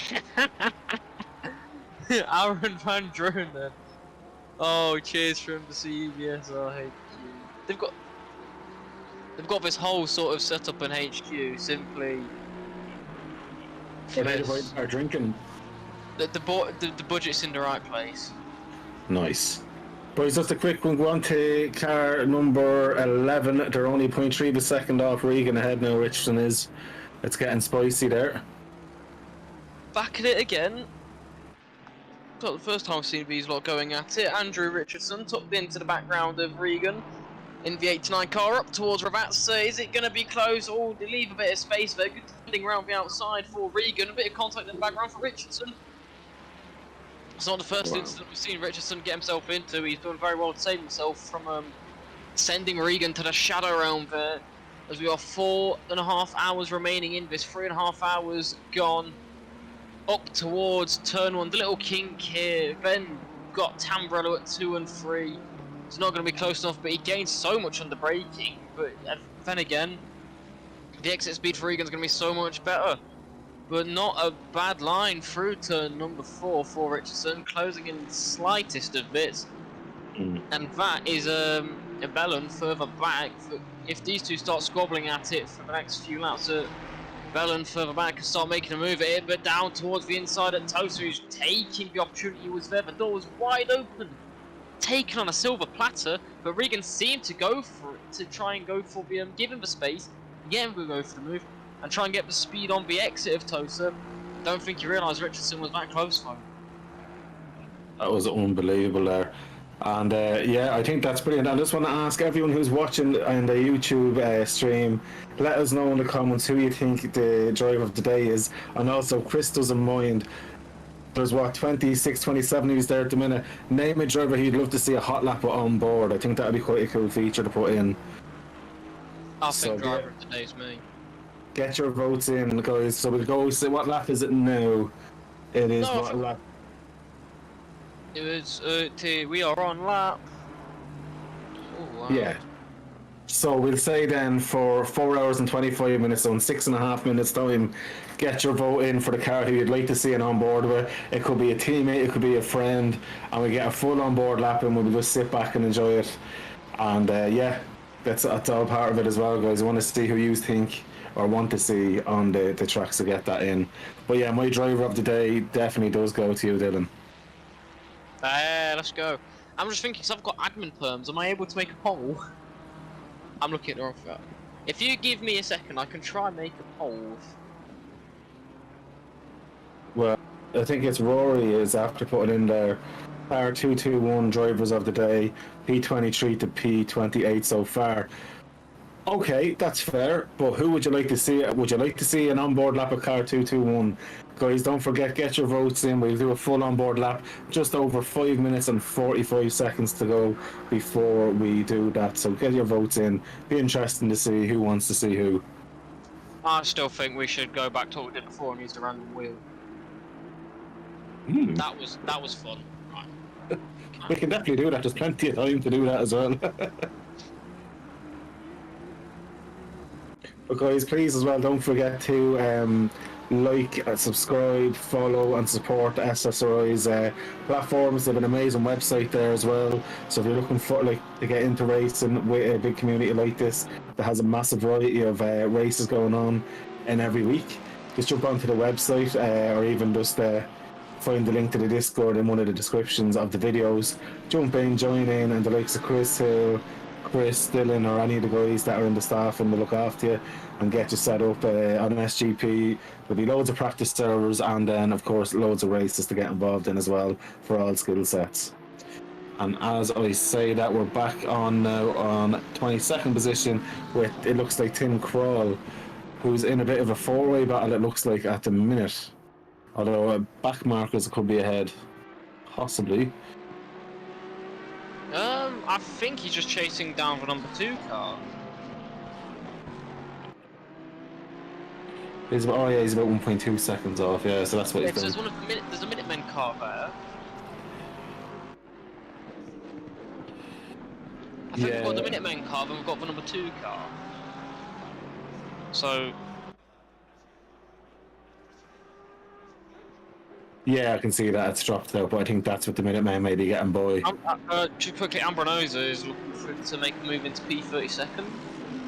14 to 15 looks like there's a bit of an issue about yellow flags, but as someone's been disqualified. Duma's been disqualified. Oh wow. Be able to chase that one up. Milan Duma's been disqualified, but Nelson Ambranosa currently closing down the 73.7 on car that's currently being driven by Van Driel as a And the good leaders in the exit. pit closed. What was that? Sorry, the leader's just in the pits as well. Sorry, guys. I thought he said that we got disqualified for speeding in the pit lane. That we should get you gone as well. Nelson Ambranosa then closing down on Van Driel, trying to come back after they had some major technical difficulties, which had kind of then lost them time for longer. But Chris Vickers decided to shower. However, Nelson Ambranosa trying to pull the comeback of the century. So far, that's been done by the 94 Team Racing Point car. But Nelson Ambranosa, is Van Driel going to fight it down the inside at Tosa? He should get this one done. I think Van Driel knows it's not his battle. Beautifully done. Guys, just under 3 minutes now. Get your votes in. Car 33, we do 221 and 94 all in there. Mentioned, so we'll throw them into it. Chris Hill and Dylan, cars for you as well. Oh, what, you want me to vote? Well, if you can put one car in and the same with Chris Hill, and then if they're all different numbers, I'll just literally do a random number generator, or just put them all in, just pick one randomly for you. I still like my random wheel. 94 from Chris Hill. So that makes 94 sealed unless you pick another one, Dylan. Well, on the random wheel, the first one I got was the CBSR car. I got 69, which I find quite fun. The random number generator has spoken. Mike said, yeah, I think car 94 is going to win it though. Unless we get a few more votes in the under 2 minutes to go. And Nelson is flying along, but also... There was no rules about how many times you could vote. Oh wow. You never voted how many times. You never specified how many times I could vote. There's no rules against that. Okay, I've disqualified you for cheating. Well, cry. If you're gonna cry, I'll get Chris to come over and give you a cuddle, and he might bring you pizza. I'd love that. I'd love that. Who wouldn't? So Nelson, oh, I won. Oh, you're rubbing it in. That's how you go into the pits with a pit limiter on. That's something I need to learn. Yeah, you're disqualified. You're not even allowed to commentate. You've been banned. I wish I could be banned from commentating. Although I do miss it a bit. I took a bit of time off it, so. Oh, this is my first one back for a long time. Well, Nice. the last bit of commentary I did was a Tekken tournament, and that was a LAN event. I'd say that was a bit of crack. I've never even done Tech. I've never played Tech. I've never played a fighting game, and they made me commentate a fighting game. That was quite fun. Do you want me to I make you enjoyed feel really young? Go on. So last night, Chris, you probably know the game, and I'm sure there's guys listening. I downloaded 4 games last night. Streets of Rage 2, Shinobi 3, and then Golden Axe, all from the Sega Mega Drive. Absolute gems of games. Oh man, there are loads of them on Steam, so I just picked out 4 that I used to play as a kid. I've been given a drive-through penalty, apparently. I've just asked for that as well. I'm not old enough to drive. Oh, I absolutely agree. Drive through there. Should I get in one of those little tags cars? Yeah.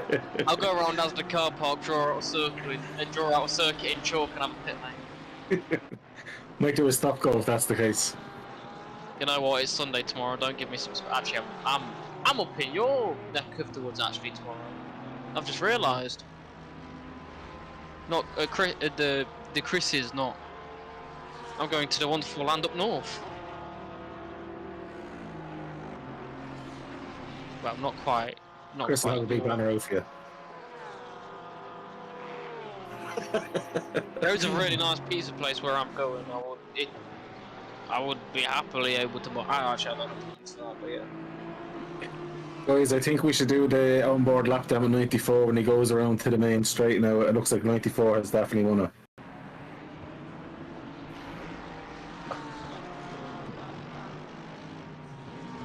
No, the 96 one. Meatball flag, go into the pits and fix the attitude. I've been given a stop go 30 now as well. I'm getting everything. These stewards are top class. These stewardings was for the discipline at my school. Sorry, when I was at school.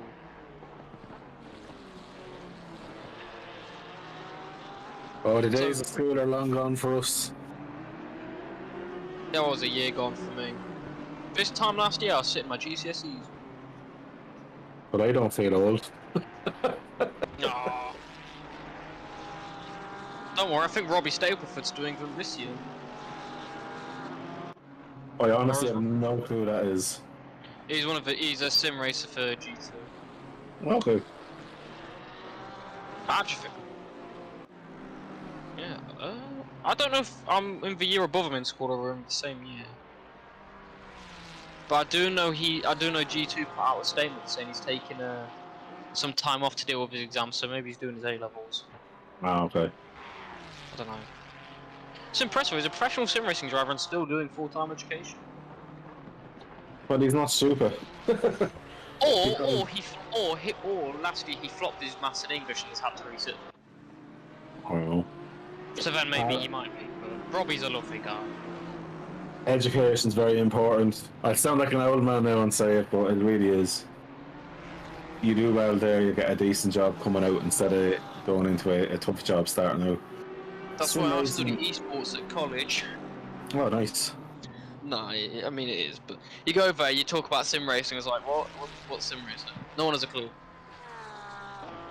But see, esports, a lot of people is the likes of Call of Duty and stuff like that. Esports is such a wide variety of games, really, when you actually look at it. Oh yeah, I mean, Call of Duty gets memed on by the esports community. I mean, I remember the first assembly we had when I started college in September. The teachers absolutely dumpstered on Call of Duty. Just like they took the mick out of it more than Fortnite. Like it got. There's like, is there any Call of Duty players? Because it was just asking what games everyone plays, just to like get an idea of the room. There's like, everyone play Call of Duty. Everyone goes, just kidding. No esports play. Call of Duty's not a real esport. Guys, just in, my amazing teammates in for a pick. Just thought you need to know. Nibo was also in for a stock. Chris Hill, you have absolutely jinxed that team. Stop go 30 now for the 8-7. Oh, no. You said, yeah, for ages, but you said at the start they were your favourite. You thought they might have a good go at winning it. Your fault. So Dylan, just so you know, you're under investigation again for giving out to Chris Hill by the stewards. Oh, come on! I've just reported you. Hang on, does this mean I'll have to stay for like an extra 30 minutes or something? You actually have to do the rest of the stream. How about no? I would love to, but I can't. I think I'm the only commentator that I know that has done like over 10 hours by himself and just done it. I did a charity event that was meant to be 6 hours, but there was technical issues at the start, so it was actually 8 hours I commentated for straight. Nice. And there's a lot of time fillings. Oh yeah, but like, I think the best thing is to just jump at it and do it. And the joy is it's not just talking about, you know, the race as well, you're even talking with the guys as well. I think it's very important to be talking to the guys that are in the chat as well, because they're in support and it's always good to get them involved. And I think my very first broadcast with SSRI was actually their 24-hour event, if I remember right, and that was an amazing event where it was, I think, 7,000 we raised back in November, was it, Chris? It was an amazing achievement, and that's your second year doing it was. So looking forward to seeing the next one at 24-hour. I don't know for that one if my team will be able to race. If not, I would obviously do in a good stint of comms anyway for that one. It's such a great event, and look, I think that's another reason why I'll plug SSRI again. You know, it's not just sim racing; they do stuff that raises money for people who need it. And that's the joys of gaming on sim racing. It brings people together, regardless of backgrounds or country or anything else that seems to cause issues nowadays. So it's great to see that, and it's a testament to the admin and the staff, and you know, really want to make SSRI stand out and be more than just about racing. It's a community. Well, I'll just turn off for Chris Hill. I mean, if I'm being really well and truly honest. Well, Chris Hill I am a fan of, but I do love Chris Vickers as well. Look, a great crack with him. No, what's even better is Steve Proudly and Chris Hill together. Oh, I'd have to hear that one. You've not done that for a while? That is. Fair. I've not heard from Steve in a long time. I was wondering why you were doing more work, because hang on, who's trusted you with it? I'm joking. As well, guys, if you hear that. I'm just reporting them to the stewards there for abusing it again. It's like bully Chris Hill Day in here. So it's bully Chris Hill every day in here. You should have heard the things him and Steve said to me when I first worked with him. Yes. Steve, no proof because Chris's voice isn't on the stream, so Chris would never say anything. Well, him and Steve for a good few weeks would always have something to say about me. Yes. Are you gonna try again, Chris? Do we need someone to mention pizza again? Don't be doing that to him. He's probably mad for a feed. Yeah, do you want to just jump on to car number 16 before you do, Chris? Yeah, because there's a bit 16, yeah, 901 are having a bit of a ding-dong. And a bit of a wide-off ding-dong. So this is kind of a better ding-dong than Chris Hill being absolutely bullied by Dylan. I've never heard someone say ding-dong so much in my life. Well, would you not like the ding-dong? This could get taken out of context very easily. If I speak, I'm in big trouble. Oh no, on SSRI streams I never ever use profanity, and I do my best never to use profanity or anything like that here. Because in my own streams I'm ridiculous, so in here I have to keep a level of professionalism. Well, yeah, every time I'm on professional, I normally have Steve getting on at me.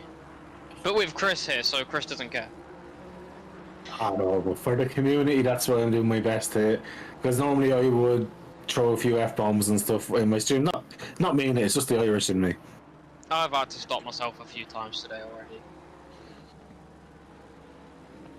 Well, you're doing a great job, and by the way, you're saying like this is one of your first kind of proper gigs doing this. You've done absolutely brilliant. No, this is not my first gig. It's been a lot. I've had to take a bit of a break because of college and stuff. Fair. I've been doing this for a long not a long time, but in terms of my age, I think I started doing stuff consistently at 14. She's back in your day. Oh yeah. What did you say, Chris? Thank you. Chris, that means I've got to be nice to you, though, man. Yeah, no, you can't be giving them crap. But the one thing I will say is this, right? You're doing this. But, I made sure I was about to say another one. But honestly, you were young enough doing this now. You can only get better and better. So I'd always encourage you, if you like doing comms, like there was a big cry out for that in esports to get proper commentators in that are educated in it and kind of have the grass down. And it does lead to other broadcasting work in actual real life as well, by the way. Oh, I am silly. That's why I kind of went to college to study esports. I mean, next year, one of the things we do is casting and stuff. I mean, well, aren't you lucky that you're part of a community where the #1 broadcaster in all the world is in here broadcasting right now, and he's doing a fantabulous job, even though no one can hear him or see him do his job. Chris Hill there is one of the best broadcasters there, so he's a man that you could bounce off and get some information as well. Hey, I was going to say, where's Mike Yao coming to this? I'm a good broadcaster, but I honestly think you're better. I don't have the facilities to broadcast out. I love broadcasting, but I'm so used to doing comms and broadcasting. It's so nice just to sit here, listen to you bully Chris Hill while Chris Hill's only doing nothing nice to you. The number 16 car has just decided to wake us up a bit there through Piratella. 10 out of 10 for style, I must say. Not too shabby. Absolutely not. It's great to see. It doesn't matter whether they're fighting for P1 or P26. They're all fighting as hard as can be there, and they're giving it everything. Absolutely, and even when stuff doesn't go right, they still stay in, they still race. And it's nice to see they still have that passion, wanting to keep going, even though they have no obligation to be here realistically. But Robin Reuter under pressure there from Tim Nybauer, who dropped down to 27th. Chris Hill has really cursed in this race. I don't like all this Chris Hill. Hey, I'm going to start a petition here. Stop cancelling Chris Hill. I wouldn't cancel. Chris Hill would cancel himself. So everyone that's in the YouTube chat, can you please just go hashtag don't cancel Chris Hill, because I think Dylan's out to try cancelling, guys. We need to stop this now before it happens. You can cancel me, it's alright, Dylan. Oh, I can't cancel the Irish. You can try and cancel it. What? I'm Irish? Honestly, I did not think I was Irish. Well, you said it yourself. Oh, the 33's died. Oh no. No. Pros. That's unfortunate. They have not had the best of luck either. They've been fairly hard done to. Oh, he's got going. It's lovely stuff. Just looking around, seeing where any battles are. I think there's a potential battle for. No, there's. Well, it is a battle for 26th actually with Naibo and Reuter.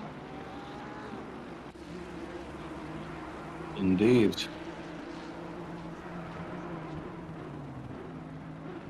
Oh, look at that justice for Chris. That's what I like to see, guys. Give Chris the support here. I think the hashtag justice for Chris is way better as well. Let's everyone hashtag pizza for Chris. That's coming from the bully. So you're trying to say that Chris is anorexic and needs to eat, or you're saying that he's too fat to give him food? That's a double-edged sword. Like myself. Hashtag me too.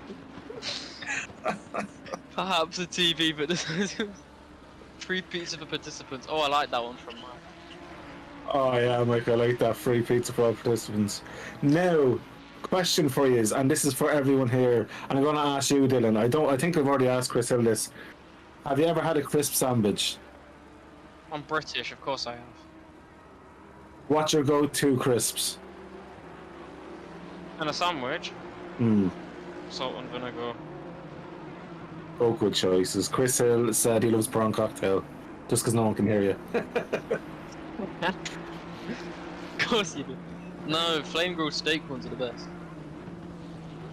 I found the nicest ones in France, guys. Pesto mozzarella, I swear to God. What? No. What does pesto even taste like? It's made out of basil with pine nuts, olive oil, garlic and a bit of salt. You use it on pasta. If you ever get like greeny pasta, that's pesto pasta. Oh, what pesto is, I've just never tried it. So good. So good. I may be young, but I'm not an idiot.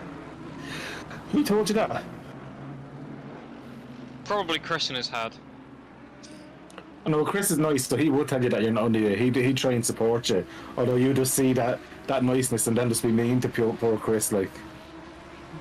Hey, Chris was very mean to me when I first started, and I stand by that.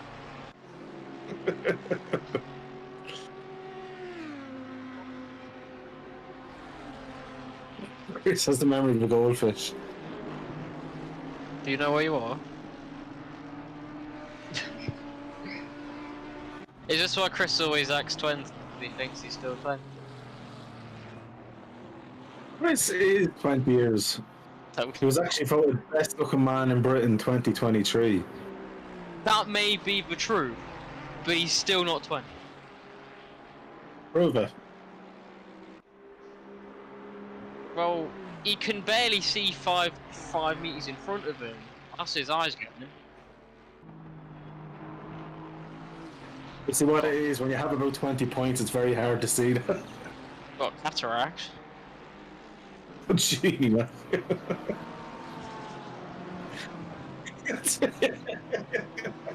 Oh, about 78.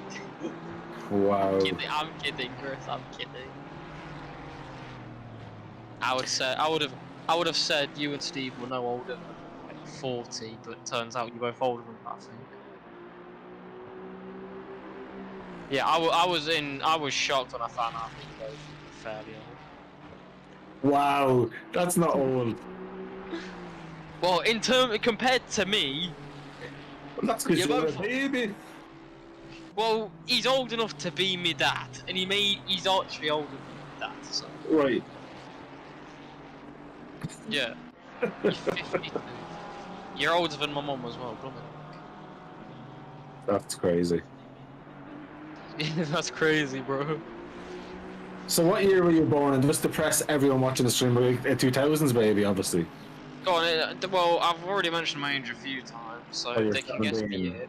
Yeah, Although one geez. thing I did see, the first ever community, the first ever community. Cheers. Wait, are we doing the age we're born, or are we guessing the year I was born? The year you were born was what, 2000? Well, Well, let's it see if was Chuck 2023. can guess it. 2006, I'd say, or 2005. Which is so Well, depressing. there was someone who was here earlier that recognised my voice, and that's because I am actually good friends with them, and there was in my first ever, like, my first commentary style was a community I founded myself, and they raced in there a lot. Because they're big into Gran Turismo community, which is what I was doing. Okay. And he just goes, "Nun." Just quite funny, but yeah. Just heard the voice, was like, what? Well, Chris is miles off what year I was born. Someone said I was born in 1998, they've clearly not got the number. No, it's what, 2005. 2005, 2006.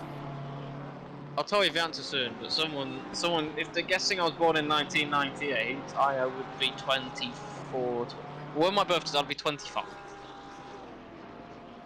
So use your brain, you should get the answer. Oh, we don't like using their brain. 06 baby. Oh my god, 06. I was finished school and I was working. Well, I work now. Wow. And 06 was a great year. I imported an ICG9 from Japan and everything. Those were the days. Chris Hill still had a full wavy head of hair, modelling. Chris just said I wasn't born, I was spawned. I was genetically made in a test tube to be the best esports caster I would be, and I will peak at age 25 and I will be the GOAT at age 25. So How can you be the best when you're in with the caster called Chris Hill? That doesn't make sense. no, He's been voted the best caster in esports since 1980. that seems more like an insult to Chris. He was what, 10? That's just how good he is. That's the skill he had. And computers back there were very difficult to use. It was all dots. Were you just commentating the Pong Championship? Or is it the ball? Or is it that ball? I'm back again. I'm back again. Oh, and he scored.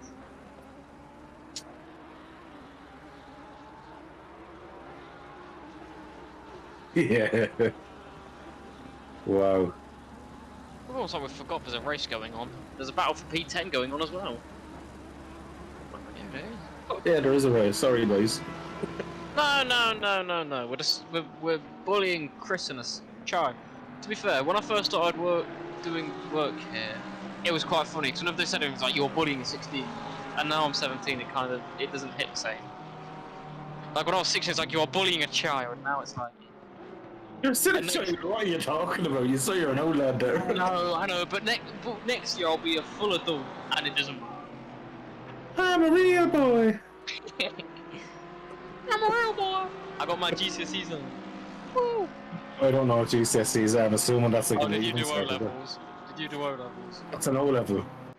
I'm Irish. Oh, that makes sense. Oh, yeah. So basically, we go out into a field and we count the sheep, and once we get close to the right answer, that's it. We have our education, and then we get handed our leprechaun and pot of gold, and that's it. You're Irish. You crowned on St. Patty's Day, and that's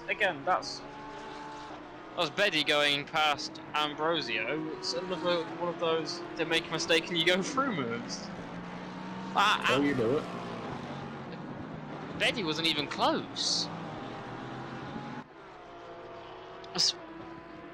I've just realised Aspiri has the fastest fucking race he's taken that off of the 94 car. Antonio, yeah, Antonio is just an absolute beast. Oliver Anderson still not the best Mercedes anymore. I'm sure he's going to be thrilled that. Although he was happy with the top 20 and they're fighting for being the top 10. It's all going good. I heard that lovely car 27 is amazing. But oh No, my. I wonder why. Well, he's doing a double stint, and then I'm back in to ruin the race again. Well, I think I'll do one more livery watch, although that is a lovely livery, and I think I'll have to head out. Christian does our liveries, like he's the owner of ERA, but the new one that he's done on the newer cars is just way nicer than that one, and that's a beautiful livery there. And has an amazing commentator on the rear wing as well. I'm not on there. Some lad called Horsebox, but Horsebox is loving SRI an awful lot as well. As long as I don't do horsing around over there, it's fine. Oh, you're allowed to do any horsing around you want.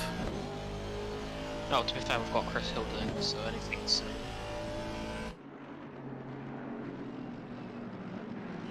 And nice to show on the rear wing, Sim Racing GP, which is what... Oh, that's... The Crow's having more poor luck. Whoa.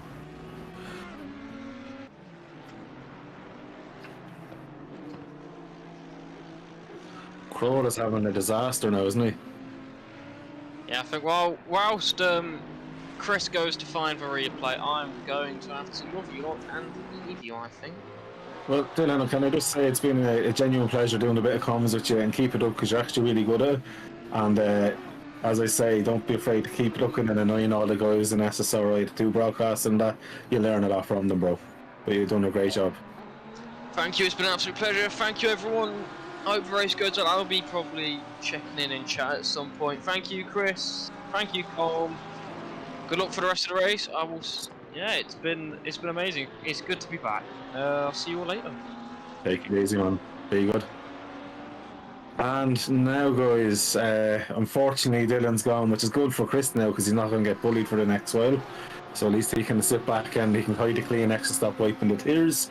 But we'll get on to the racing here as we are on, it looks like, with Alex Crawford. And doing a great race, sitting up there in P4.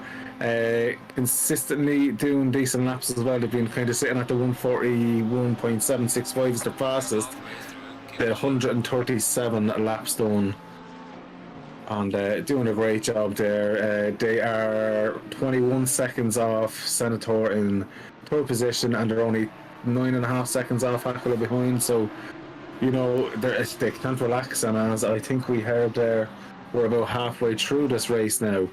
So 4 hours have already after flying in, if we're honest about it, and there's been action all over, and even still now there's action everywhere, even though the field looks like it's spread out, of course, with the long racing going on in incidents. Even in P11 there, Ambrosio and Betty are still at it as well. Crawford is just kind of tipping along, doing a nice job, and it's all about not getting those track limit warnings and trying not to get drive-throughs. It's all about consistency here instead of overall pace to make it through 8 hours alive. And it's great to even see back in 33rd and 34th position there, car 73 and 123 are at it as well, guys, about a second off each other.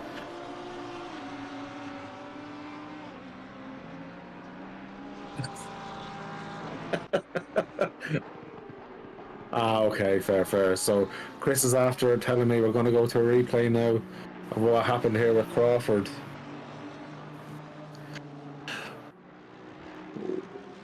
That was very, very close behind. Wow. That's what we call a squeaky bit. Oh no! On the curb. That Lambo does not like the curbs, and that is that one done and dusted. So that's why he is down now in 4th position. But sure, these things happen, and it's all about just getting the head down and recovering and getting back into it there. So I can do at least another 30 minutes or so of comms before I do have to leave, guys. So I'm going to ask you again, right, so what are we on? 3 hours and 57 minutes. At 3 hours 50 minutes, guys, let us know who you'd like to see an onboard lap with. Now, we won't include, I think it was car 94, as they've already gotten a view. So guys, pick a car. It doesn't have to be one of the top runners. You can pick someone that's even in last position. Give everyone a bit of support there, and just let us know who you'd like to see on a hot lap there. P20's just after getting the drive-through as well. Mike Ambernos is letting me know there. Maybe he's gone in and served that since. As we're on here now, it looks like with Mr. Paul Ambrosio. Doing a great job in that Lexus, by the way. Not the fastest car through the corners, a little rocket in a straight line, but not the easiest of cars to drive. And fair play to him, he's doing a great job there. And like this is an actual battle for 10th as well. There's only 0.3 of a second off them there. Betty's doing a great job there. I'd assume the Porsche will be better through the corners, but on the straight line, he's going to be a sitting duck to this Lexus if the Lexus does get a good drive out of the corner. So let's see how we get on here.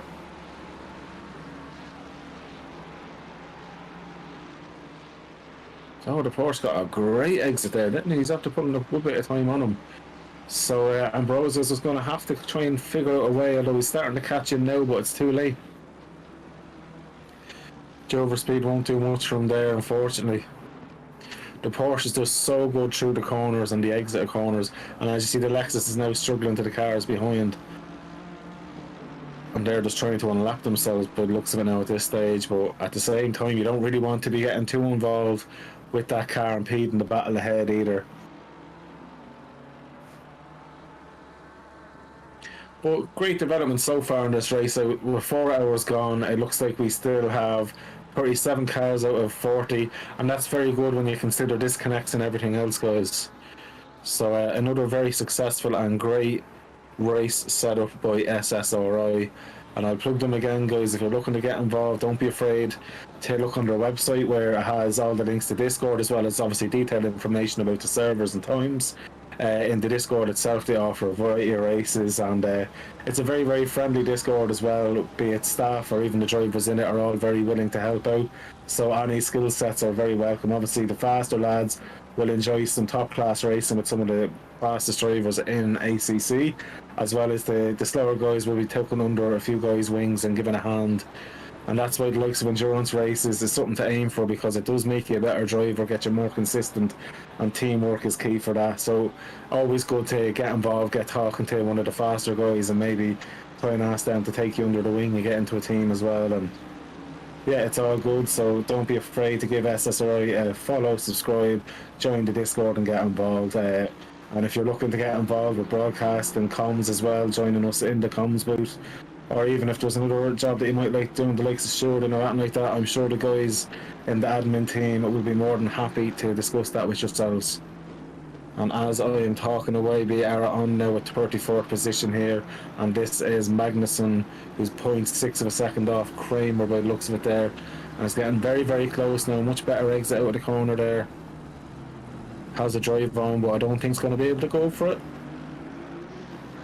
He was thinking about it, and then Kramer kind of blocked that move from happening.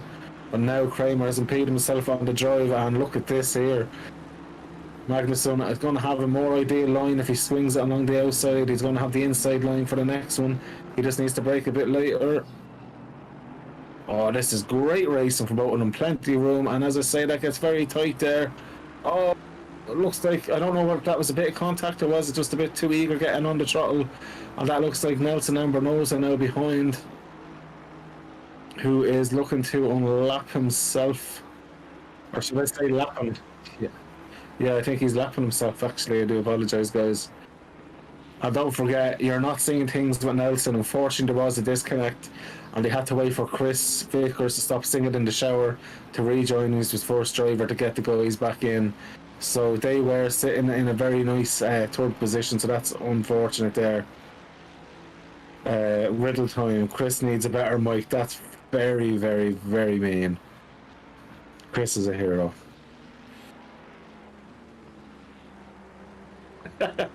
Yeah. Although, yeah, his mic is not on the actual stream, so he just gets to talk away here. You have no clue what he's saying. So car 76 was picked, it looks like, from Mike Ambernoza, and that seems to be the only car that's picked. So guys, another 2.5 minutes ago, who would you like to see a hot lap? But we can't pick car 94 as they've already had one. But if there's any car you'd like to see, just throw the number in there, and we'll pick one of them to do it with, guys. So another few minutes for that one. But this is developing nicely as well. We are on what is a Boreasi versus Vrince. Vrince doing a great job in the Lightning McQueen / Lotus liveried Belgium Aston Martin. I love that camera angle there when you get to see the cars dipping and accelerating out of the corners. And you get to see the likes of all the undulations on the track as well. It's very nice to see those camera angles. I think that's the one thing ACC does better than a lot of sim games, is the camera angles. I tried it in AMS2 and a few others.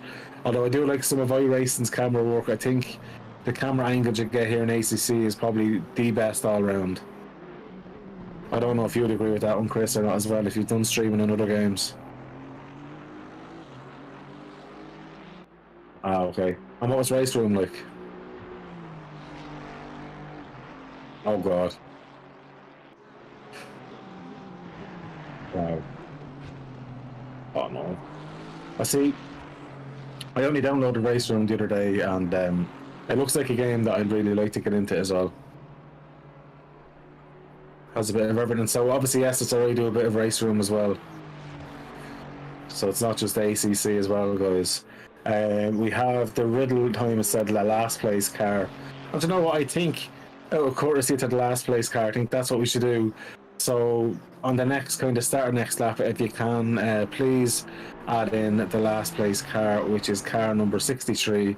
I will do an onboard lap with them. I think it's fair to give them a bit of praise as well. I tell you one thing here though, Vrince is doing an epic job keeping the guys behind. And so we're on with the last place car here now. Is this Adam Locke's team? I think they got disqualified and back in, was it? There was an error with them. Yeah, that's great to see them back in. I'm a lot of time for Adam Locke, another guy who I absolutely love chatting to.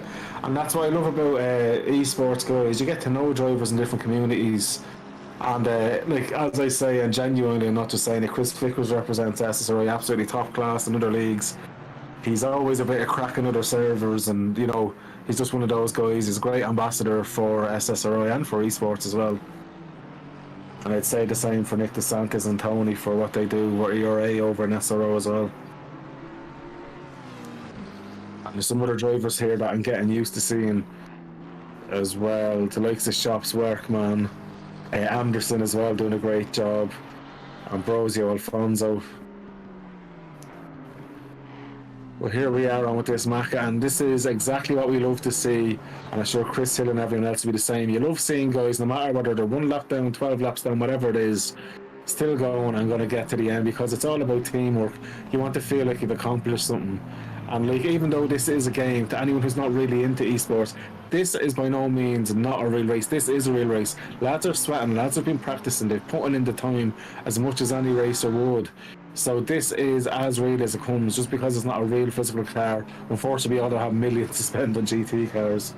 But the guys are doing a phenomenal job here, and it's a sport that's getting bigger and bigger, and I hope one day it's listed as a proper sport and seen on TV. You never know, you might have Chris Hill broadcasting on Sky Sports soon. We'll see. You never know, you never know.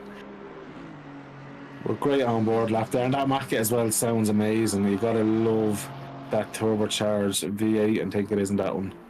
Such a nice car. I think there's a new model of that coming out soon as well, a new version of the Evo. I think we'll be looking forward to that near the end of the year. But that's what I love about the camera. You get to see the suspension work, the suspension kind of dipping down with the nose when they're hard on the brakes and lifting back up under acceleration. It's just such a very well detailed game. It's been so well thought out. Hopefully AC2 doesn't affect this ACC in any way, shape or form.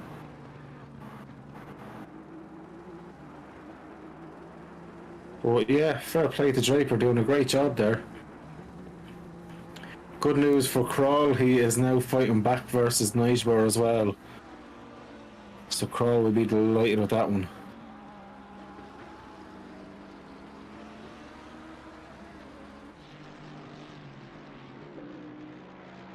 And so he's fighting, he's about half a second off now.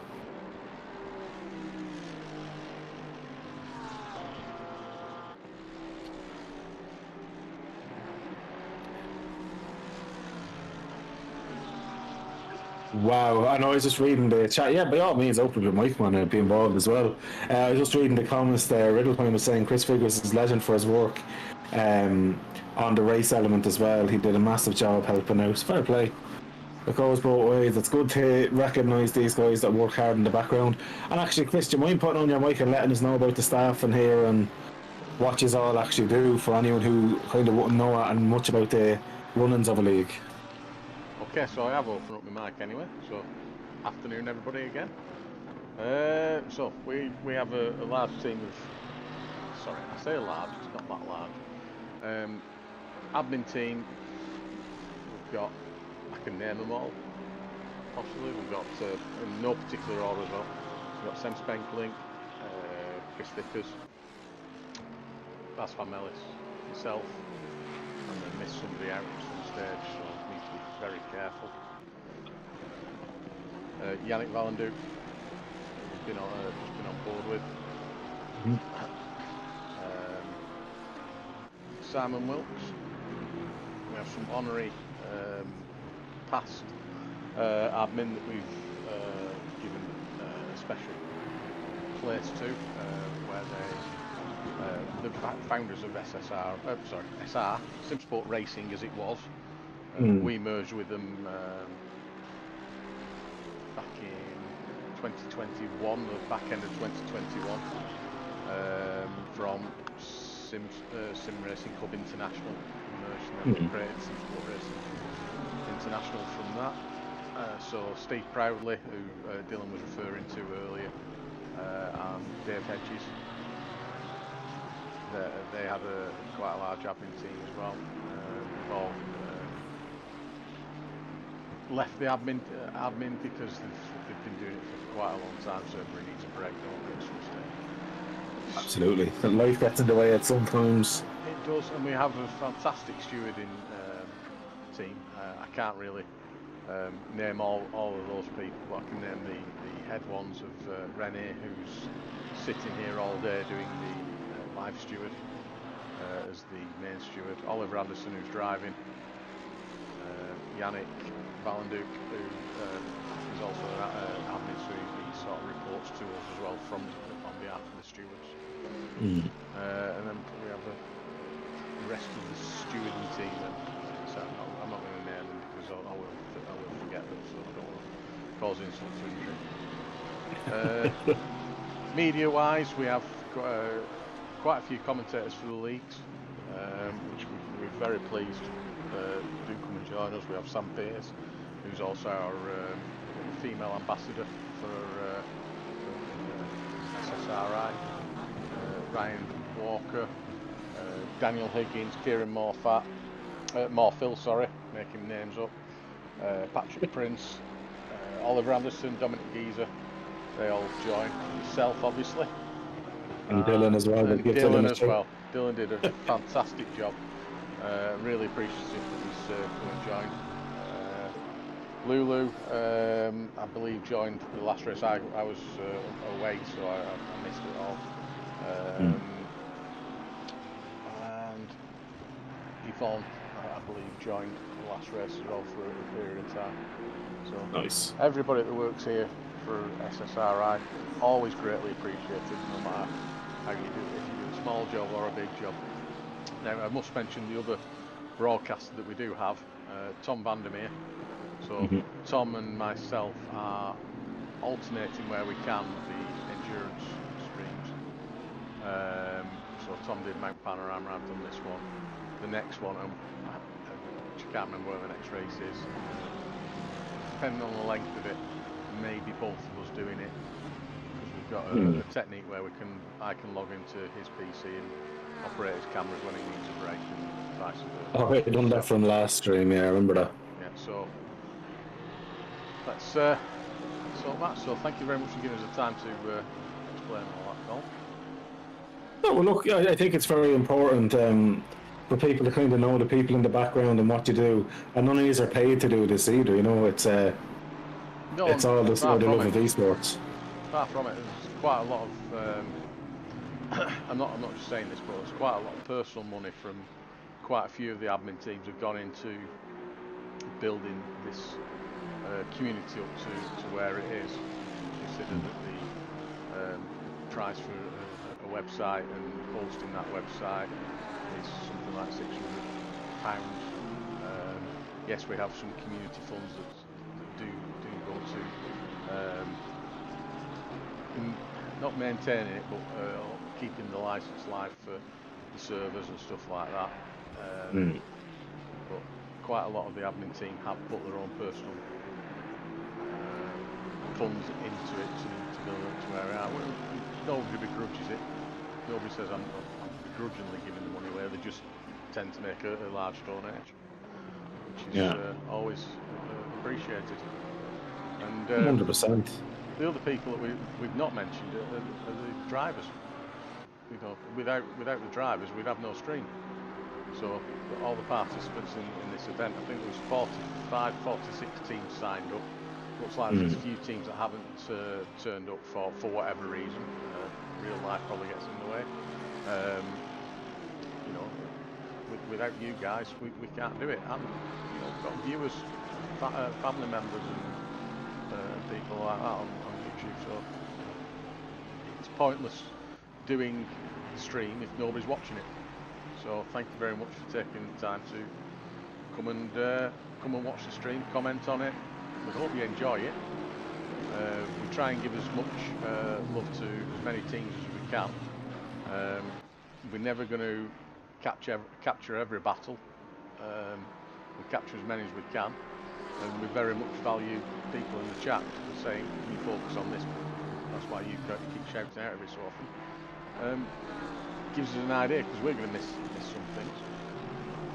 Mayor, it's broadcasting is by far the hardest part. The easiest bit is doing the talking. A lot of people wouldn't realise that, because you as a broadcaster, you're making sure the stream is live, the audio is correct, that you know there's no frame drops, and that you're keeping an eye on the timing on the battles. That's the concentration. You're actually concentrating more than the drivers nearly.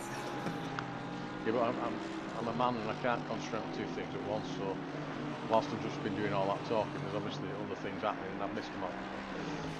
It happens, but let's get back some cars on track. yeah, I was going to say, if you want to jump on with Antonio Asprey, he's now only 0.2 of a second off Hakala for 6th position. So this is definitely heating up, and Asprey is a racer, I think, in SRO Silver North America. He's only started his journey with SRO with Nicholas DeSantis and their teammates together here with Skyler. And they're definitely putting in a good show here, and they don't normally drive the Mercedes either. That's a car that's picked by Sky. I know Asprey loves the Honda and DeSantis loves the Porsche. So a different kettle of fish for both of them to drive. That seemed like an easy move then as well. But you know, it was fair driving, I think, from Hakala as well, but Yeah. Antonio definitely carried the speed through. I think that was nice driving. And maybe he probably knew with the speed that he caught him up, you know what, it's not my battle, we'll just not lose time fighting and just continue on. And he might hope then that if Antonio then catches Crawford up the road, if there's a collision there, he can get two birds with one stone. Not far behind there. Just Crawford going up the hill. So this is going to be a close battle for fourth very soon. Absolutely, and maybe Hackler might do the right thing and just stay in the tow as well and save a bit of fuel and maybe get pulled up in there as well. Be quite interesting to see how this one does develop. You don't know how many track limits these guys have got either, from team to team. It's, No. it'd be really nice to know that if ACC perhaps give us some sort of insight into that at some stage of the development. Yeah, there's a few things I'd love for them to be able to do a little bit better for the broadcast when you look at it from your point of view when you're streaming it, because there is some information you'd love to have there. And that is definitely one of them, is track limits. And also, I think for the broadcast, it'd be nice to know fuel and tyre wear. Yes, yeah, rather than trying to guess it. Yeah. Like, it doesn't mean you'll share it on the stream, but, you know, it's nice for... You can kind of tell the story as it's developing as well. Yeah, just whack down to battle for 11th here, I think. This is absolutely brilliant. Alfonsi versus Ambrosio. And, you know, they're only 3.2 seconds off Betty there as well.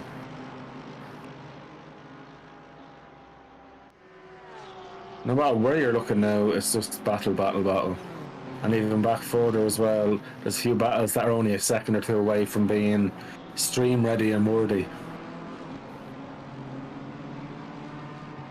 I don't know who's commentating the next thing, because I will have to leave soon to get ready for my next driving stint. Me, by the sounds of it. Oh god. Or it'll be dead silent, so don't you worry about it, my friend. Oh wow. Well, I can talk while I'm driving because I'm going to be driving slow anyways, a roadblock. That's not a bother either. But yeah, no, look, I'm going to wish you the best, and what I'll do, I will try to get back in between my stints. I think I'm jumping in for a stint, then out of a stint. I think I have to do one more stint, then I don't know what way it's working yet, but I will try and get back in. And to everyone watching, guys, stay supporting the stream, share the stream, get other people involved in it, and get other people involved in racing it, guys, because the more drivers we get, the more fun it is for everyone. And thanks for continuously supporting this YouTube channel and all the guys in the community. As you heard there from Chris, there's a lot of guys and ladies who take a lot of their own time unpaid to make this happen, and it's for you drivers. So without you it can't happen. So get more and more people involved and share the love, and look, we'll speak to you soon and enjoy the rest of it.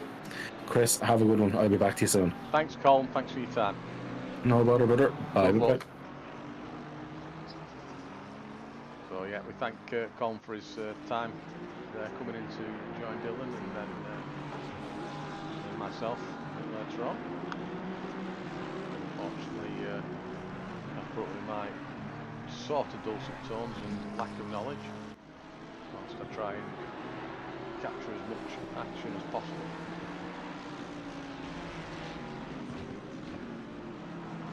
As Colin was saying in the chat, let us know if you see battles you want to watch, we'll try and show them.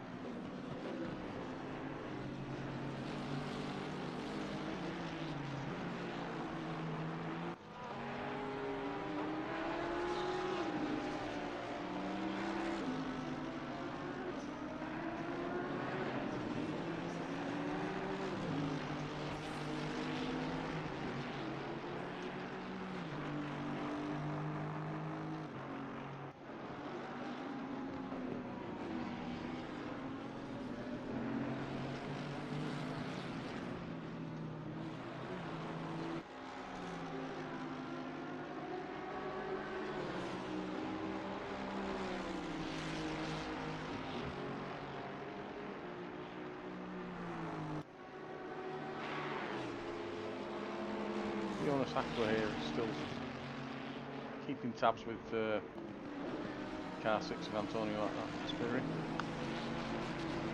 in event team against the RNE team. It's less.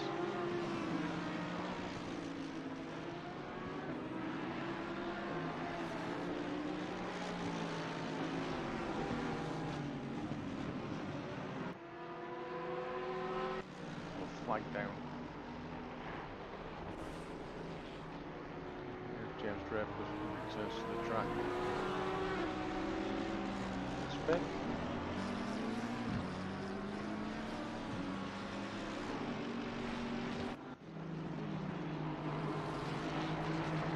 Richardson and Cal Van Horn here. Battle for 13th place.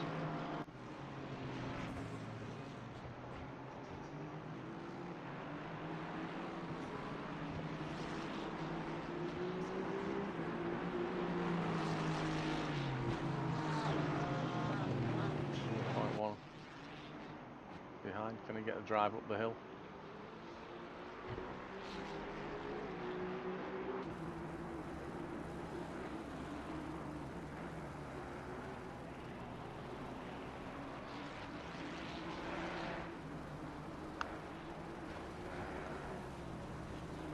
Sorry, I don't know all the corner names like Dylan was rhyming off earlier on. Big shout out to Dylan from the YouTube channel, although it was taking me quite a lot. Greatly appreciated. We're serving 4 hours plus. Got 3.5 hours left, just over 3.5 hours left in this race. Aaron Van Drunen in the chat saying, Danny, our saviour. Is that because he's the only sober one there, Aaron, or?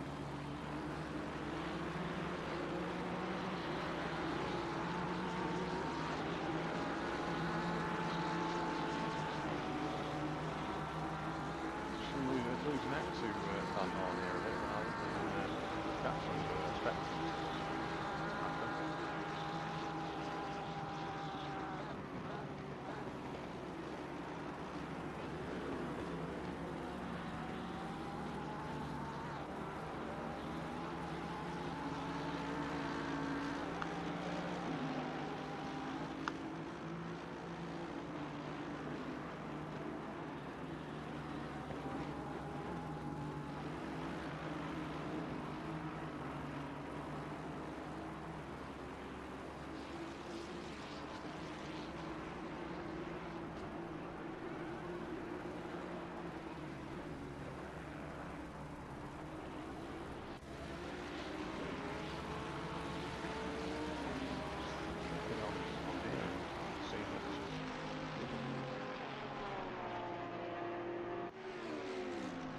Spirit is really caught with Alex Crawford now.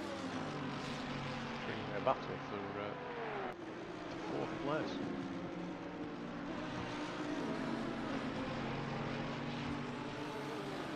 Trying to get Richardson battle on the screen as well.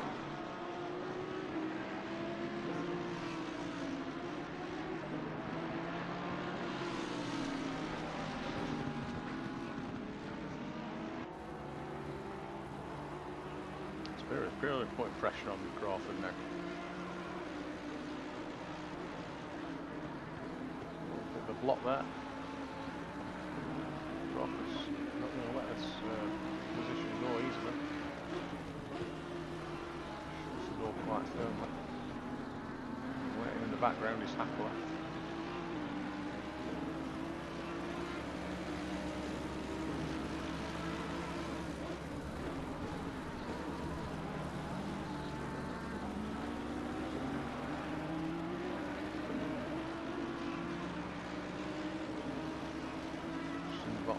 Still trying to get past Tosha. 100. Touching. So unfortunately has taken car 18 out.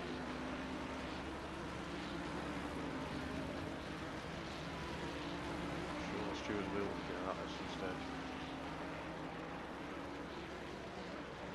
Crawford is about to lose his 4th place here. Spirit currently the fastest lap. Gets past in 4th place, well done.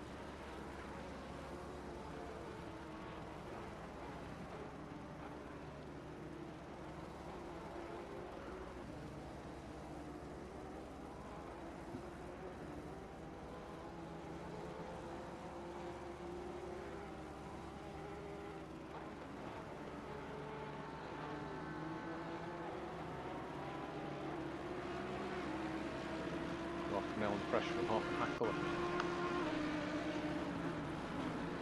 Spears already gaps Crawford.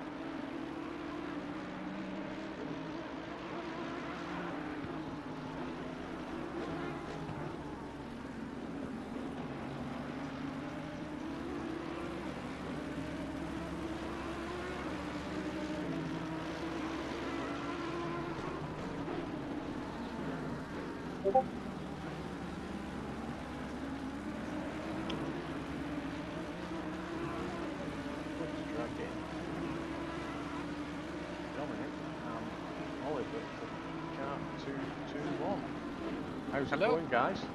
Hey, hello, Chris. Oh, Hello, we're doing good. Not as well as when Dominic was in the car. Oh, you're doing good. Dominic did some fantastic laps to get up to was he as high as 7th place. Yeah, we have been 5th due to pit stops, but yeah, we have fallen down 2 spots under my handing of the car. Although, to be fair, I don't think that we would ever have defended from Skylar Davis and that American Merc. They are much too fast for us. Yeah, they're up in 4th and hold the fastest lap at the moment, so... Yeah, Left, right. exactly.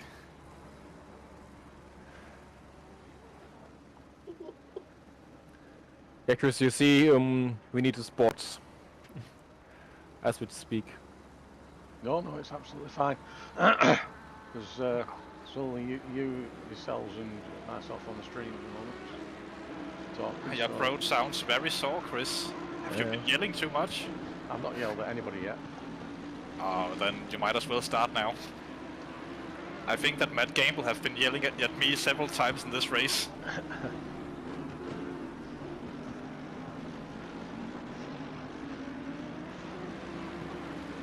Last time I was about to let him through on the next straight, and then I don't know if he braked too later, if he thought that I would brake later. The first one was a little bit more super sketch. Alex Crawford just been down to 6th position now. How come? Jonas Hackler has just got past him into the final chicane. Ah, that's nice. Hackler is a pretty fast driver. Sat there, Yeah. waited in R&D biding car. his time. Yeah. But I switched from the McLaren to the Ferrari, am I right? Or am I wrong? Yeah, I'm sure they were in the McLaren last season. Yeah. I think they were in the McLaren last race as well. So I switched this time. Well, a lot of teams have switched cars after the DLC came out, but I'm sure you have talked about that already on the stream. We haven't done. Oh, then it's might have, that's what you could have filled in the void with when you have no co-commentator. Could have done, but I'm not that clever to do 18 things at once. I'm struggling with one. Yeah. With only 18 things, then you're right. I've currently got you on screen, Oliver, so... No pressure. No pressure or anything. So you were saying just spin the car? No. Flash your lights, no. Nah, I'll just drive. As per usual.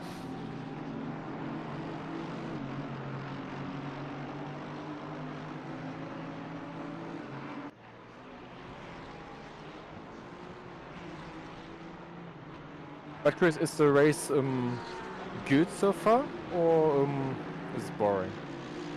It's far from boring. There's battles here, there and everywhere. It's quieting down a little bit now. But in general, there's some good battles. Yeah, now it's becoming the strategic race, like when Dominic handed me a race car with 3 track cut warnings. No comment on that. So it's all about keeping it on track. That's why my pace is lagging a little bit. Every time I just go anywhere near a track limit, I'm slamming the brakes. You don't want one of those drive-throughs. Several teams No. have them so far, so... Yeah, I think if we get a drive-through, then we'll come out very close to P9. Which we don't want to. We would like to stay ahead of them and just keep the safe gap. So that's strategic all the way through, and just keeping it clean.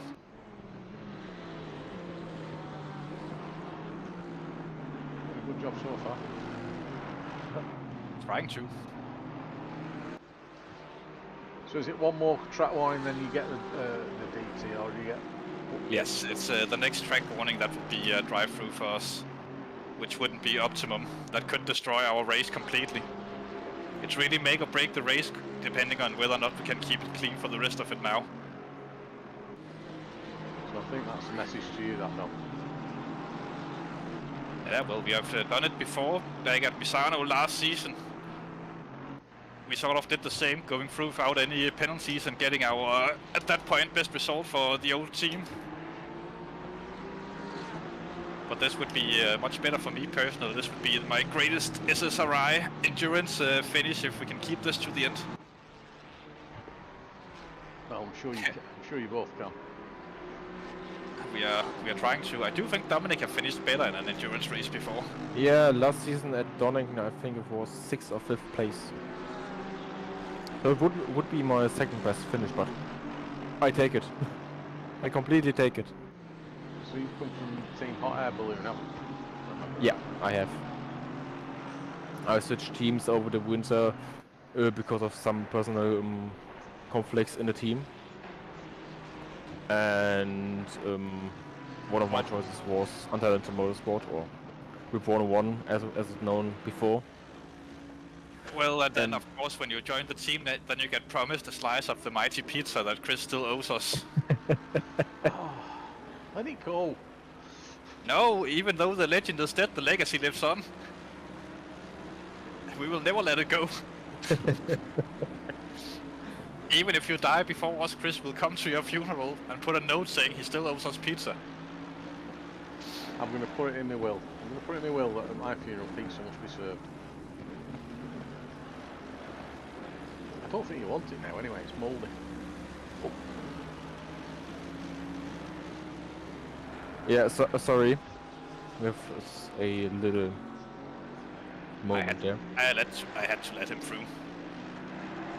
He has been faster than me for a while. We have been in two sketchy situations before, ending in him taking very evasive action to avoid me and going out himself. So I think this was the time to pay back the favor. But it looked like when I let go of the throttle, he did the same, and it ended up being super sketchy anyway.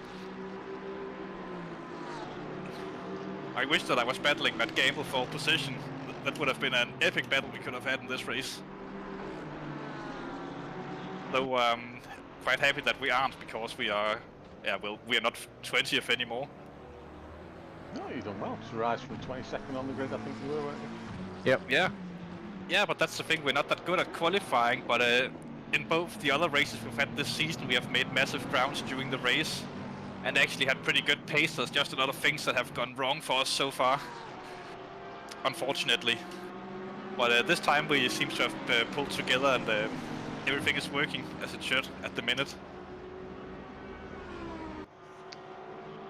Though in not so long we will be leaving you, Chris, because we are about 7 minutes out from our scheduled pit stop, and Dominic have to take over the car. Yeah, no problem.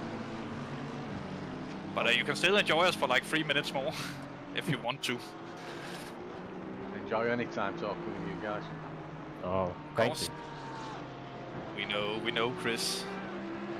There is not as much scenery here at Imola as there was at Macau. Ah. Oh, there are a few good trees, and I think you can find Ayrton Senna's memorial stone if you go off the track in Tamborello. Yeah, you can. You have to use free cam properly. So I'm not going to do that mid-race. We have it on the track. I think you should just try, Chris, just for the fun of it. See if you can control it and see how rigged it will be. No. No.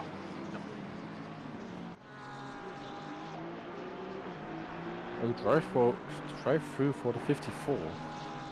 Does that matter to us? What's happening? Not really. Oh. Yeah, P25. Nothing to do with us. anyway. Well, that's fine, I guess. That's fine. Who's coming in to join you in the commentary booth next, Chris? Nobody. Nobody, so it's just you for the last 3 hours? Yeah, well, Colm might come back in a bit if his stints allow it. Oh, they will. He's racing on a controller anyway, so he can do both. If I'm not mistaken, I have seen his steering inputs, and if that's not a controller, then I'm very impressed with the speed of his hands. P5? Yes, now the other guys have started pitting. That means we are within the window. Yep. I'll drag you out, guys. Thank you very much for joining us. Give You me a too. message when you're available next. Yes. Yeah. What are you doing? Thank Good you for the talk. Bye. Bye. Bye.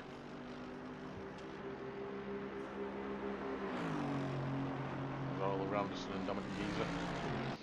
Join us from the untalented Motorsport car 220. Really appreciate their time. Come and join us whilst racing. As you've heard, I'm on my own here in the commentary booth. If anybody wants to come and join for a chat that's been in the car, wants to give us an interview, please feel free. There's 787, I'm not going to go focus on them. Has now got a drive through. Going to Dylan, I've cursed them at the start of the race.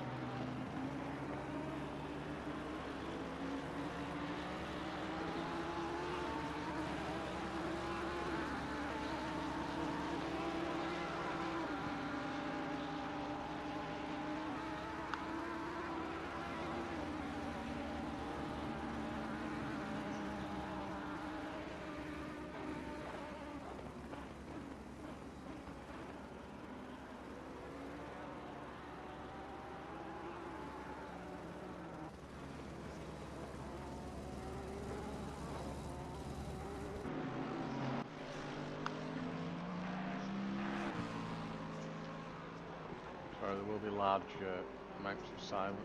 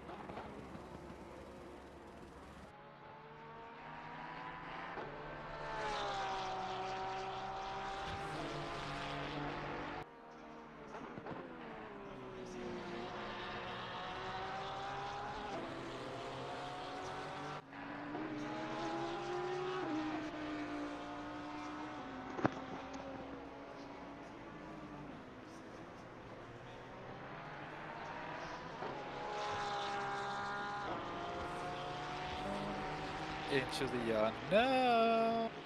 You're back in, so there's been a lot of silence for the last hour or so. Oh, that's Wow. our live radio with a bit of singing and stuff. So welcome back, guys. Race going still going well for you guys. Yeah, nothing have changed really. We have gone into the phase now where it's just conservative lines and don't do anything stupid. That must A be long really way difficult for you. Yes, it's extremely difficult. Long way up to P7 and a long way down to P9. You've got on the black stuff, you'll be fine. Yeah, I think so. We're just trying to avoid the drive-through, and if you do this, then we have P8 secured. So, Oliver, don't go wide. I'm trying not to. Although it's only Dominic who have gotten track warnings in this race, so Yeah, shame on me. although he has also been driving a little bit faster than me throughout. Maybe he's risking it a little bit more than me, or are better at driving the conservative lines. Especially up here, I'm so slow through there with not risking it. Well, last So thing you you want might- to do is spin on those sausage curves. Yeah, Oh, I have because been around there once. Oh, right, okay. Your fellow teams quite well down at the moment, aren't they? Yeah, they have had a lot of issues in their race. It's also quite interesting now. It's really unknown with the tires. It seems like we're adjusting them much more now after the last update that came out than we were before. Okay, yeah. That could be catching some teams out. What would normally be like a 0.4 pressure changes now closer to a 0.8. Well, that's a hell of a change. It is. Or maybe we're just stupid at driving. It's hard to say. And if I do maths, I can say that's double. Yeah. We can maybe ask someone in the YouTube chat to confirm whether or not this is true for them as well. They might Though do. I'll They might- obviously not be looking at the chat while driving, but No, I know you can multitask because you're a young fella, but not like you can no. type as well. But Dominic can. Yeah. Yeah, it's. I've just been on snooze for the last hour or so, just going up through the field, from bottom to top, giving each car a couple of laps on screen. Ah, And very then- nice. Then Possibly. jump into battles as and when I can see them. At the moment, there's not really any battles on. No, I think for most people it's now all about conserving their cars and finishing in the position they're at. I know that Mode 11, they are on a bit of a run right now, being very good on pace. I think they are much faster than P9, but I think the gap should also be quite large. Yeah, so Andrew Richardson currently driving the Mode 11 car. Yeah. The only one in the CBRS 69 car that could match him on pace just closely would be Danny DeSwart. I don't know who they have in the car right now, but yeah. Not anything bad about Aaron, but he's not as fast as Danny. No one is in the Merc, except for the American Merc, of course. They're just fast. They're doing really well. They're up in fifth at the moment. They did catch a moment where they were close with the 94 car. Yeah, but they spun. They got spun round by the 94 car. Oh. That we didn't see. We only saw them parked sideways on the track. So nice. Which meant that we were top Merc again for roughly half a lap.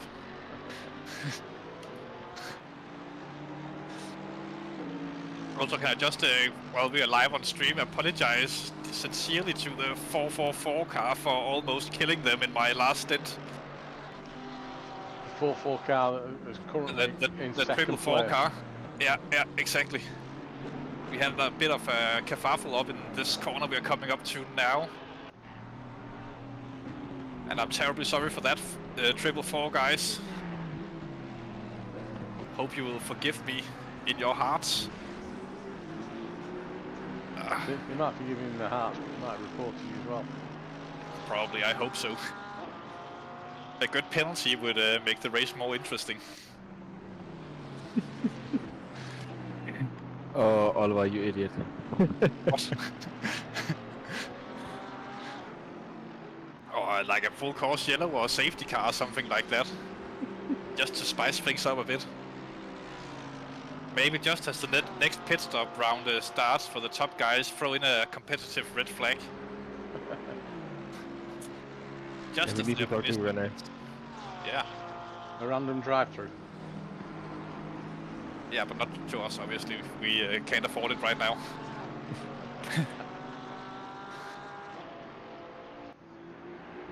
Just concentrate on doing your race. Yeah, thank you. Do you know what happened to the championship leaders? We have seen them a few times on track and they are not doing well. Yeah, apparently I've cursed them. Oh, by opening the show and saying that they would, there's a chance they could win it. Yeah. It's been nowhere. Yeah, I talked to Yannick during last week. He said that they hadn't even started practicing yet, and they normally actually don't do practice for the endurance. But maybe that have hurt them quite a bit after the update where everything changed. Yeah, I think it will have done because they've been round a few times. Had Yeah. a few spins. Down in 31st at the moment. Whoa! Speaking of few spins. Oliver, keep it on track. Yes. But then again, the Honda is also fairly known for not liking curbs. No, it doesn't. And there are quite a few curbs on this track that you will have to take. Including the one that I just mounted. Maybe not that much curb you have to take there. Nobody likes to ride a sausage, do they? Nah. Well, maybe some of the women drivers we have in the community, right? Oh, you've got a chance. You got a what? You've got a chance. De Santos has spun. Yeah, he'll need to more than just spin for us to catch up to this guy. I also just spun, remember? So where you just nearly lost it, he's gone round. He's only just recovering now. Yeah, it's not enough. We need preferably the Markenberg Lexus there to get into issues.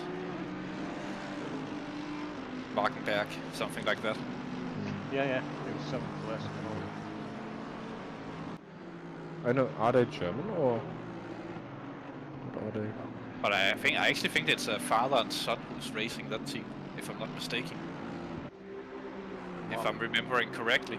And what happens if you are mistaken? The what? And what happens if you are mistaken?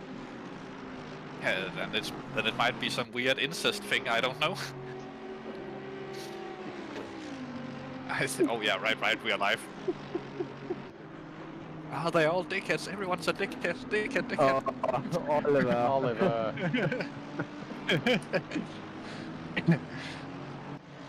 We have 30 people who are watching the stream right now. Yes, and to all of you, you are some. I can't say that. Oh man. Why is he indicating to that side? No. He uses the indicators the wrong way around. Oh, Jesus Christ. There's a McLaren. What? What was the McLaren doing? Okay. Yeah, clean. I have no idea what that McLaren was doing. Outside. Clean. Everything's clean. Damn. Unbelievable. We picked up damage.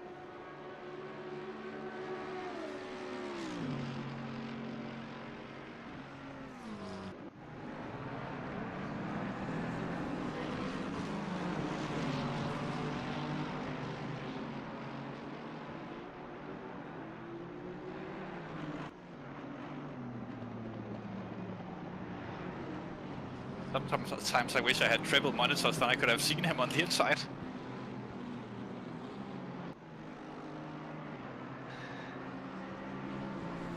He saw him, leveling out.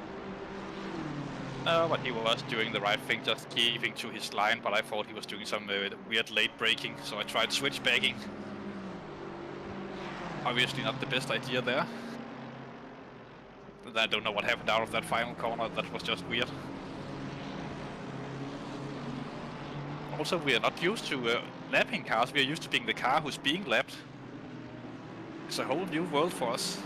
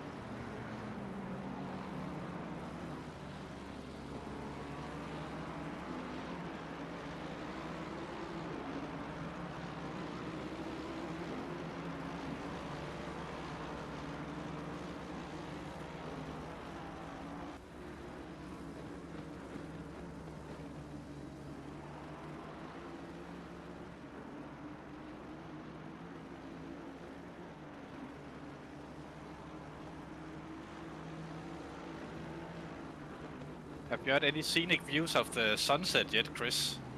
Not yet, no. Now, I think it's about time to get those. No, me, I don't like scenery. No, but they sneak in all the time anyways.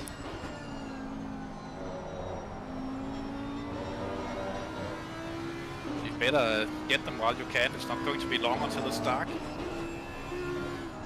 I've gone go with somebody now, so let's see. Out of the final corner, you can just see it behind the signs. Not Carlos signs, but the billboards. Those kinds of signs. Yeah. But I don't think Bill is that bored watching this stream. So who's he driving? He's driving the third untalented motorsports car. The 219. He's the ghost driver.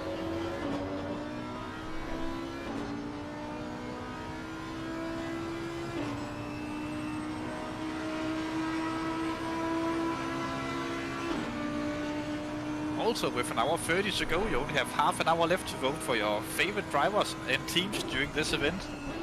And handing out the Spirit of the Race awards to some team. Yes, I just figured out we had to do that. I would personally like to nominate the Mode 11 team, who have had an extraordinary comeback drive in this race. After being involved in early incidents.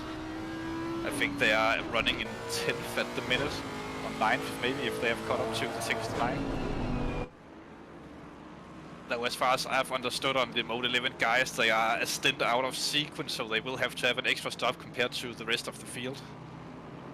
But what a great comeback they have had. Yeah, I'm just spilling the beans. Might as well.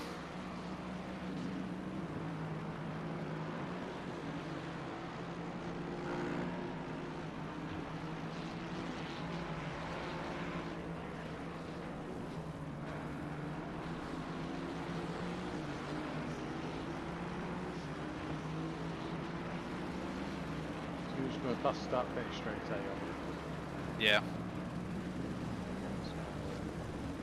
About half a lap between you and the CBSR team. Yeah, gap probably went down after that contact with the back marker. They're just coming to the final set of corners.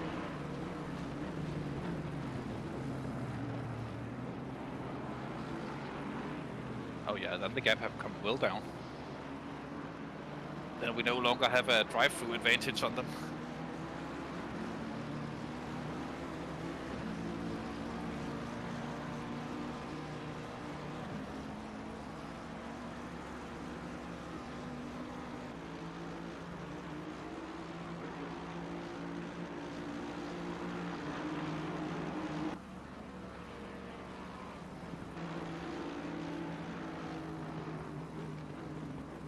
So key word of the race must be drive-through for all the teams. Avoid it, avoid it, avoid it.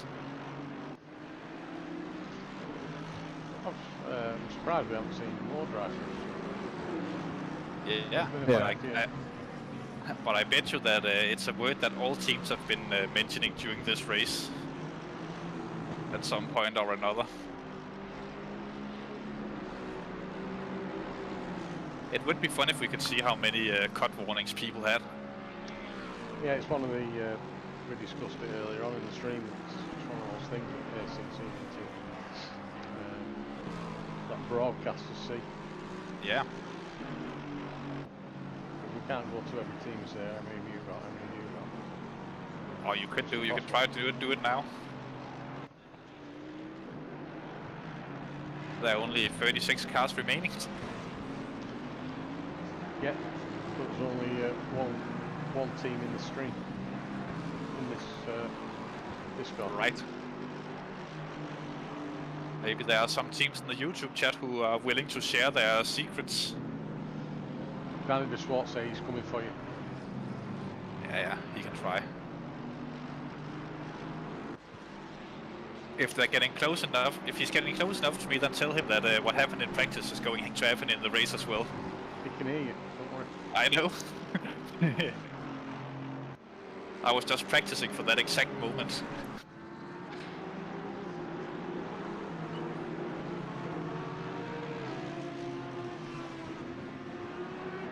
Now they have about 40 minutes to catch up to me, and then Dominic will finish the race in the car, who's quite a bit faster than me. And I will assume that Danny would be finishing the race as well for CBRS, since Anthony and Aaron might have had a little bit too many adult beverages over the course of the race. I have asked them if they, on their own live stream, if they would be so kind to put a beer counter up in the corner. I mean, adult beverage counter up in the corner. Then I would definitely watch it.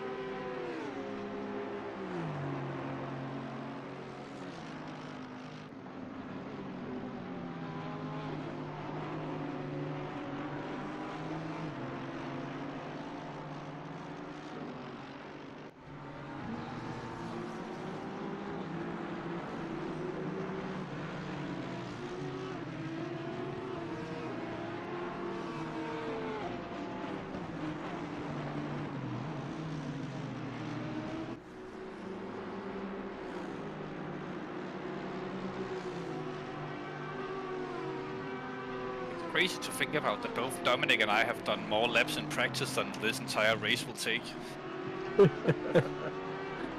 Yeah, we were practicing almost every day. Yeah. Apart from Thursdays. Yeah, apart from Thursdays that we're busy with different stuff. No, but that's the thing, we take endurance very seriously, and we can see for this event where we It's probably the closest grid that we have ever had in SSRI endurance history. It makes that little bit of difference coming into this part of the race. Already having practiced. What? Already having practiced it. You're falling out a little bit in my ears, Chris. I said because you've already practiced it. Yes. Well, not exactly these conditions, but we have practiced the track at least. Track temperatures dropped slightly to 17 degrees now.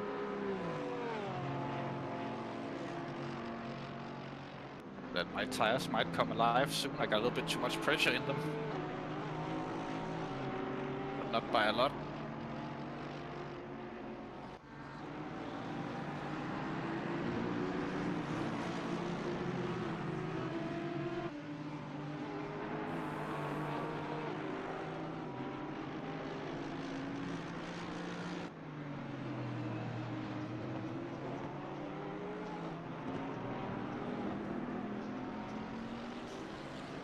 How do you want to do the final stint, Dominic? Do you want to go as close to an hour as possible, or do you want me to extend as deep as I can? Extend. I feel like I'm losing quite a bit of time right now compared to your pace. Might be because that we are having a cozy chat with Chris. It's not quite cool. Just- is it? We're just spicing up the race this way, Chris. No worries. It's up to you how you want to feel drive. I was just more thinking of how you wanted to do it. I don't care. Then extend. Yeah. And let me just calculate the fuel. Yep. It'll be like 38 minutes till I pit. Yep. I know. I see the times. Yeah.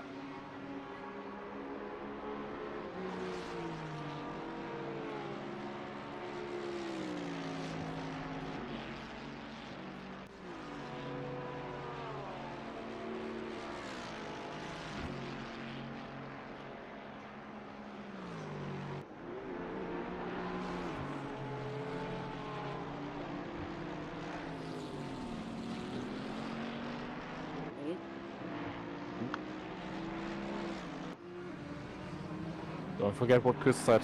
Keep it on the base thing. What? That's Drive through for that? Really? Huh? Apparently that was a track cut. Oliver. Jesus Christ. Yeah, now it's gonna be tight with CBRS. Oh man.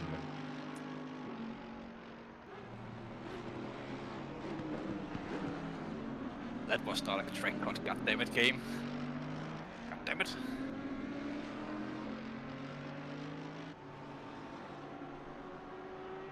Wasn't a cut. No, that was an extension.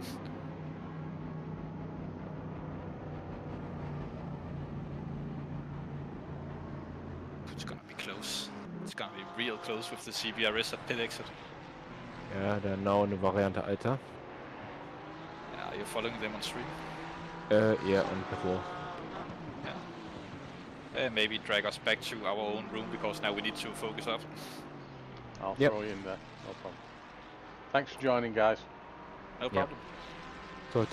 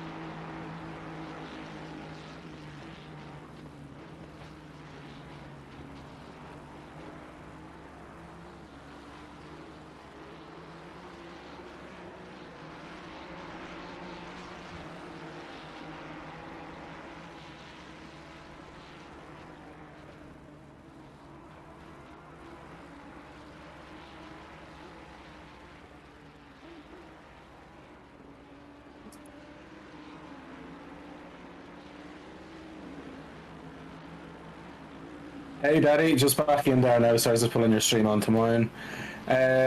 Great racing so far. We're down to the last 17 minutes. I wasn't aware there was nobody in the comms booth, so here I am. There's no need to worry about it. So, great battles, and we're on here with the Swart, is it? Just Swart chasing down Dominic Geezer. Nice. So let's get me time up in front of me. There was a 2-second gap when they came out of the pits. Wow. So we've focused on this for quite a while this gap's come down. Nice. Yeah, I was looking there while obviously I was in with my own boy Chris Wall, who's done a great job. Seeing DeSantis, Asprey and all getting up into 4th position. There's been great battles around through the whole race. I've been keeping an eye on all the times here. SSRI doesn't fail to deliver, does it? Still 35 cars going out of 40. Of course, unfortunately Chris Ficker's team got another disconnect, and that was unfortunately the end of it for them. But some great stuff here. The Swart here is under probably a lot of pressure now, because it's down to literally the last 15 minutes of the race, and he needs to get the move done because it's for actual track position. So I'm sure he's starting to feel the pressure now. And also Johnson in car 720, it's for 33rd and 32nd position, also feeling the win a second as well. So these guys here, it's a now or never kind of situation, Chris, isn't it? It absolutely is. With 15 minutes left to go of this race. 8 hours, and after 8 hours we're still watching a really close battle. It's awesome. It's how sim racing should be. And as we say, there's a close battle up in 9th and 8th and 9th, and there's even some for the lower positions. It doesn't matter where the guys are racing, they will go hand, tooth and nail to the end. It's absolutely, it's brilliant to see. It's been a great event. A long event, I'd say, for you, of course, being in the broadcasting booth side of it. And have you been doing a bit of comms as well? I've tried doing a little bit, but then as the world of YouTube will tell you, I'm not very good at it when I'm on my own, so I've just left it on silent and went from bottom to top, giving each team a couple of laps on screen. And is it YouTube kind of censor it when you talk because you're getting everybody a little bit frisky, or what is it? Say that again, sorry, Colin. So the YouTube like tell you that you're not good at comms? Is it because you're getting very frisky, just everyone hearing your voice? Ladies and men are throwing their underwear at you. No. I just know I'm not that very not good unless I'm bouncing off somebody. So not at all. And this is the thing I say to anyone, even when you're doing it alone, mate. Once you're able to tell the story of what's going on, that's what really matters. And engage with the guys, obviously, which you always do as well in the stream. That's the only two things you need to do, and it's alright to have a break in between. If there's nothing to say, sometimes you're better off just enjoying the racing. I'll be honest, I nearly fell asleep once. Oh Jesus. Not because of the racing, I'm just so knackered. Yeah, I think the longest stream I've ever done in a row was, including qualifying, about 11.5 hours, and it was tough. It is tough, I don't think anybody understands. Sitting in front of I'm sat in front of 4 screens. Yeah. Trying to see what's going on. And then you're looking at all the softwares, and you're keeping an eye on all the ping and everything else. Yeah, and chatting in YouTube chat as well. Yeah, it's a lot to do. And women say man can't multitask, huh? I can't. You're doing a good job. Man. Yeah, very proud of you. It's been a great stream. From every time I look at an SSRI stream, obviously I'm very intrigued with it. You do such a fantastic job with it. So hats off to you, and genuinely, as I know how hard it is to do it, I think you deserve a point after this. Oh, I might have one. Thank you very much for that. I see your team's done well. You're up into 23rd now. Honestly, we're delighted that we finally get a race that finishes, because the first race we got DSQ'd with one of our drivers. The second race, the server was glitchy as well as the didn't load our setup, so that was just a horrible experience for us that time. So for us, this has been just nice to finish now. Overall, I'm very pleased with it, other than there has been issues. I forgot to do the pit limiter, got us a stop go. We got a drive through, and then when Chris Waugh got in, we were using ACC drive for the pit stops, and Matty disconnected, and then it didn't give Chris any fuel, so we had to do an extra pit stop for Chris's fuel. So we've had a few silly issues. So, you know, all around, 23rd position is absolutely fantastic. I was definitely the slowest driver out of us. I was trying to defend and do whatever, but you know, it is what it is. But it's been a great experience. Obviously, for me, I'm a commentator. Getting to race is a good bit of fun as well. And it looks like we're starting to get penalties coming through. Well, I'm seeing loads of them coming through there. 89's after getting 10 seconds. 94 got 5, 94 got 5. 94's got is up to 10 seconds at the moment. Wow. I don't think that'll drop them anywhere, to be honest. For a lot of them, it probably won't now because of it has spread out quite a bit in terms of kind of the main places. Because a few of the top lads, I don't think there's going to be much issue. And I don't know if you got on stream. Unfortunately, it was the guy who was in fourth at Asprey. Your man Tubby had a big moment on P1. I think he hit a sausage curb and hit the wall then. Yeah, I think I've managed to capture that. Yeah, that was quite unlucky. So this looks like it might be the move from Distort. Nope. Backs out of it. But yeah, no, look, it's as I always say, SSRI put on a great experience for anyone. And I'm just glad that... Sorry, Oh. sorry, look at number 2. Second place, 94. Wow. Oh my god. Oh, track limits. That could drop them 94. Whereabouts are they on track? Try to see. I'll tell you what, look at the second screen. I'll get the time up for you there. So it's definitely going to drop him behind. So it's only a drive-through. He'll drop down to 3rd. I don't think he's going to lose enough time to go behind Asprey. But he's definitely going to lose about 30 seconds, which is where 3rd is about behind him. Yeah, it's going to be close, isn't it? Yeah, I think 3rd is going to get him because don't forget he has to slow down to go through the pits as well as then build back up to speed, and it is about 30 seconds of a time loss. It's a long enough pit. 15th place, if you have a look at that as well, they've got a 10-second penalty with only 10.1 seconds between 15th and 16th. That's going to end up close. Oh, I feel bad for them. Well, it depends. If they've got a penalty, they've obviously done something wrong. Yeah, I wasn't happy with the penalties I got, but I take it on the chin. I don't think anybody that gets penalties ever happy with. I know, look, if I do something wrong, it's genuinely fine. But there was just one I was like, eh. Well, you know, I say it from the steward's point of view, I won't cry about it anyway. I think that's got Dominic here. This is going for no, back too far back. That's a smart driver. Waits for this back marker. Jeez, get your teeth, Chris. But see, that turn 1 chicane, it's not really an ideal place to overtake, because if you try it around the outside, it happened to me with the Porsche then. When I go for the apex, he was on my inside and we did touch. I think I did get a penalty for that one there. So for that one, it's not like a place to overtake, you don't have to back out. Oh, that back marker's really influenced this. It's a drag race in the Mercedes versus Mercedes, isn't it? It is. Oh, and a bit of touchy touch there. I like to call the elbows out. But look, he was the faster driver. He was sitting waiting patiently, and he didn't do a silly move into turn 1. I think the tiny bit of door touching is fine once it's nothing too aggressive. I think right behind them is the 94 car there. Oh wow, it is. And that's definitely going to seal the deal, because look at the back marker, it's slowing them down. So I think that's going to seal the deal for 3rd place, to try and utilise this now to get out ahead. So are they aware? Well, they have to be aware that he has the drive-through, but it's... Well, this is where the 3rd place currently is. Oh wow, okay.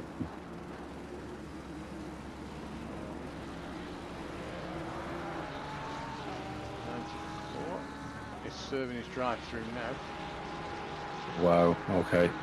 This is what's going to be very interesting. I do feel he's going to lose the 2nd place. And he'd fast, like, that's an unbelievable fastest lap, by the way. A 140.915. What the hell did he have for breakfast? That team has been fast throughout the whole of this race. Absolutely rapid fast.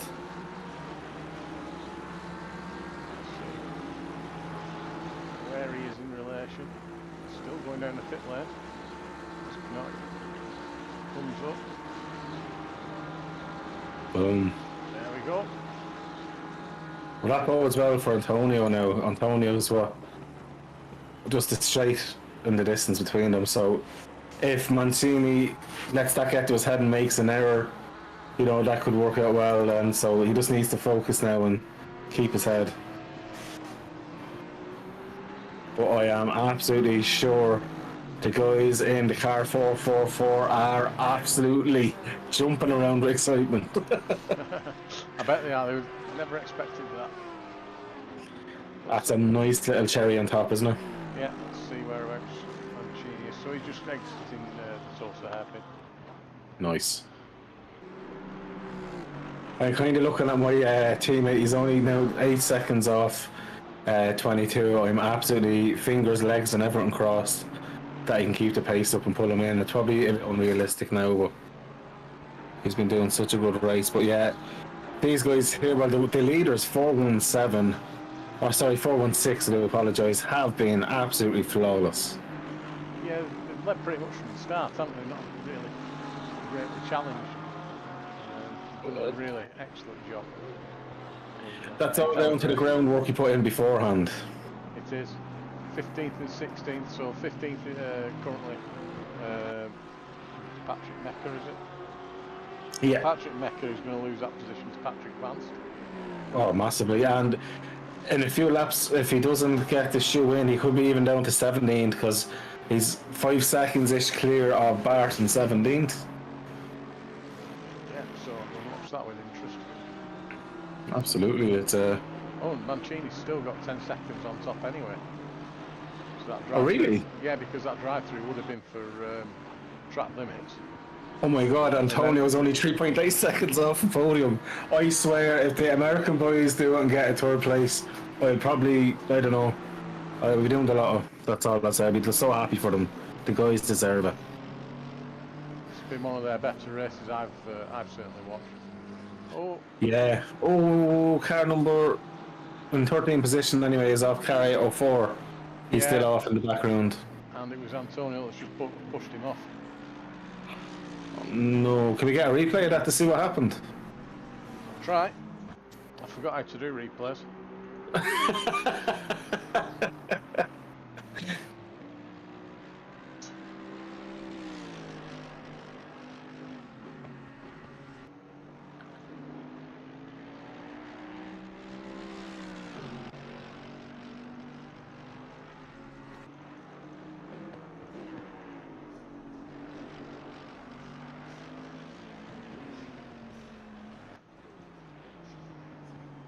I wonder if they did like go off before him then, because he must be catching them at a rate of knots.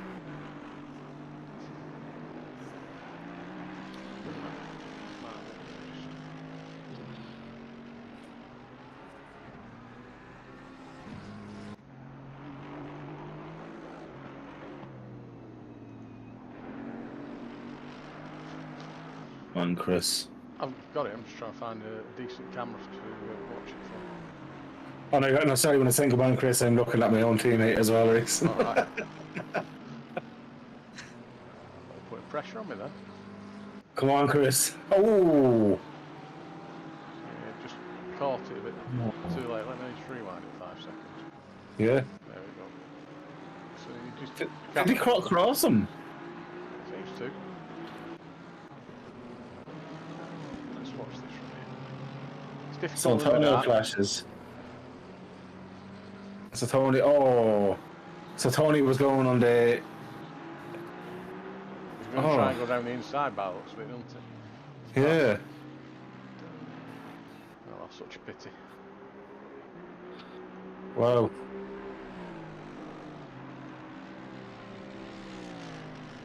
Should see what happens with that one, but hopefully, I don't know, I don't think they'll put in that 3 and a bit seconds now to Mancini. It's probably a lot to ask. Looking back, there's still a big battle going on for 20 to 19. Kroll and Hayes, 0.3 of a second, on 15th and 16th as well, so there's still battles going on. I really hope Crowell holds this position because he's had 2 really, really good stints there. Yeah, they've had a few excursions today. Oh, they've had definitely bad luck, but you know what? I really do hope that he gets this. Because when I was doing one of my stints there, he was catching me up so nicely.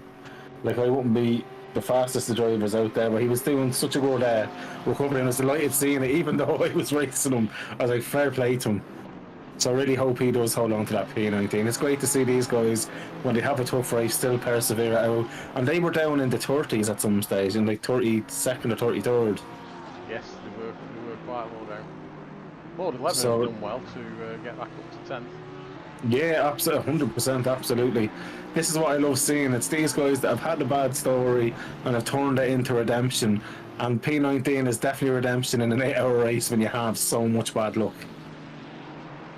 So we know this position is going to change anyway because of the Yeah. penalty, but 1.4 of a second between these two. I'm sure when you'd rather do it on track.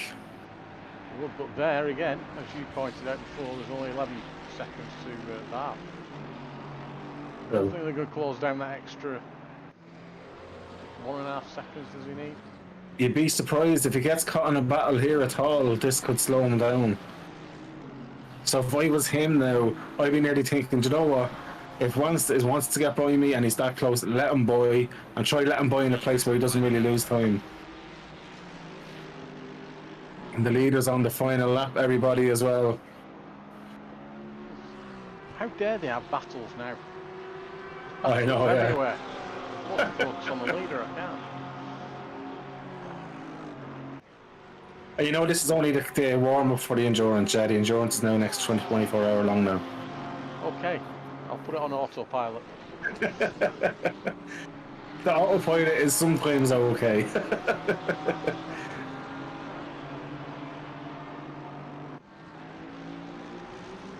I tell you one thing. Make it 10 seconds. Nah, he's fine.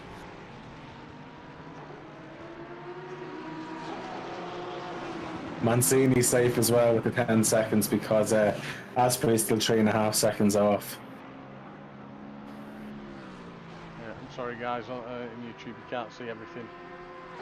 You need to focus on the, not that you can see much because of the darkness. Believe it or not, right in the bottom left, bottom right hand corner is our race potential winner. It is indeed. Been a great race. Battle for 6 isn't done either. Absolutely not.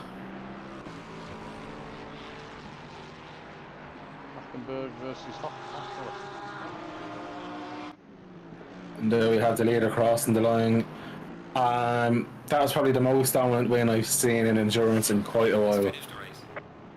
Absolutely brilliant stuff from them. Oh, the two of them after hitting it? Yeah, so Mackenberg's been spun round.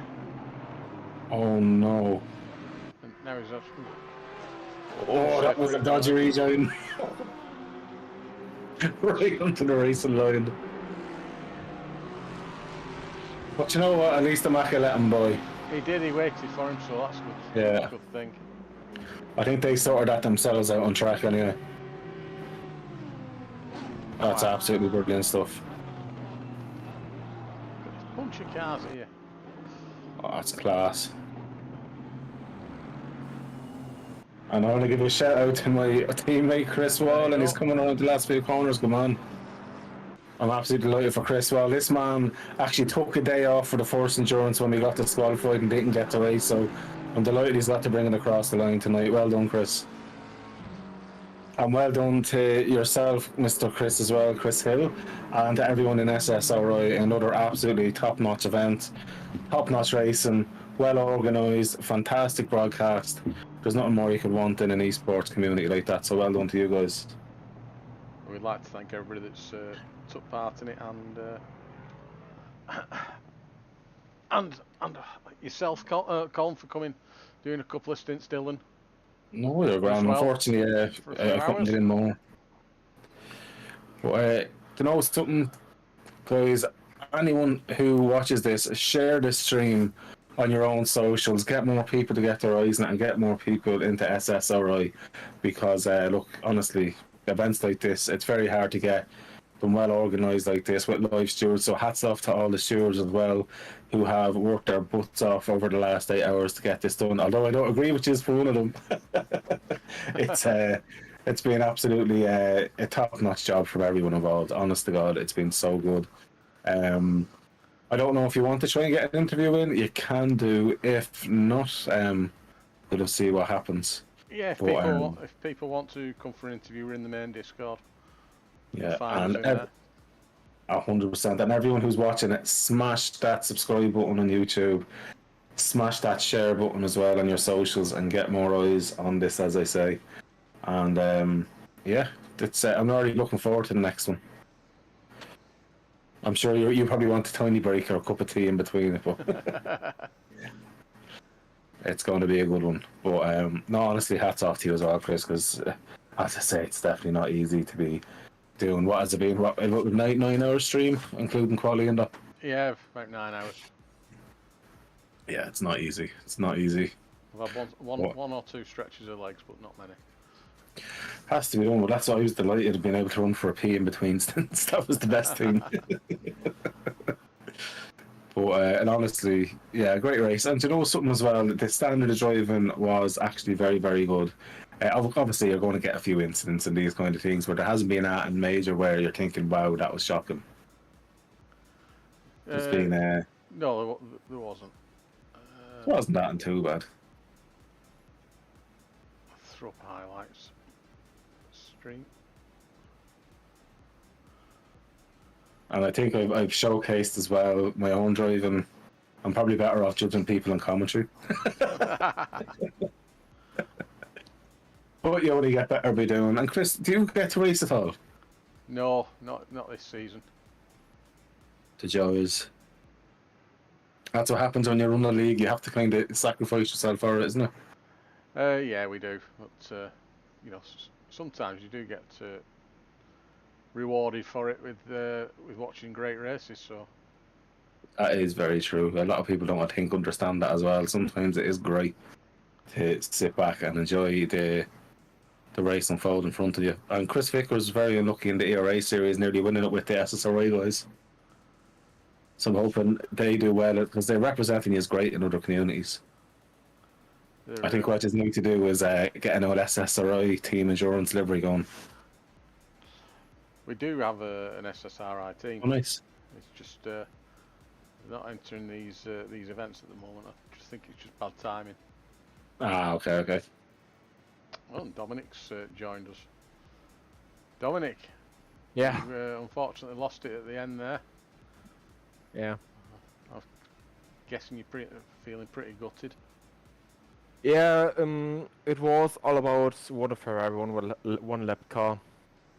There was one car ahead of me, which I need to lap, and he was positioning his car that difficult for me that he got a better exit, I couldn't overtake him, and then Danny could directly overtake me in the next corner. Yeah, it did seem like you were sandwiched. Yeah, I was. There was some contact as well between me and Danny. But did you know that? Did you suspect that was going to come? Danny was gonna close that gap down. Yeah, he was closing the gap, but I could fight against him. That was quite easy, I would say, because he hadn't had this opportunity to overtake me directly. And we were fighting for P8, and we are slightly a little bit disappointed that it's not P8 at the end, but we are still happy with P9. Yeah, it's a great achievement either way, and especially after 8 hours with all the highs and lows, it's still great to be up there. And it's same for yourself, Mr. Oliver, a great recovery drive as well. Yeah, it's just a little bit hard that we got at the final track cut and everything, but Hey ho, we got a season high position and a good start for the team. This is the first race where we didn't have any major issues and we pulled together a top 10 drive. That's pretty decent, and we'll be back next time to do even more. We even helped out with live commentary from the car from time to time and stuff like that. Yeah, that was definitely appreciated. That was we did what we could, and yeah. And entertaining as well, as always with you guys. Fair play to these lads. You all know us. You all know us. Are there really not anyone else who wants to join in for the interviews out there? No one? No race winners or anything? I think everyone's a bit shy, probably tired after 8 hours. Maybe it's because they can't find us because when we're on the regular Discord and not the endurance one. True. Well, look, lads, I'm going to love yous and leave yous. I'm going to jump back into my team. As always, Chris, a pleasure jumping in, helping out SSRI. Well done to yourself, Oliver and Dominic. And thanks everyone for watching. Don't forget to smash that subscribe over and share the streams and get SSRI more eyes. And have a good evening. Thank you very much for your time, Colin. And well No done. bother at all, brother. Bye-bye. Was that it for this night of endurance racing? I think it quite well be, because nobody seems to be joining us. So, you know, you're the professional commentators here. Do you guys want to round the stream off? Oh, would you really want us to do that? Of course we would, Chris. Of course. Give us a little bit scenery, then it's fine. Yeah. Wow, what a race, guys. What a great day of racing we had here on the SSRI channel on YouTube. With you all day have been Chris Hill. Few drivers came in for interviews to help us in the commentary booth. I'm Mr. One of Oliver Anderson, and with me tonight have been, Dominic Giese and of course the lovely Chris Hill. Have a good night, and we'll see you again next time.